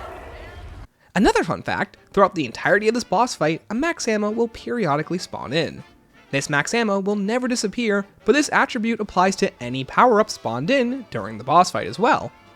And any drop by undead, which I think is really cool and absolutely not intended by the developers. Phase 2 of the fight has players man laser cannons scattered about the arena. For some reason, who knows what they're doing here? Probably some lore explanation, I can never figure it out. To continue, you must time the laser beam charge and fire correctly at the core on Krogzilla's chest, which is temporarily revealed to you in between its attacks. One shot, it becomes exposed, and thankfully every subsequent shot doesn't have to be as well timed. If you get good, you can have it down in mere moments. Krogzilla has 2 main attacks, a green laser beam that doesn't exactly do that much damage, and a slam that sends a shockwave down the lane it's aimed at, instantly killing you if it's a direct hit. And then if you try to use the laser beam on the bridge, he'll just bombard you with meteors, but there's never really a reason to use the laser anyways, as the boss will never be at a point where it can be attacked from up there. In any case, in solo, the zombies come in rhythmic waves, making it easy to kill them, and then attack the boss. But if you're in co-op, you're bombarded with a constant stream of the undead, making them harder to deal with than the massive crab monster himself, which is a real shame because this step is almost perfect. It has a high skill ceiling, the skill required being aim, but it makes for an engaging encounter with a beast this big. One shot at enough, Krogzilla will do a little shimmy, and the final step can begin. Every player now needs to interact with a hologram of the bomb and wait for it to activate. While this happens, undead will swarm the beach, and Krogzilla will slowly fill the arena with acid, forcing you to stand towards the back. This is probably the only time the endless undead work, and the two forces pair really well together in this specific scenario, something I'd love to see more boss fights do in zombies. As you wait, Krogzilla will also fire out Krog eggs, but these can be easily dispatched with any kind of launcher.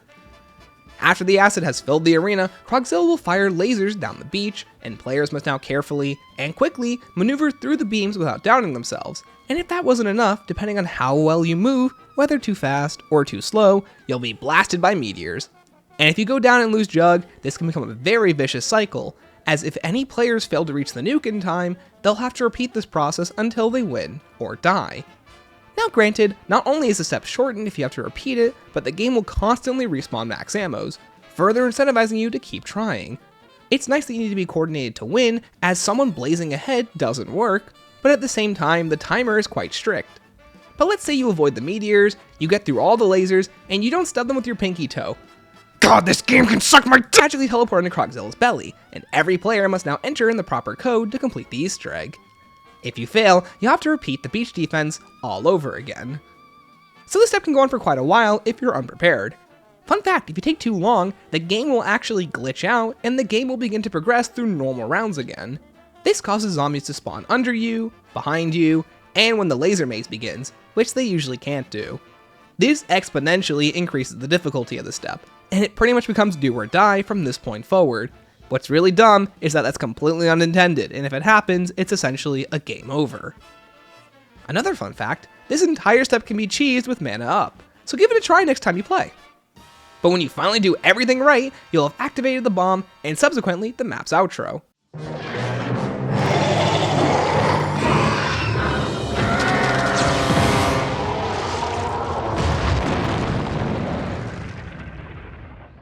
With Krogzilla blowing up, our characters cheer for their own success, and Andre grabs the piece of the soul key, and without much flair, they're immediately thrusted onto a spaceship taking them to the final map, where AJ makes a joke that I literally cannot understand due to the way it's phrased, and the way he's cut off. If you guys thought the zombies were bad, what is it? Some kind of big... Shut up, AJ!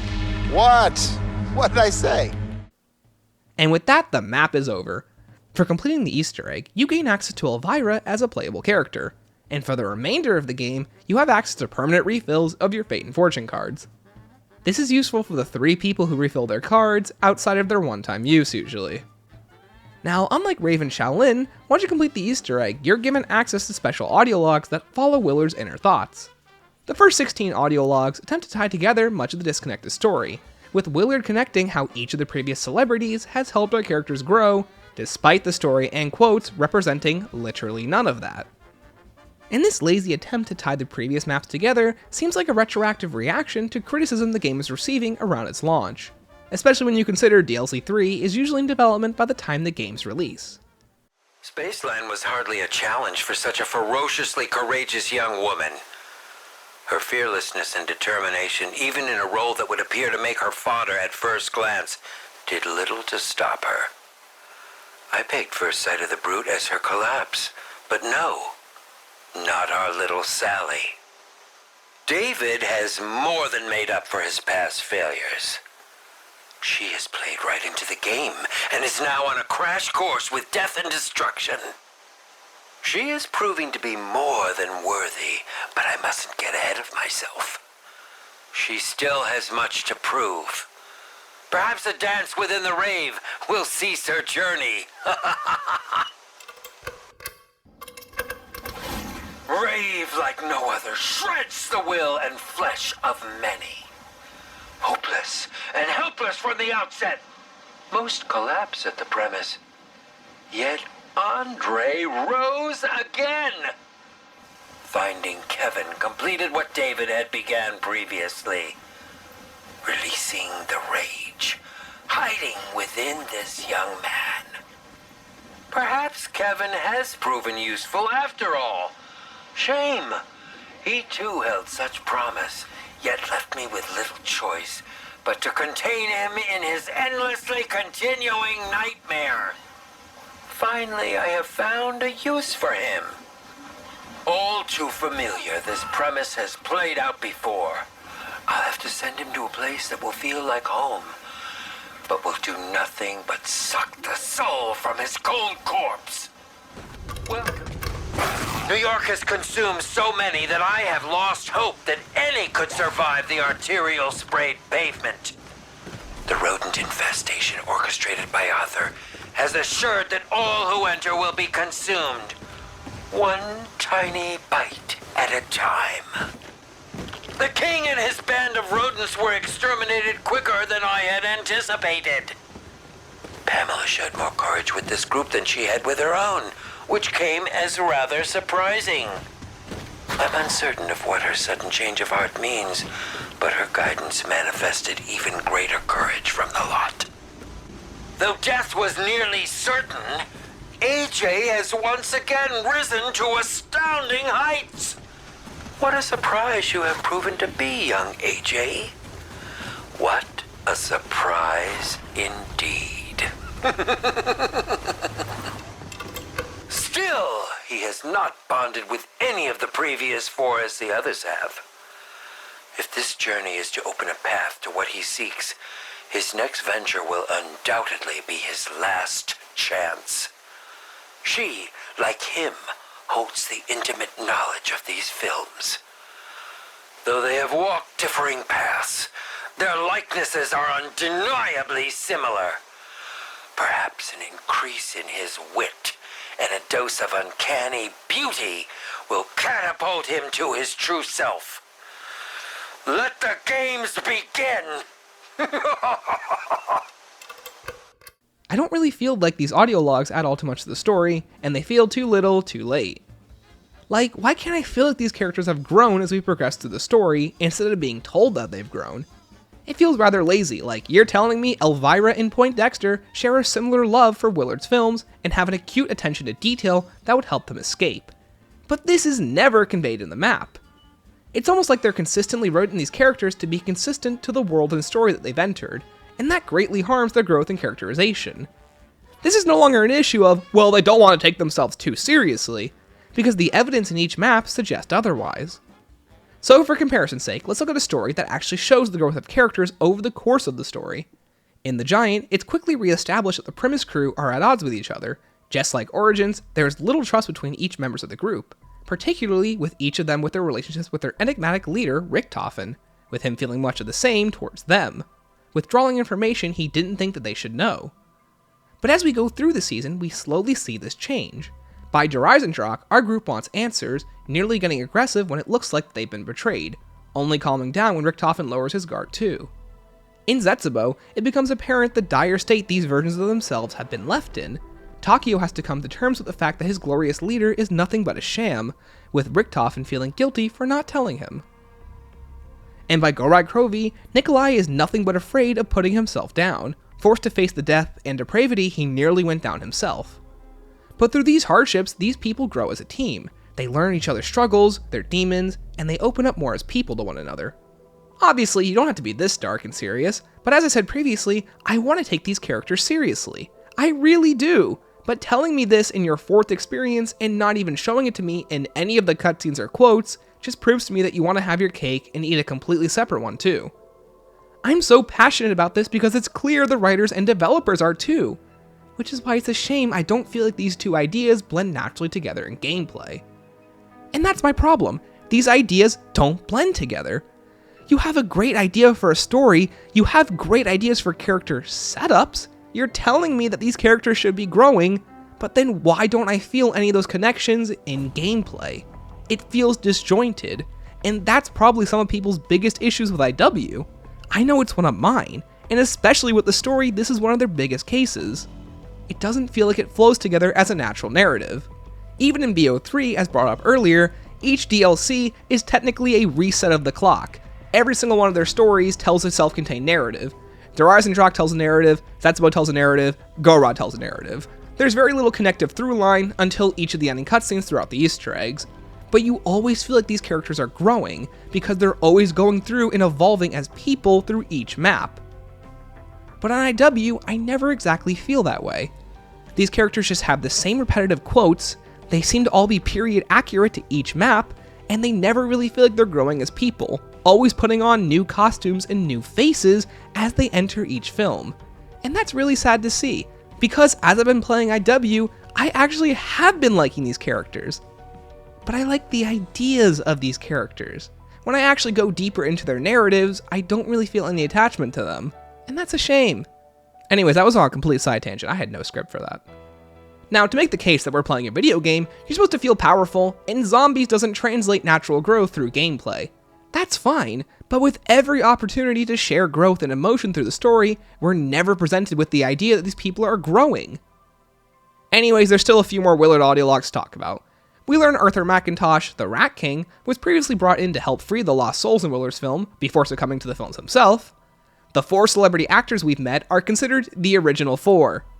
And God, I hate that name. It just feels like a knockoff and ripoff of Primus. We also learn that it's our characters that have the right courage and strength that nearly every one of Willard's other victims didn't have. The original 4, made up of Hasselhoff, Kevin Smith, Pam Grier, and Elvira, now remain separated as they weren't able to come together and escape. We also learn that Willard is being controlled by a demonic force, and that Willard is a shut-in because of the death of his wife, which, as stated in Rave, is something substantial, but really is nothing to go off of. This is the first time, though, we learn that Willard's soul is also trapped in these demonic trials, but the revelation doesn't feel natural, and if anything, feels like a cop-out, but we'll get to that when we talk about Beast. For a reward, I like what they were trying to do. This will be later replicated in Blood of the Dead with the Shadow Man radios. But at the same time, everything told to us in this diary breaks the cardinal sin of show, don't tell.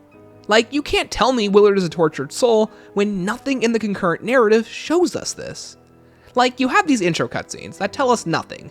Why not have a scene where Willard is obviously in pain, clawing out for his soul, and maybe it's his actions that help us in the next film before his soul is taken back over by the demon controlling him.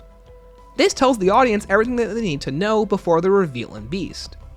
Like, what if in Rave or Shaolin, we are only able to proceed through the quest or survive because of the aid given to us by Willard?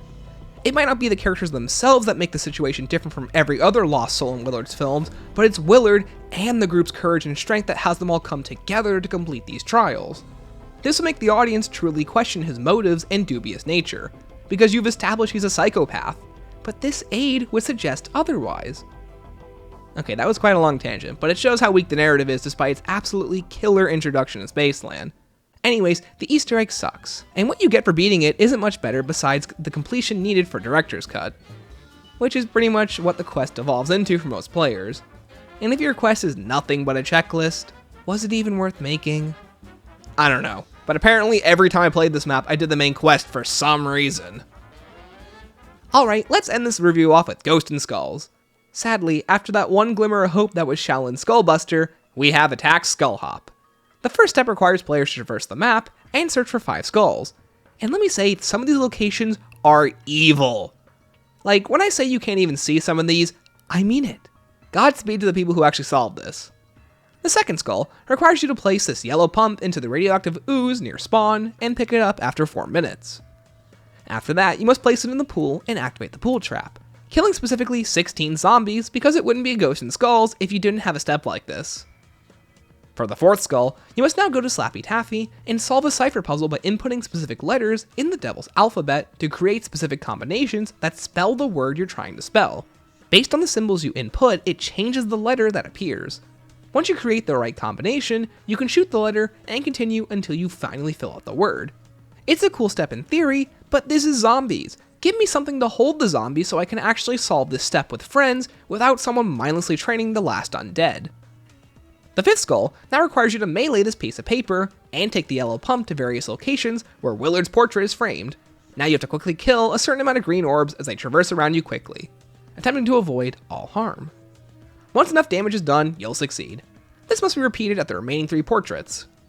Finally, the last skull requires you to use a charge shot of the Mad on the Skull Hop machine, which is cute. Now for the Skull Hop minigame. Players are given blank cubes and must change its color by jumping onto one of the various colored panels. The skulls themselves are always blank, but to defeat them, you must fire your cube from the color being displayed behind the skulls. Fail 3 times and you lose. This seems simple on paper, but what kills this game is the horrible movement physics and lack of momentum. There's just as many skulls as previous versions too, but because you have to make sure you're not on the wrong panel, and with how far your cube has to fly, the feel of this minigame comes off as sluggish just like its predecessors. Added on top of all this is the fact that the platforms you need to stand on are quite small, and you'll probably just accidentally walk off half the time, or get killed by lasers the other half. Skull Hop manages to be a bit of a waste of time, that's genuinely more effort than it's worth. It doesn't help the skulls move quite fast too, so you can't even take your time even if you wanted to. Just learn the chemistry step, that's my advice. Because at the end of the day, even if we ignore the quality of the steps leading up to it, it's just not fun.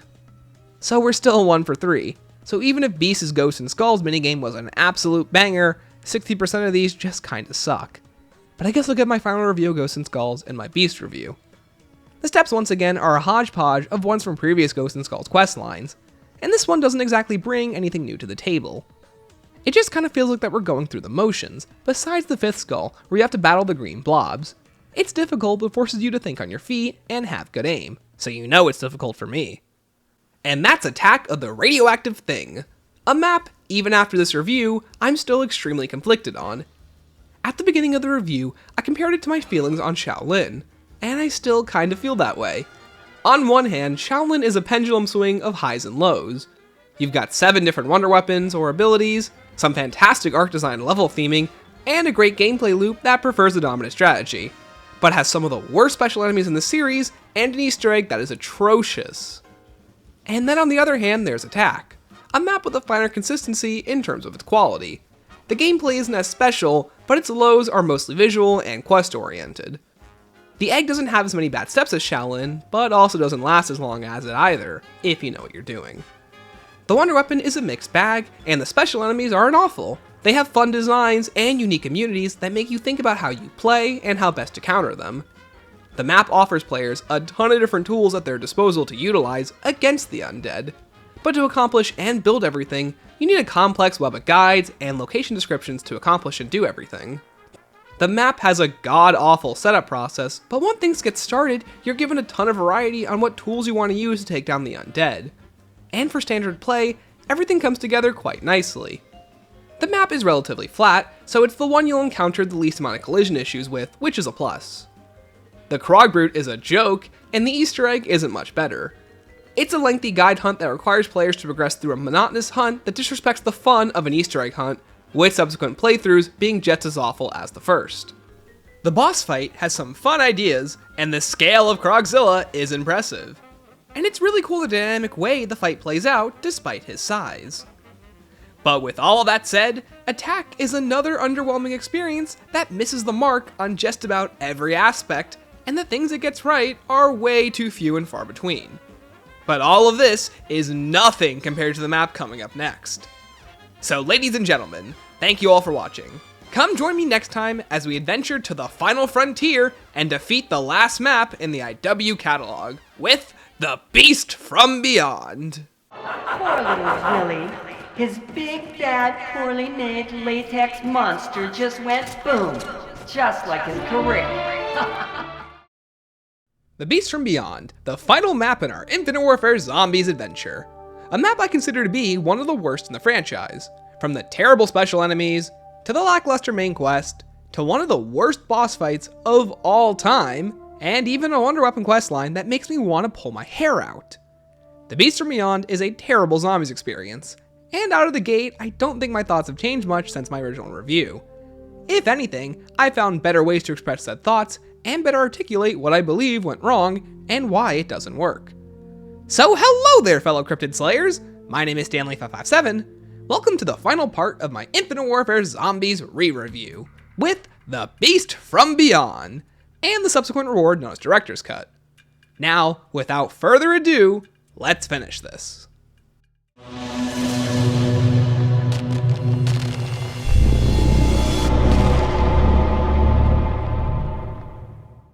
The Beast from Beyond is the fifth and final map in IW Zombies. The experience takes place in the far future on a frozen ice planet overrun by the cryptids, an enemy from COD Ghost Extinction. At the facility, the IW crew must face off against this nostalgic foe and escape one of Willard's deadliest films to finally complete these trials and return home.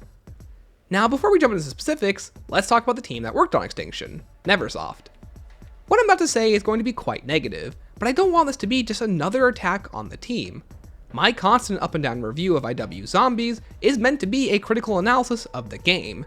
And despite what I've said, and the criticisms that I've had, this is an amazingly talented team. And for the most part, many of my issues with IW seem to stem mostly from poor decision making, and a weak story that doesn't properly integrate all of its pieces together. And each and every single person that worked on this game should be extremely proud of it. The team at Neversoft are a third-party studio brought in to work on various Call of Duty game modes, with their most famous contribution being Ghost Extinction. This is a similar endeavor undertaken by Ravensoft, who have worked on Shangri-La, Half of Alpha Omega, Togder Toten, and fully developing Exozombies, which would explain the game mode's very distinct feel. Extinction, the critically acclaimed game mode, seemed like a perfect fit to continue, but following Black Ops 3's success, it's most likely the team were told to make a Zombies mode first and foremost, but that doesn't mean the team clearly weren't trying to integrate the cryptids as much as possible, with the previously fought Krogs essentially being reskinned acidic spewing cryptids, so Beast seemed like a natural conclusion to end things on. Following the completion of their work on Ghost, Neversoft were absorbed into Infinity Ward, and many of the same developers went to go work on 2 IW Zombies, one of which being Lee Ross, the lead writer for Extinction. But with that said, I would like to personally tell the team that making video game experiences is very difficult, and with the resources provided to them, this endeavor must not have been easy. But with that said, let's talk about The Beast from Beyond, often considered one of the worst maps in Zombies history. So, let's ask one last time, what's the story? Coming right off the heels of Attack, the story picks up in an alien spaceship on a direct course for the base on the ice planet below. Amidst our confusion, Poindexter soon comes to the realization that our crew are going to be a part of one of Willard's Extinction films, specifically a remake of the film Nightfall, which makes no sense as the facility shares no architecture or iconography with Nightfall, so I have no idea why this line is set in the intro, besides there being plans to incorporate the look of Nightfall into the map. But whatever happened to those plans fell through. Landing on the ice planet, our crew gear up and get ready, while also somehow knowing this is the last film. Which, hey, I don't know how this information is conveyed to them, because, what if this was film 5 of 500? Get ready, guys, only 495 films to go! The map takes inspiration from various alien and outer space films like Alien and 2001: A Space Odyssey with Neil, with the film being a mashup of the two genres, with the rogue AI needing to be stopped before the aliens take you down with them. The story is easily the most bare bones of the bunch, no monologues by any celebrities, or even a foreword by Willard, and honestly, I feel like the map takes the least advantage of the setting. And what's said is only said to ensure the experience works in the confines of the narrative. Something I immediately noticed was the lack of Willard's presence again. Just like Attack, Willard doesn't exactly say all too much, and in Beast, besides welcoming the player to the experience on round 1, he says basically nothing. This was most likely done as Willard is a director's cut reward on Spaceland, so much of his voice talent was most likely spent on that, which left very little in the budget for him to make an appearance outside of cutscenes and Spaceland itself. But we'll talk about how the developers split their time and budget when we talk about Director's Cut. Loading into the map, there's very little indicator what to do and where to go, but to escape, players have to infiltrate the cargo room and eradicate the cryptids inside. So, from the story, let's skip right into talking about the special enemies, specifically the ones that attack you right out of the gate. Taking center stage from the undead for the first time in zombies history, the cryptids are the primary antagonists of the map until players manage to turn on the power, while they will then show up during special rounds and sprinkled in with the enemy midway through the game. The cryptids are light on their feet, deal the same damage the undead deal, and spawn in fast moving packs that can quickly take you down if you aren't properly equipped. The first 3 rounds have players swarmed by cryptids, but to make up for it, they're equipped with the OSA AR rifle. Hey, fun fact, in solo, if you don't have extended mags equipped, you do not have enough ammo to complete the first 3 rounds of the cryptid rush. Which, yeah, that's fun. These rounds are incredibly difficult to complete, and are the exact opposite of the low stakes buildup a normal map entails.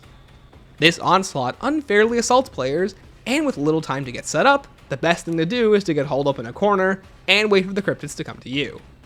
For the first time player, it's impossible to learn where you need to go to turn on power, and there's hardly any indicator as what to do, especially when you consider the power switch is Neil's head from Spaceland. But what makes this so problematic is how much damage the cryptids do. In Extinction, players are able to take between about 10 to 12 hits before being down by the cryptid scout, without any additional modifiers. But in Beast, players can take 3 hits without any additional modifiers before going down, a drastically different player-enemy interaction loop that values difficulty above all else. The first 3 rounds of the Beast from Beyond are considered some of the worst in the series, and it all has to do with the integration of the cryptids and the lack of care taken to make fighting the enemy fun and satisfying, something accomplished by the team at Neversoft during the development of Extinction and Call of Duty Ghost. Now granted, I know the reason why this was done was to add an increased level of difficulty, especially if you're playing in co-op. Work together, survive together. Makes sense on paper. But in execution, you have an enemy that is far too powerful for the resources the player has access to on round 1. And I don't feel the cryptids do all too much to incentivize player creativity in their setup or approach to the problem, as the problem can only realistically be solved by one method: camping in a corner until the end of round 3, and then build power to prevent the cryptids from spawning in anymore. So every single time you play Beast, you have to do the same setup process over and over again. And unlike a usual zombie setup, I feel there's no unique ways to problem solve. Using different weapons makes the onslaught take longer, as you no longer have enough points to turn on the power, and unless you're playing in Director's Cut, you're required to complete this segment to continue map progression. The idea feels like it was good on paper, but in execution, I don't feel it was properly implemented. What makes the cryptids in Extinction work is a myriad of how different features and systems are all implemented and interweaved into each other. You've got the skill point system, the damage and weaknesses system, the cryptid armor system, the traps, weapons, and buildables all have a unique sense of progression, and the tools you utilize will completely change your experience, giving you a ton of creativity with how you solve the cryptid problem. But in Beast, the most plain and simple problem is the map design and player power. In Beast, the lanes are simply too tight, the arenas are too cramped, and their damage is too high. And if you ask just about anyone, I feel they corroborate a similar story. Except John Rizzo apparently, because that guy sucks. Move this. I can just move this. I'm tired of pretending that they are. I hate those opening rounds. Like it's the first part. It's the first part in my Beast from Beyond like re-review after the story that I'm like, let's talk about the cryptids. And here's why the first 3 rounds don't work about Beast. That was what in my review. That's literally the first good thing I had. That's the first bad thing I have. I hate those rounds. They make me so annoyed. It's to the point where, and due to how difficult Beast's boss fight is, which also features the cryptids, you'll have to complete these rounds over and over again, and the gimmick gets quite old very quickly. And that's my issue. These first few rounds are outright a gimmick, with nothing unique being done to properly utilize the enemies in an interesting way. So let's take a page out of Firebase C.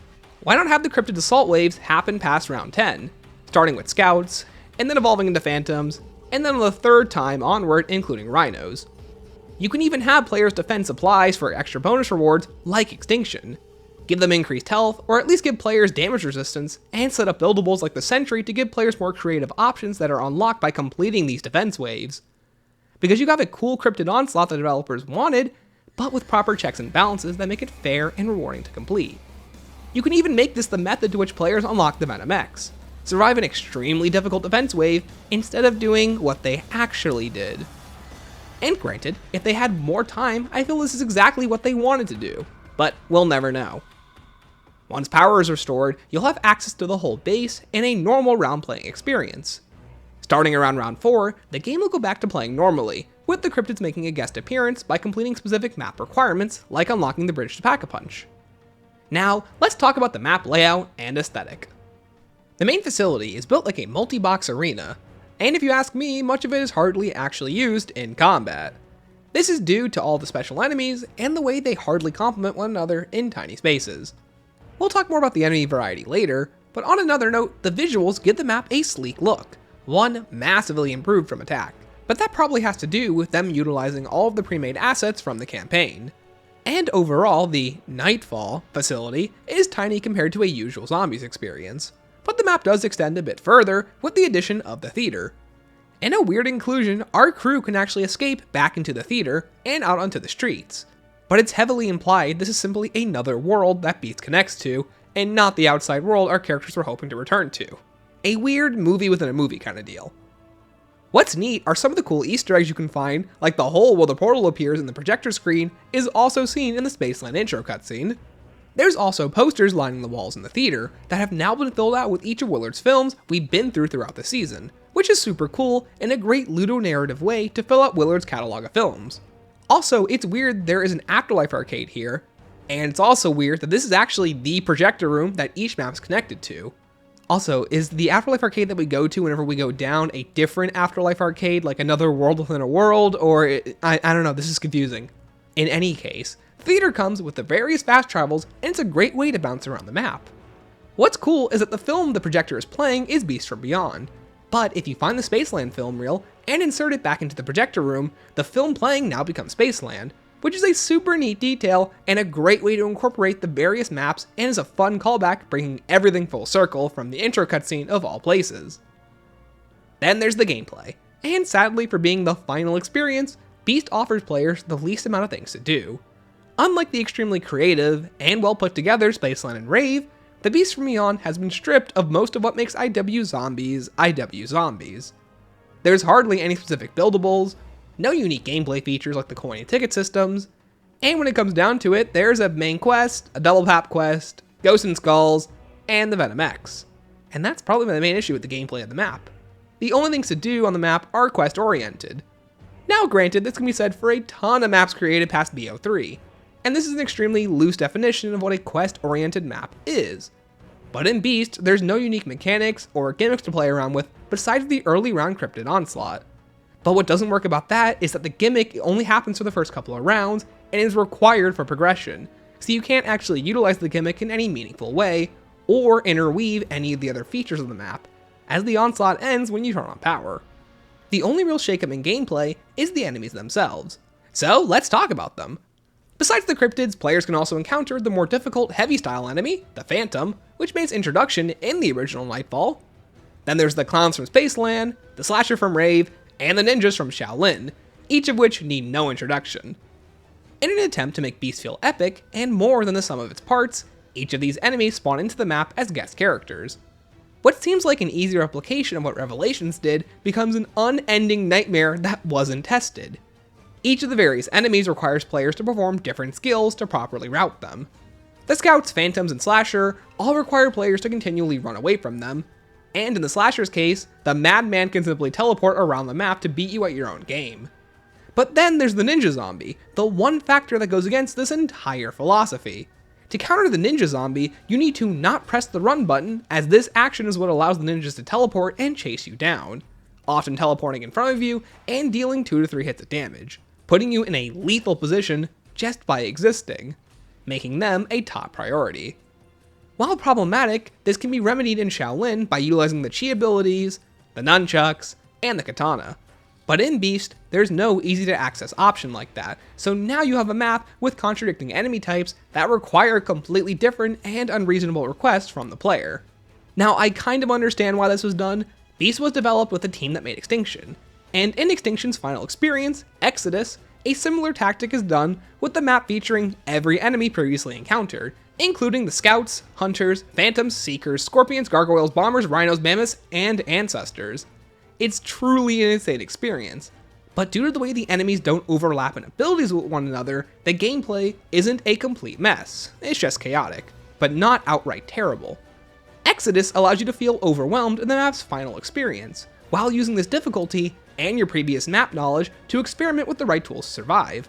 Something Beast horribly implements due to the constraints of the zombies and the way its enemy variety was built from the ground up, and also the health and damage systems and the lack of defensive options. What really helps in Extinction is the use of the armor mechanic, which allows you to take extra hits and not immediately die to the 15 different threats that there are in the game. In IW, and subsequently Beast, there are no systems like that. Why? So you have all these different difficulty and enemy balancing issues in Beast. The Beast from Beyond is a troubled experience, and this isn't helped by how it interacts with various other systems like the Afterlife Arcade. In co-op, this is an issue, but to a lesser extent. In solo, however, the one game mode that for some reason you could never escape going to the Afterlife Arcade for, if you go down, you are forced to go back to the Afterlife Arcade, and upon leaving and returning to the map, you are not granted the safety period usually granted to you from the undead, as special enemies in the map do not follow that rule set. So when you return to the map, for some reason, one of the respawn points is in the theater, and the weapon retrieval box and jug are nowhere near you, so you essentially take a guaranteed game over as you are swarmed by ninjas in the higher rounds, who you can't kill due to not having any weapons, and you can't walk away from them due to also being chased by scouts and phantoms, which require you to run. And do you see what I'm getting at here? It is genuinely frustrating when this happens in a game of Beast, because there's really nothing you can do when it happens. And if I'm being honest, game overs in Beast do slowly go from being frustrating to outright comical, leaving you starstruck as you are constantly placed in a situation where there is nothing more you can do besides lose the game. And there is literally no other map or game in the series that makes me feel that way, besides maybe Exos. Now granted, I've heard being swarmed by special enemies only happens once you're past round 20 and travel through the fast travel portals mid-round. This causes you to be ambushed by special enemies like ninja zombies. Wow, it sure is a good thing the game doesn't respawn you in an area where you'll need to purposely take a teleporter to retrieve your inventory or escape to another part of the map. This is some of the worst design in the series, and it's why a map like Beast can rank so low for so many people. It's such a fundamental issue that affects the post-round 20 gameplay of the experience. And to top it all off, it doesn't help that these special enemies that spawn in during the regular rounds have a health cap that increases with the rounds, whereas normal special enemy rounds, the enemy's health stays stagnant, or at least increases to a minimal degree. And this is ignoring all of the other issues that come from fighting the ninja zombies, which include their teleportation, high health, high damage output, the things that could at least be countered in Shaolin can no longer be countered here. I think I made my point quite clear, but it's arguably the most egregious thing the map does and plagues 50% of the experience because the other 50% is just completing quests. So what tools does the game give you to deal with these enemies? Thankfully, it is something actually useful. The Venom X makes its return from Extinction, and now with powerful ice storms when upgraded, dealing infinite damage to special enemies like the Standard Undead, Scouts, Clowns, and Ninjas, with enemies like the Phantom dying if they are hit by a direct blast of the weapon. So if this piece of equipment is so useful, surely it can't be that hard to get, as having it would make the experience more fun. You'd want as many people as possible using it and enjoy it, right? To build the Venom X, you'll need to shock a Phantom with Electric Trap, already off to a great start, and solve this algorithmic equation that has a variety solver. Now, you've unlocked access to the Zombie Holding Machine. To unlock the Venom X, once per round, you are given the opportunity to complete a series of maze minigames, using your D-pad to interact with and complete said minigame. But if your little red block even touches an invisible wall that you cannot see, you will fail the step and are forced to try again next round. I feel like I'm insane, like I'm going crazy for saying this is bad game design. Did no one else look at this and think to themselves, let's make this as difficult as possible? What's up? All right, found it. Okay, it's the bottom left one. Red is B5, blue is A6. Thank you. Okay, so that didn't happen. No one saw that. You had one job, bro. One.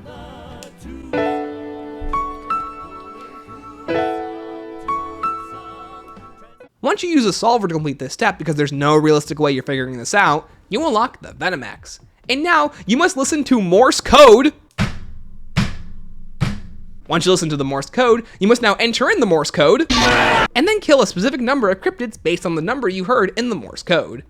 These enemies must be killed by the ammo-lacking Venom X. Once enough have been killed, you can upgrade the weapon in the Pack-a-Punch machine, because now you've solved the Bridge Troll's riddles, and God has deemed you worthy because none of this makes any sense. Now with the Venom Y, you must listen to the Morse code again, enter in said Morse code again, and now you must kill a variety of special enemies with the Venom Y. Thankfully, this can still be accomplished with the cryptids, although it is much more difficult due to the weapon's limited reserves. Once that's complete, you must activate an actual real-life, no-holds-barred time machine in this map, and summon the green blobs from Attack of the Radioactive Things Ghosts and Skulls quest. Then you must shoot a specific number of these blobs without killing them, while also being speedy and accurate, and of course, if you fail to shoot the blobs, or the step just doesn't activate sometimes, like in my case, you'll have to, say it with me now, burn another round. But let's say you listen to the Morse code, you entered it in, and you didn't take a drill and screw your brain out. God will bestow upon you the ability to upgrade the Venom Y into the Venom Z, a virtually identical weapon that has the same reserve capacity of the X with the infinite damage of the Y. And honestly, yeah, it's pretty amazing. Being the only wonder weapon in IW with a prolonged projectile time, the Venom Z is a perfect offensive and defensive option. Think of it like the Apothecon Servant from Shadows, but it slows down enemies it can't immediately kill with its icy gas cloud. This causes ninjas to teleport into the gas and take increased amounts of damage, instantly kills scouts and standard undead, and overall makes the gameplay more bearable. But unlike in Shaolin, where I feel the issues are remedied by the map features like the chi abilities and easy to acquire wonder weapons, in Beast, there are no mechanics that make the experience easier, and your only counter is locked behind one of the worst quests in the series. Thankfully, in Director's Cut, the weapon can be obtained and upgraded straight out of the box, which is most likely how 99% of players have actually used it.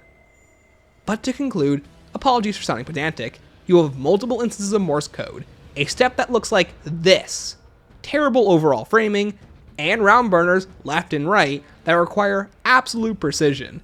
And even with the best guides out there, it isn't exactly all too clear what to do. Like, you need to interact with one computer to get one Morse code phrase that indicates the Morse code you need to decipher. Then you'll need to listen and keep track of said Morse code on a second computer until you hear a specific phrase that tells you how many special enemies you need to kill. Then you enter said phrase but slightly altered into a third terminal just to hear a collection sound, which indicates you did it right. And if that wasn't enough, you'll hear a combination of the zombie containment unit counting down and Neil repeating these same two quotes at you. Wow, it's a good thing this step isn't audio sensitive since interacting with the Morse code machine is extremely finicky. Please, please make it make sense. What happened here? What actually happened here?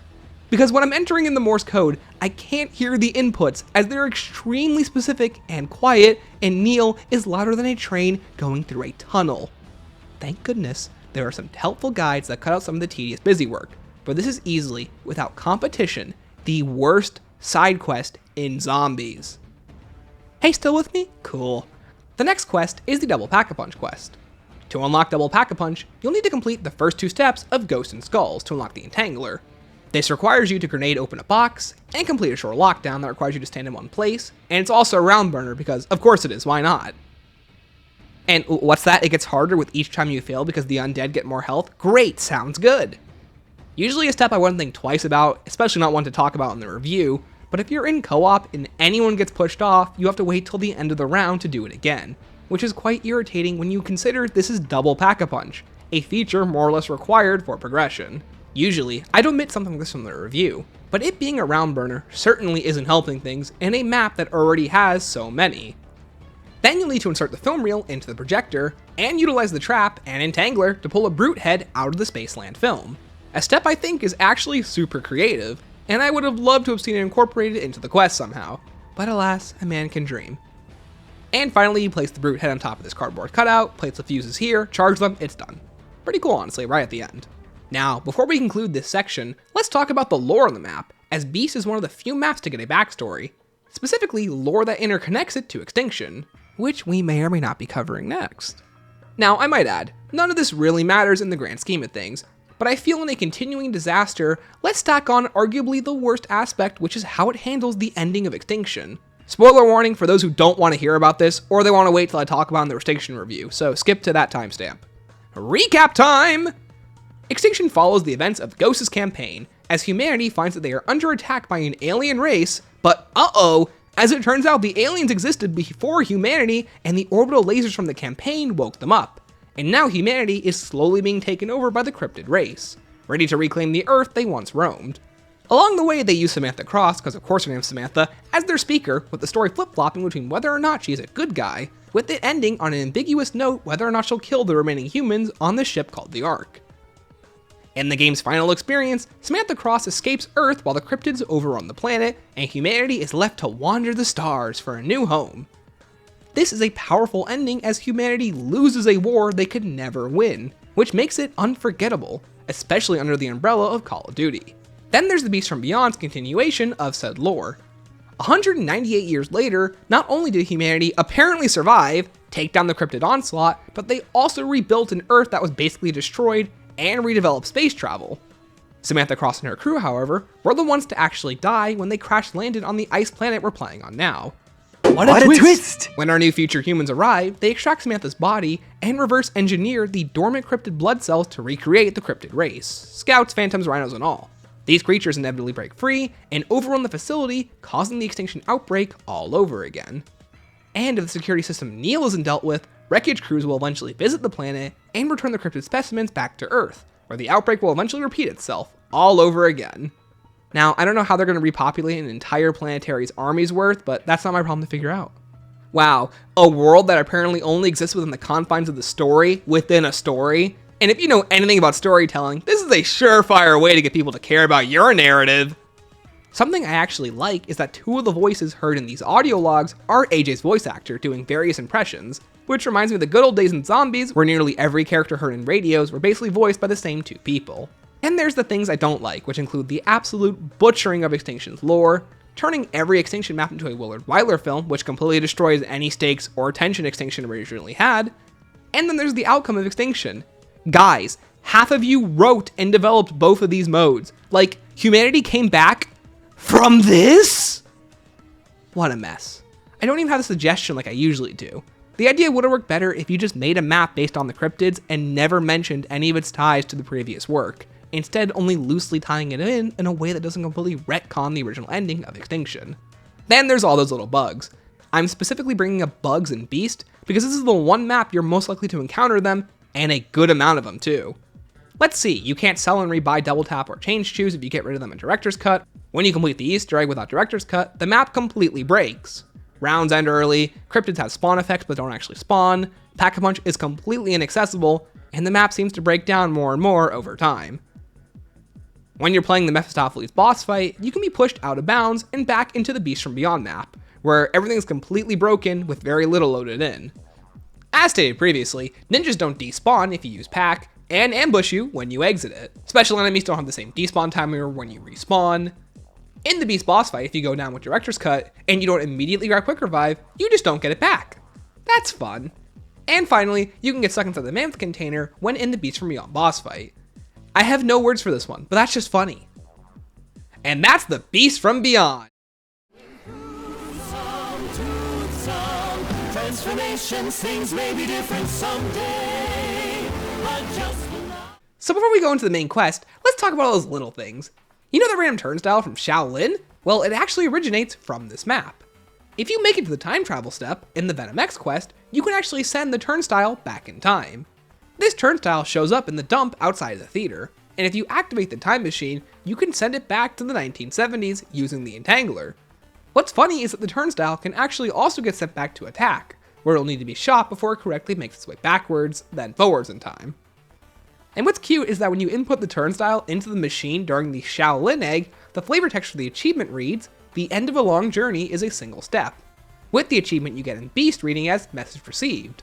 This is actually a cool way to tie the maps together without just saying that they're tied together, and a cute reference to how this turnstile just randomly shows up in Shaolin, while also referencing the cycle the IW crew are put under, which is something you'd only know about if you heard a specific quote about the topic on one of the various maps. See, this is the stuff that's cool, and I love this little side egg within a side egg. Then there's Neil, who, as previously stated, does not shut up. He'll mumble something random and finish it off with, "It's the right thing to do."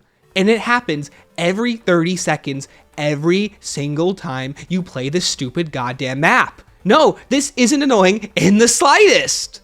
Then there's the ninjas who don't despawn when you pack-a-punch, leading to this happening. Wow, I love this map. The zombie containment unit is a cool feature, and should be something on every map in one way, shape, or form. Let's see, did you also know the slasher can no longer lunge at you with his chainsaw rush and attempt to red screen you? No, instead he one-shots you. Cool! Thankfully, he can be defeated by just about any weapon in a matter of seconds. Are those ninja zombies spawning in, or was that a slasher? That's a slasher! There's two!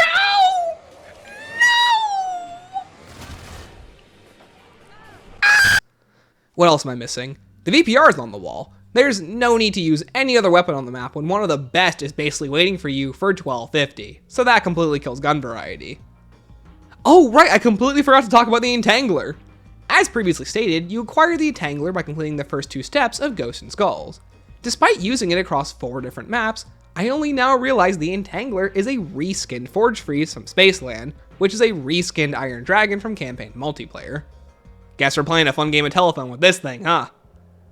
In any case, the Entangler is required multiple times throughout the main quest. Then it can also just be used for the Turnstile side quest and is needed to grab the Brute Head for the Double Pap quest. But how does it fare as a wonder weapon? Now having breached the veil between arcade machine and movie reality, the Entangler is just like the Forge Freeze. Terrible. The Entangler can suck the soul out of the undead and utilize it as a terrible weapon that, by golly, it just does nothing most of the time. Launching the souls at undead, the weapon can create small explosions that can deal damage to the enemy, and as I've repeated, is basically useless. It's an option, that's for sure, but one I think is outright just outdone by just about anything else in the player's arsenal.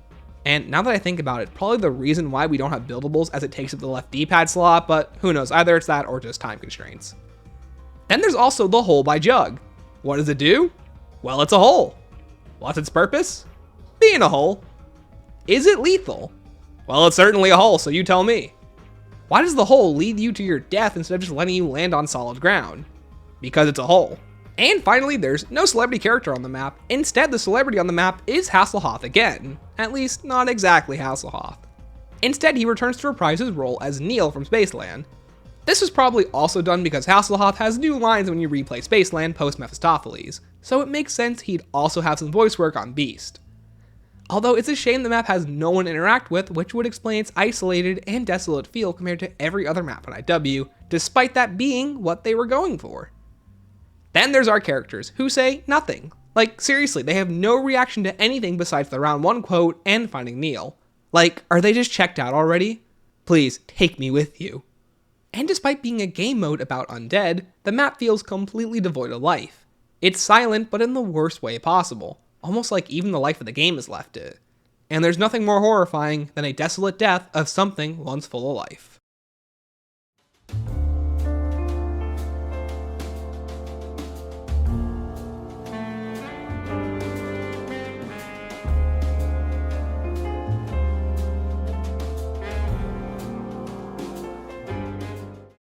So, unlike our usual fares, let's talk about Ghosts and Skulls first, as everything will flow much nicer once we talk about the main quest of Beast later on.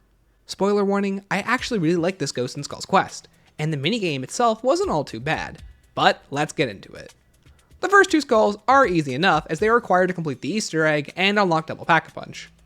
The third skull is an easy affair which requires you to simply look for 4 symbols and find the odd one out. The fourth skull requires you to follow a specific color of X's around the map. Now, despite the step being a round burner, and it's really easy to mess up, I found it a ton of fun and satisfying to actually complete.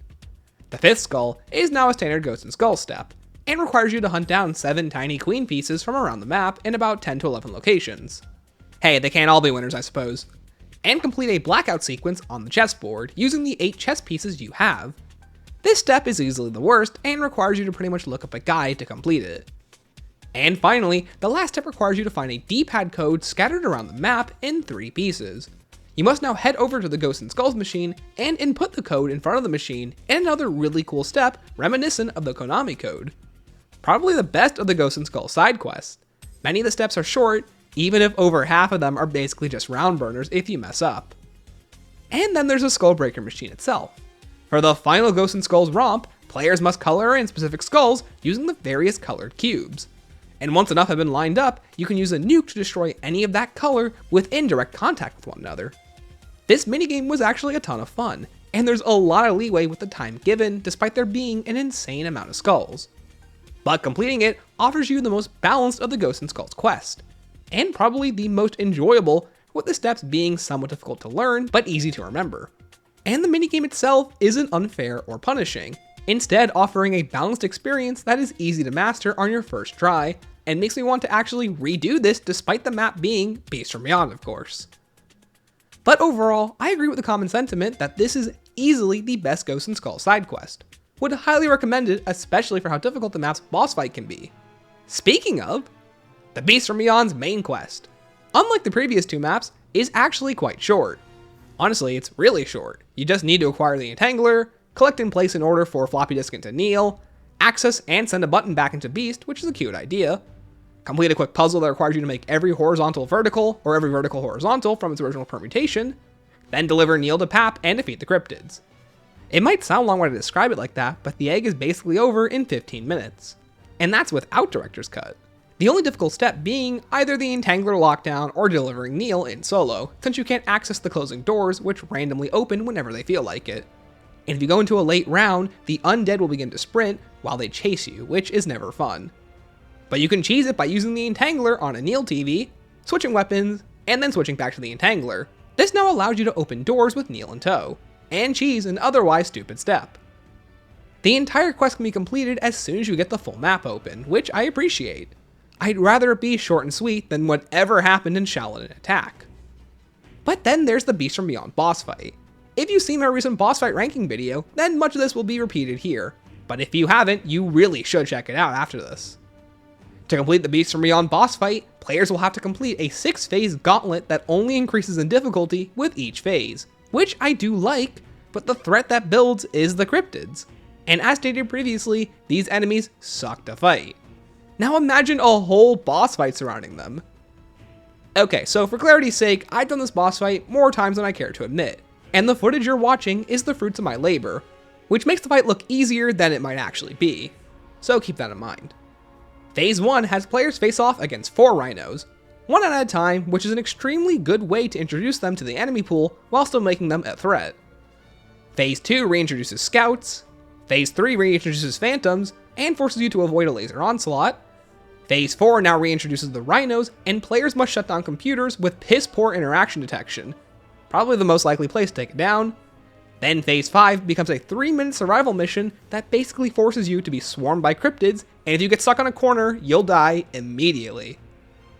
Let's see, cryptids can also teleport in front of you. If you get off cycle, the rhino will block your path, and no matter how much you get set up to make this victory consistent, there is still a chance the game will just get one up on you because this boss fight is terrible. The step is finished when you interact with a death computer. And finally, there's the mammoth finale. 2 mammoths will appear from a crate on top of the cargo hold, and sport an extremely high health pool, and nearly one-shot you with their abilities in tandem, and produce blue flames that litter the battlefield. If you get hit by a direct attack and run into the flames, it's a guaranteed down. And if you take too long, you'll also be attacked by small amounts of cryptids joining the fight periodically. The main gameplay loop of the fight is to circle the mammoths and get in pot shots whenever you can, and you do this on repeat for about 15 minutes if you're using the VPR. The fight is long, agonizing, and overstates its welcome. But if you use the EBR Bomber and the Ego Trip Fate and Fortune card, both of which require grinding and loot box RNG, the fight is over as quickly as it started. And personally, this is my preferred way to complete the fight, but locking the easiest method behind weekly salvage grinding is stupid. The Beast from Beyond Cryptid fight is the antithesis of a good zombies boss fight, and a ton can be learned by the examples it sets. Bear in mind, my review of this fight is brief, but it truly cannot express how much I hate this final encounter and the way it's designed. Let's see, there's also 2 weapon respawn boxes even though only one of them works, and is in a deadly location, and the enemies don't despawn when you die, so they instantly overrun you when you respawn. but once you defeat the mammoth after 13 years, you'll have unlocked the first of 3 ending cutscenes.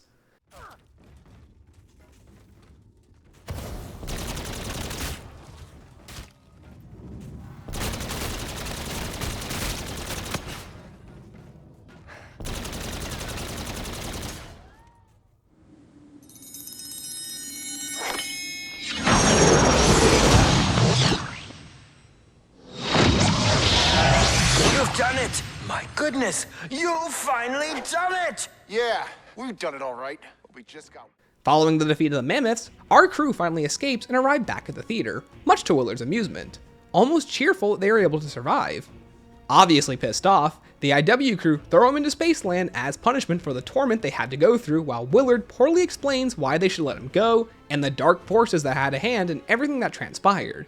Basically, pronoun game, pronoun game, pronoun game, and pronoun game. Now, if this were a good story, the narrative would end as the comically evil villain is forced to endure the pain and suffering he inflicted upon others until the end of time, and the game would come to a close. But this isn't a good story, and the cutscenes continue with it being revealed that not only are our characters trapped within the theater, they have now also donned Willard's outfit, as it seems the undead have truly escaped into the real world. And thus the cycle continues anew, with our characters now having access to Director's Cut mode.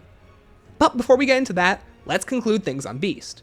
The map's main quest is short and sweet, and the boss fight is absolutely atrocious, taking the worst aspects of the series and combining it all into one cryptid-filled package, with the fight being reminiscent of Extinction in enemy types alone, with none of the core gameplay features or nuance that make Extinction, Extinction. And unless you're playing a Director's Cut, you are booted back into the map, where Pack-a-Punch doesn't work, rounds end early, and cryptids spawn in and out of reality as the map begins to break down and becomes completely unplayable. And honestly, I think that's kind of poetic. The Beast from Beyond is an absolute mess of a map, if not the worst map in the entirety of Zombies. From a terrible story, gameplay, side quest, and ending, you truly feel like this map is firing on all cylinders in the worst way possible. Beast feels lifeless, budgets feel cut, the enemies topple over one another in contradictory ways that ruin the experience, the only counter is an amazing wonder weapon locked behind the worst quest in the series, and the main quest is short and simple, with a terrible and horrendous boss fight. But in a surprising turn of events, Ghosts and Skulls was one of the few gems in this entire package. The characters are nothing burgers at this point, Neil drives me up a wall, and the experience is overall sloppy and needed more time in the oven to fully realize its ideas. But that's where things are going to take a turn. As many of you probably already know, when you complete the 5 main quests in IW, you unlock what's called Director's Cut. So let's see where this last bit of development time went towards. So strap in as we rewrite our experiences with Infinite Warfare Zombies Director's Cut mode. Oh, man! Oh no. What have we done? Come on, help! Somebody help! You have served thy master well. Your death was merely the beginning.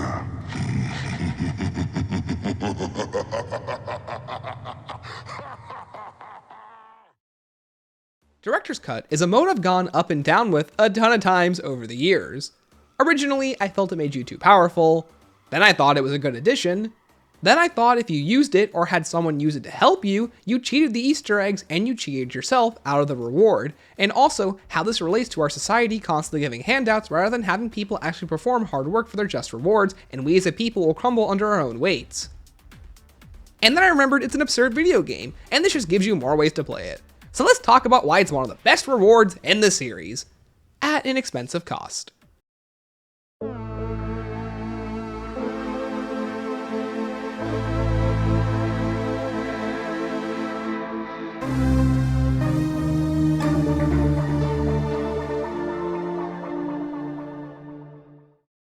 Director's Cut is unlocked after completing the 5 main quests and can be activated by interacting with the soul jar on just about any map.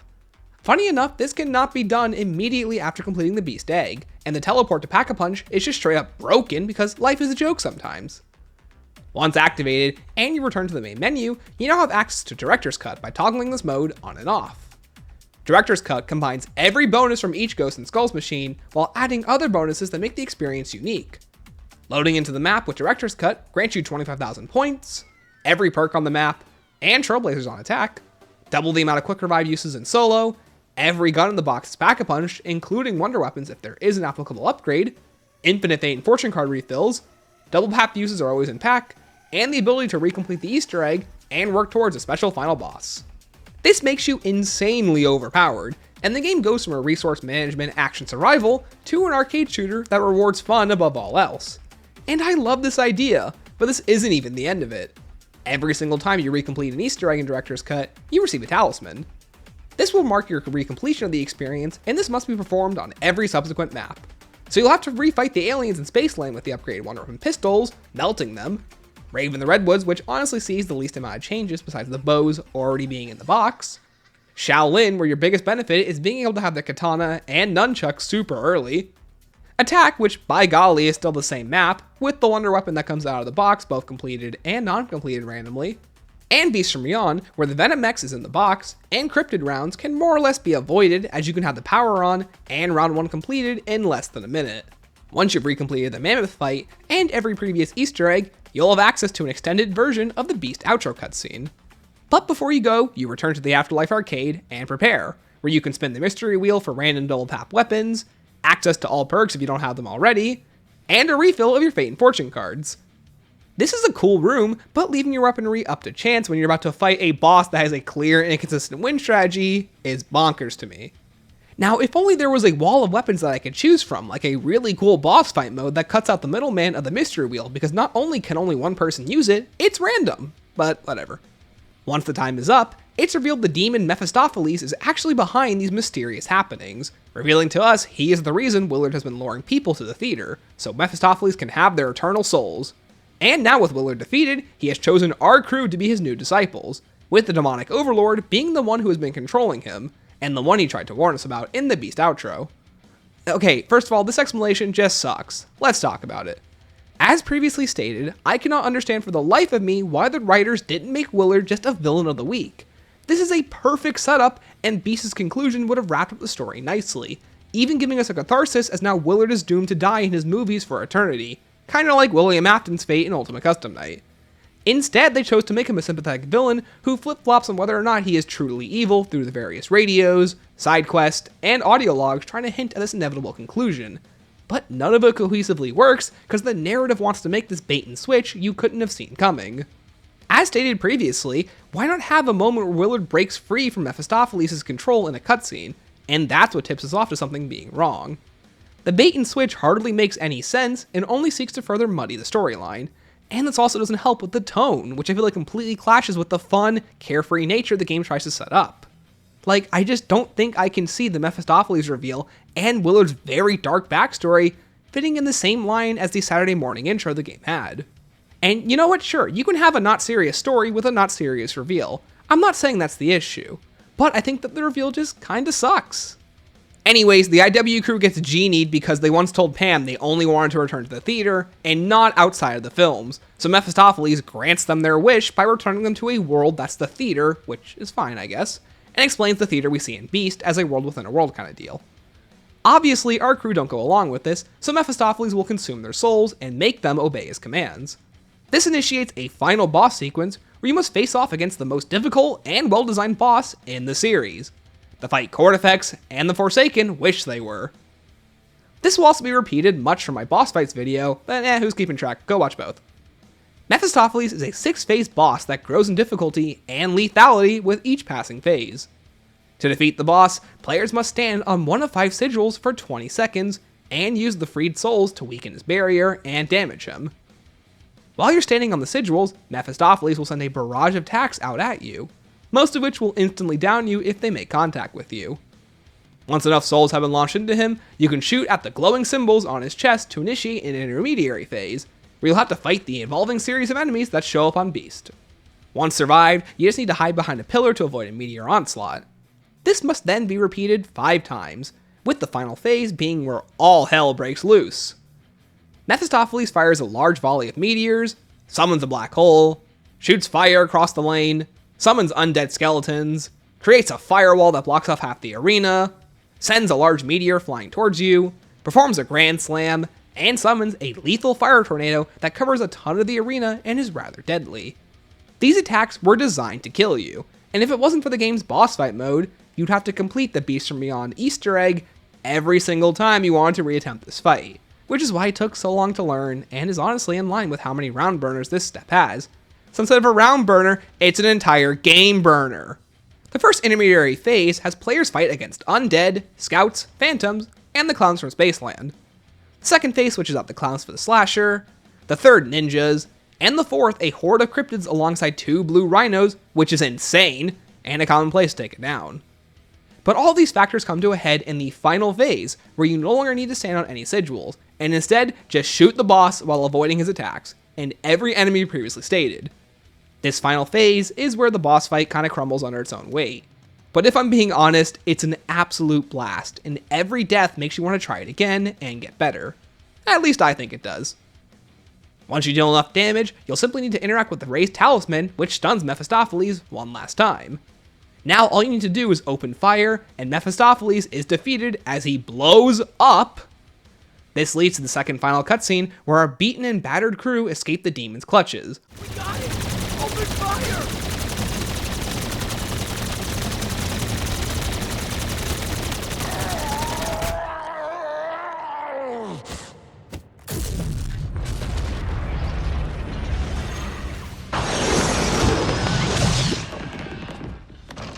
Only to remain trapped in the theater, showing us that it's a world trapped within a world trapped within a soul jar on Willard's desk. And thus the story ends. Or does it? Having beaten Mephistopheles, you can now unlock and play as Willard Wyler in Zombies in Spaceland in Director's Cut mode, thus giving even more content to an already content-rich map. This change comes with new quotes and interactions between Willard and Hasselhoff, the Hoff becomes the announcer, and you get access to a special dagger Willard uses in the Zombies in Spaceland intro cutscene. There are some conflicting reports online, but as far as I can tell, the dagger one-shots well into the 30s and 40s with Slappy Taffy. Once you complete Zombies in Spaceland for a third time, you'll be rewarded with a third and final outro cutscene. Having easily escaped Spaceland, and for some reason not the other maps, Willard expresses why it's important for the IW crew to be hand-picked, and how there is much work to do before ending and transitioning to the credits. Who makes these films? The moment I set eyes on you, you'll never work in this town again!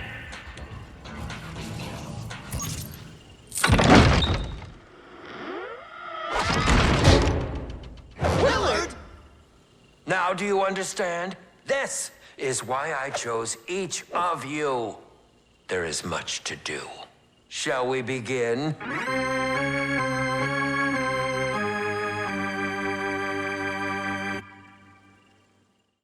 And with that, it's over. It's finally over! I've covered nearly all of IW Zombies! So, how long is this video? Oh yeah, that's a long time. Okay, let's summarize and talk about it. Director's Cut is an absolutely fantastic reward, and one of the best we've received in the series. It incentivizes you to replay these maps, with easily some of the strongest replay value we've seen in the series, and has a fantastical final boss that perfectly caps off the game on a high note, and is probably why the game has such a strong following nowadays. The mode allows you to experiment like never before, while also placing a band-aid atop the terrible collision, hit detections, and iframe systems by just simply making the game easier. It also incentivizes you to help other players by giving you a large XP bonus for each person you help, and overall, there's just more content. I have no idea whatever young Stanley was thinking, but he really needed to get off his high horse. This mode is such a good addition and, you know, rewards players. Despite the road it took to get here, I've come to appreciate Director's Cut so much more in the process of this review, which is something I could say for the entirety of this game as a whole. But now let's address the elephant in the room with this mode. Lee Ross has gone on record stating that Director's Cut is both part of and took up the already limited development time of The Beast from Beyond. Now, do I believe that Beast could have been improved if the development time had gone towards it? Yes. But to play devil's advocate, The Beast from Beyond needs an entire overhaul, not just the bugs and poor gameplay decisions. So at the same time, I get it, but honestly, they did make the right call by making Director's Cut so good and not polishing up Beast. There's a part of me that understands the sacrifice, but then there's another part of me that thinks it's stupid to let Beast fall to the wayside. I'm not paying $15 hard-earned dollars for Director's Cut. I'm paying for Beast as a package, and as a package, I think it is a real letdown. This was prioritized over Beast, despite it being obvious no amount of extra development time could have saved it. I don't know, it's always something that's rubbed me the wrong way, like saying that a portion of this experience is more important than the other, but that's just me. At the end of the day, Director's Cut is an amazing mode that exists in such a polished state due to throwing Beast to the wayside, even if that time spent on it wouldn't really help. But when Beast is still in such a broken state to this day, it makes me raise an eyebrow or two. But this reward is the one I believe the developers should always strive and reach for. Just not the part where they release the worst experience in the series, because, you know, that is part of it too. But before we wrap things up, we still have a few more things left to talk about.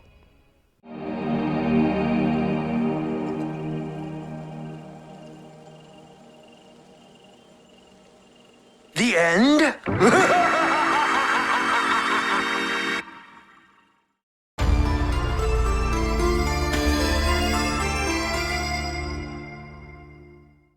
The first bonus was boss fight mode. Following the release of Beast from Beyond, the game kept on giving with its final main content update came boss fight mode. With access to nearly every weapon on a specific map, every perk, and 20k points, you're simply tasked with completing the fight as quick as possible, and comparing your times with others. But honestly, this mode is perfect for practicing the boss fights before attempting the main quest, especially Shaolin Shuffle and Mephistopheles, which require long commitments, and in Mephistopheles' case, you'll go through the effort to complete Beast just to immediately die to Meph. So this mode is a great way to practice and learn the fight without having to complete Beast in Director's Cut every single time you wanted to try it. I love this mode, and if possible, should have been a staple in every game going forward. BO4 would have benefited from this so much. But then there's some criticisms. Because of the 20k limit, you can't get properly set up the way you want to, which is fair, but I would like a version that gives you infinite points and a version that gives you 20k limit, because in solo you have enough for a Wonder Weapon and or the Kendalls, your preferred LMG, and the core 5 perks, which is fine, but you have just too little points to properly experiment with different more expensive options, but that's just me. But this is such a cool mode, and arguably way more replayable than something like Gauntlet, Rush, or Crank, that's for sure. And finally, before we get into our conclusion, let's cover anything that I forgot about from my previous reviews, which includes fun facts, small features, or any little anecdotes I remembered. If it's not mentioned here, it's never getting talked about again. The axe on Spaceland is cool, and is a really solid high round melee option, but can only be obtained from the box. Needing to complete the Easter egg for Spaceland Ghosts and Skulls is stupid. It's weird how Kevin Smith on Rave gets the most to do in terms of the game's lore. In Shaolin Shuffle, there's the Purple Panther side Easter egg. If you max out your Chi ability, you can find special Purple Panther symbols around the map when you activate your Chi ability. By interacting with them, you gain one of 3 new special abilities that replaces your left bumper attack. There's the Hand Wave, the Air Pistol, and the Squeeze. Each of these abilities have some poor hit detection, and sometimes they just flat out don't even work. Or at least it's awkward how it works, but they were most likely done in an afternoon, and are honestly so charming, you really can't be mad at them. It's just extra silly little content, and I love it for that. In most of the maps you can find photos of the development team, especially Lee Ross. Although I haven't found him on Attack and Beast, if there are photos of him. In Director's Cut, you can unlock bonus lobby music by tracking down and finding various masks on each of the maps in Director's Cut on round 1. These tracks are the 12 different perk jingles from across the game.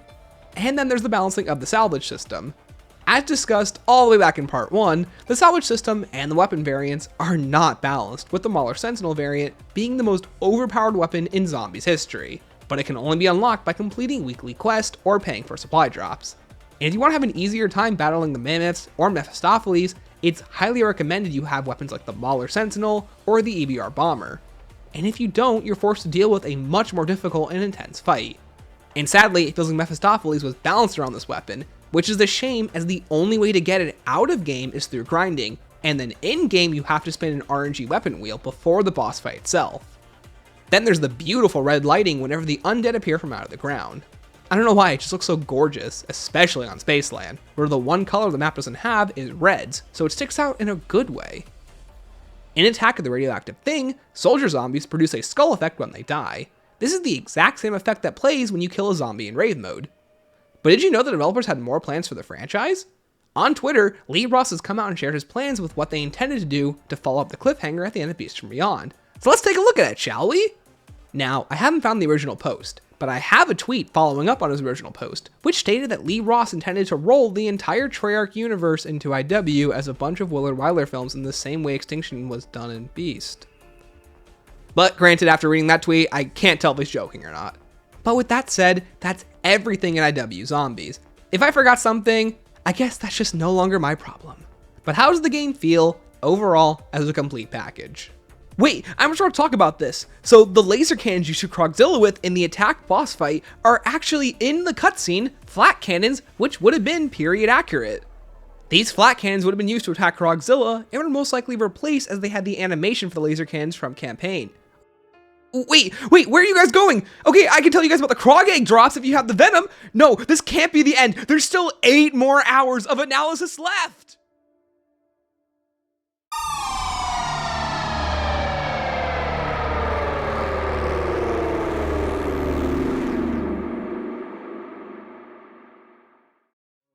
Infinite Warfare Zombies is a game I'm incredibly indecisive about. Let's start the conclusion with the good. The developers who made this game were extremely passionate and talented, and you can see said talent oozing out of every single ounce of this game. From the visuals, to the gameplay, to the interviews Lee Ross did and how highly he speaks of his creation on Twitter, it's hard not to feel the infectious positivity from this man and his team. He must brighten a room wherever he goes.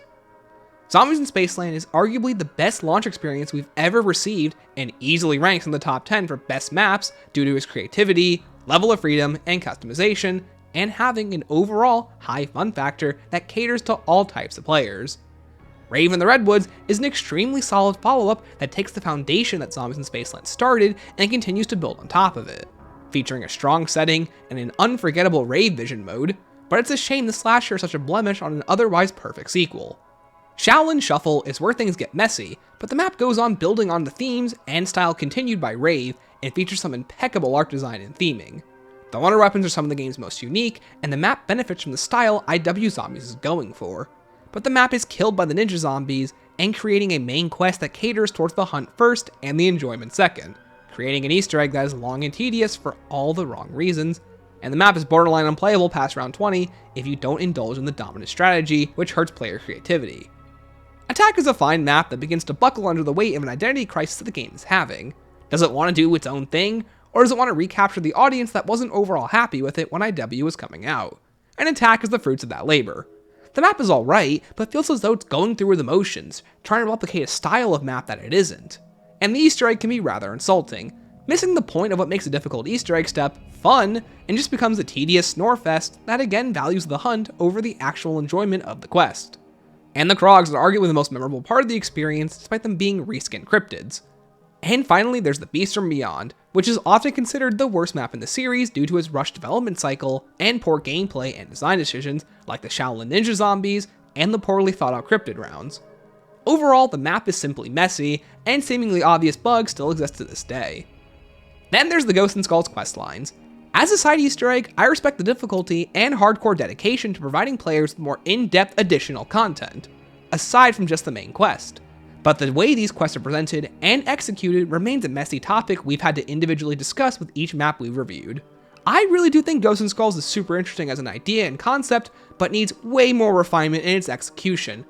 Gameplay in IW is aggressive and incentivizes players to always be on the front lines, taking down undead when they appear, with the game's more aggressive and dangerous special enemies commanding your attention as they'll hunt you down in seconds if you're not paying attention. And this is most true in Shaolin and Beast.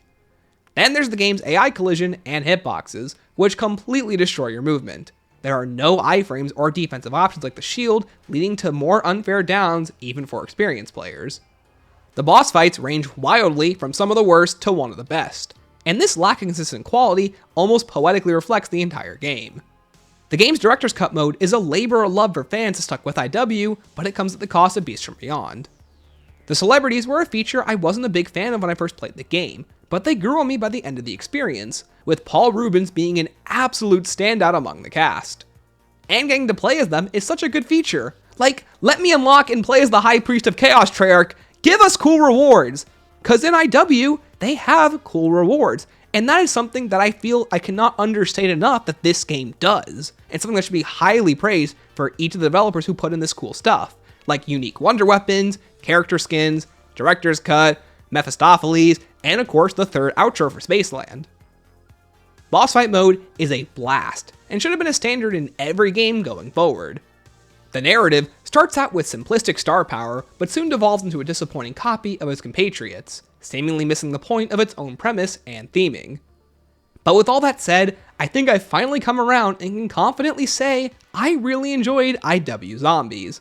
But it should be recognized that for every good idea the game has, there is one that is equally as terrible, and it should be noted that sometimes passion and love doesn't always translate into execution and success. The game starts off with one of the strongest hands in the franchise, but through a continuing season of mixed bags and blunders, crumbles under its own weight, with the rewards barely saving it at the last possible moment. But I can't express how happy I am that I went back through this undead entry, no matter how many ups and downs I faced. I truly cannot recommend IW enough. At least the good parts of it. And maybe get someone to just carry you through the eggs, as even the developers admit that's part of the fun. But I had an absolute blast going through and dissecting every little minute detail of this game. But I do have to admit, I'm pretty happy I'm done with it. And thus ends our IW Zombies re-review. This video series has taken up basically a year of my life, but I legitimately could not be happier I embarked on this endeavor. With all sincerity, thank you everyone so much for watching. Each and every one of you is the reason why I make these videos. And if you made it this far, let me know what your favorite IW map is. And for those of you who have thrown this video on the background and you've never played IW or zombies in general, let me know what your thoughts are from an outsider's perspective. I'd love to hear what you have to say. And if you like this video, I can't recommend enough my other reviews of AW, my original and now officially outdated review of IW Zombies, World War II Zombies, Cold War Zombies, and my review of the map 9. And if that's not your cup of tea, I've got a boss fights video I fell in love with making. And there's also an extremely entertaining podcast I made with John Rizzo where we attempt to talk about IW Zombies, but get consistently sidetracked along the way. And who could forget the cut content video? As for the future, just know this train never stops. And up next, I can confidently say we'll be looking into even more of Willard's catalog with the Neversoft creation, Extinction. And thank you Last Gen for all the wonderful renders that you've all been seeing throughout this series. Go follow him on Twitter, he deserves it. But one last time, thank you everyone for watching. And remember, keep on slaying. And cut! Finally, I can go take a nap.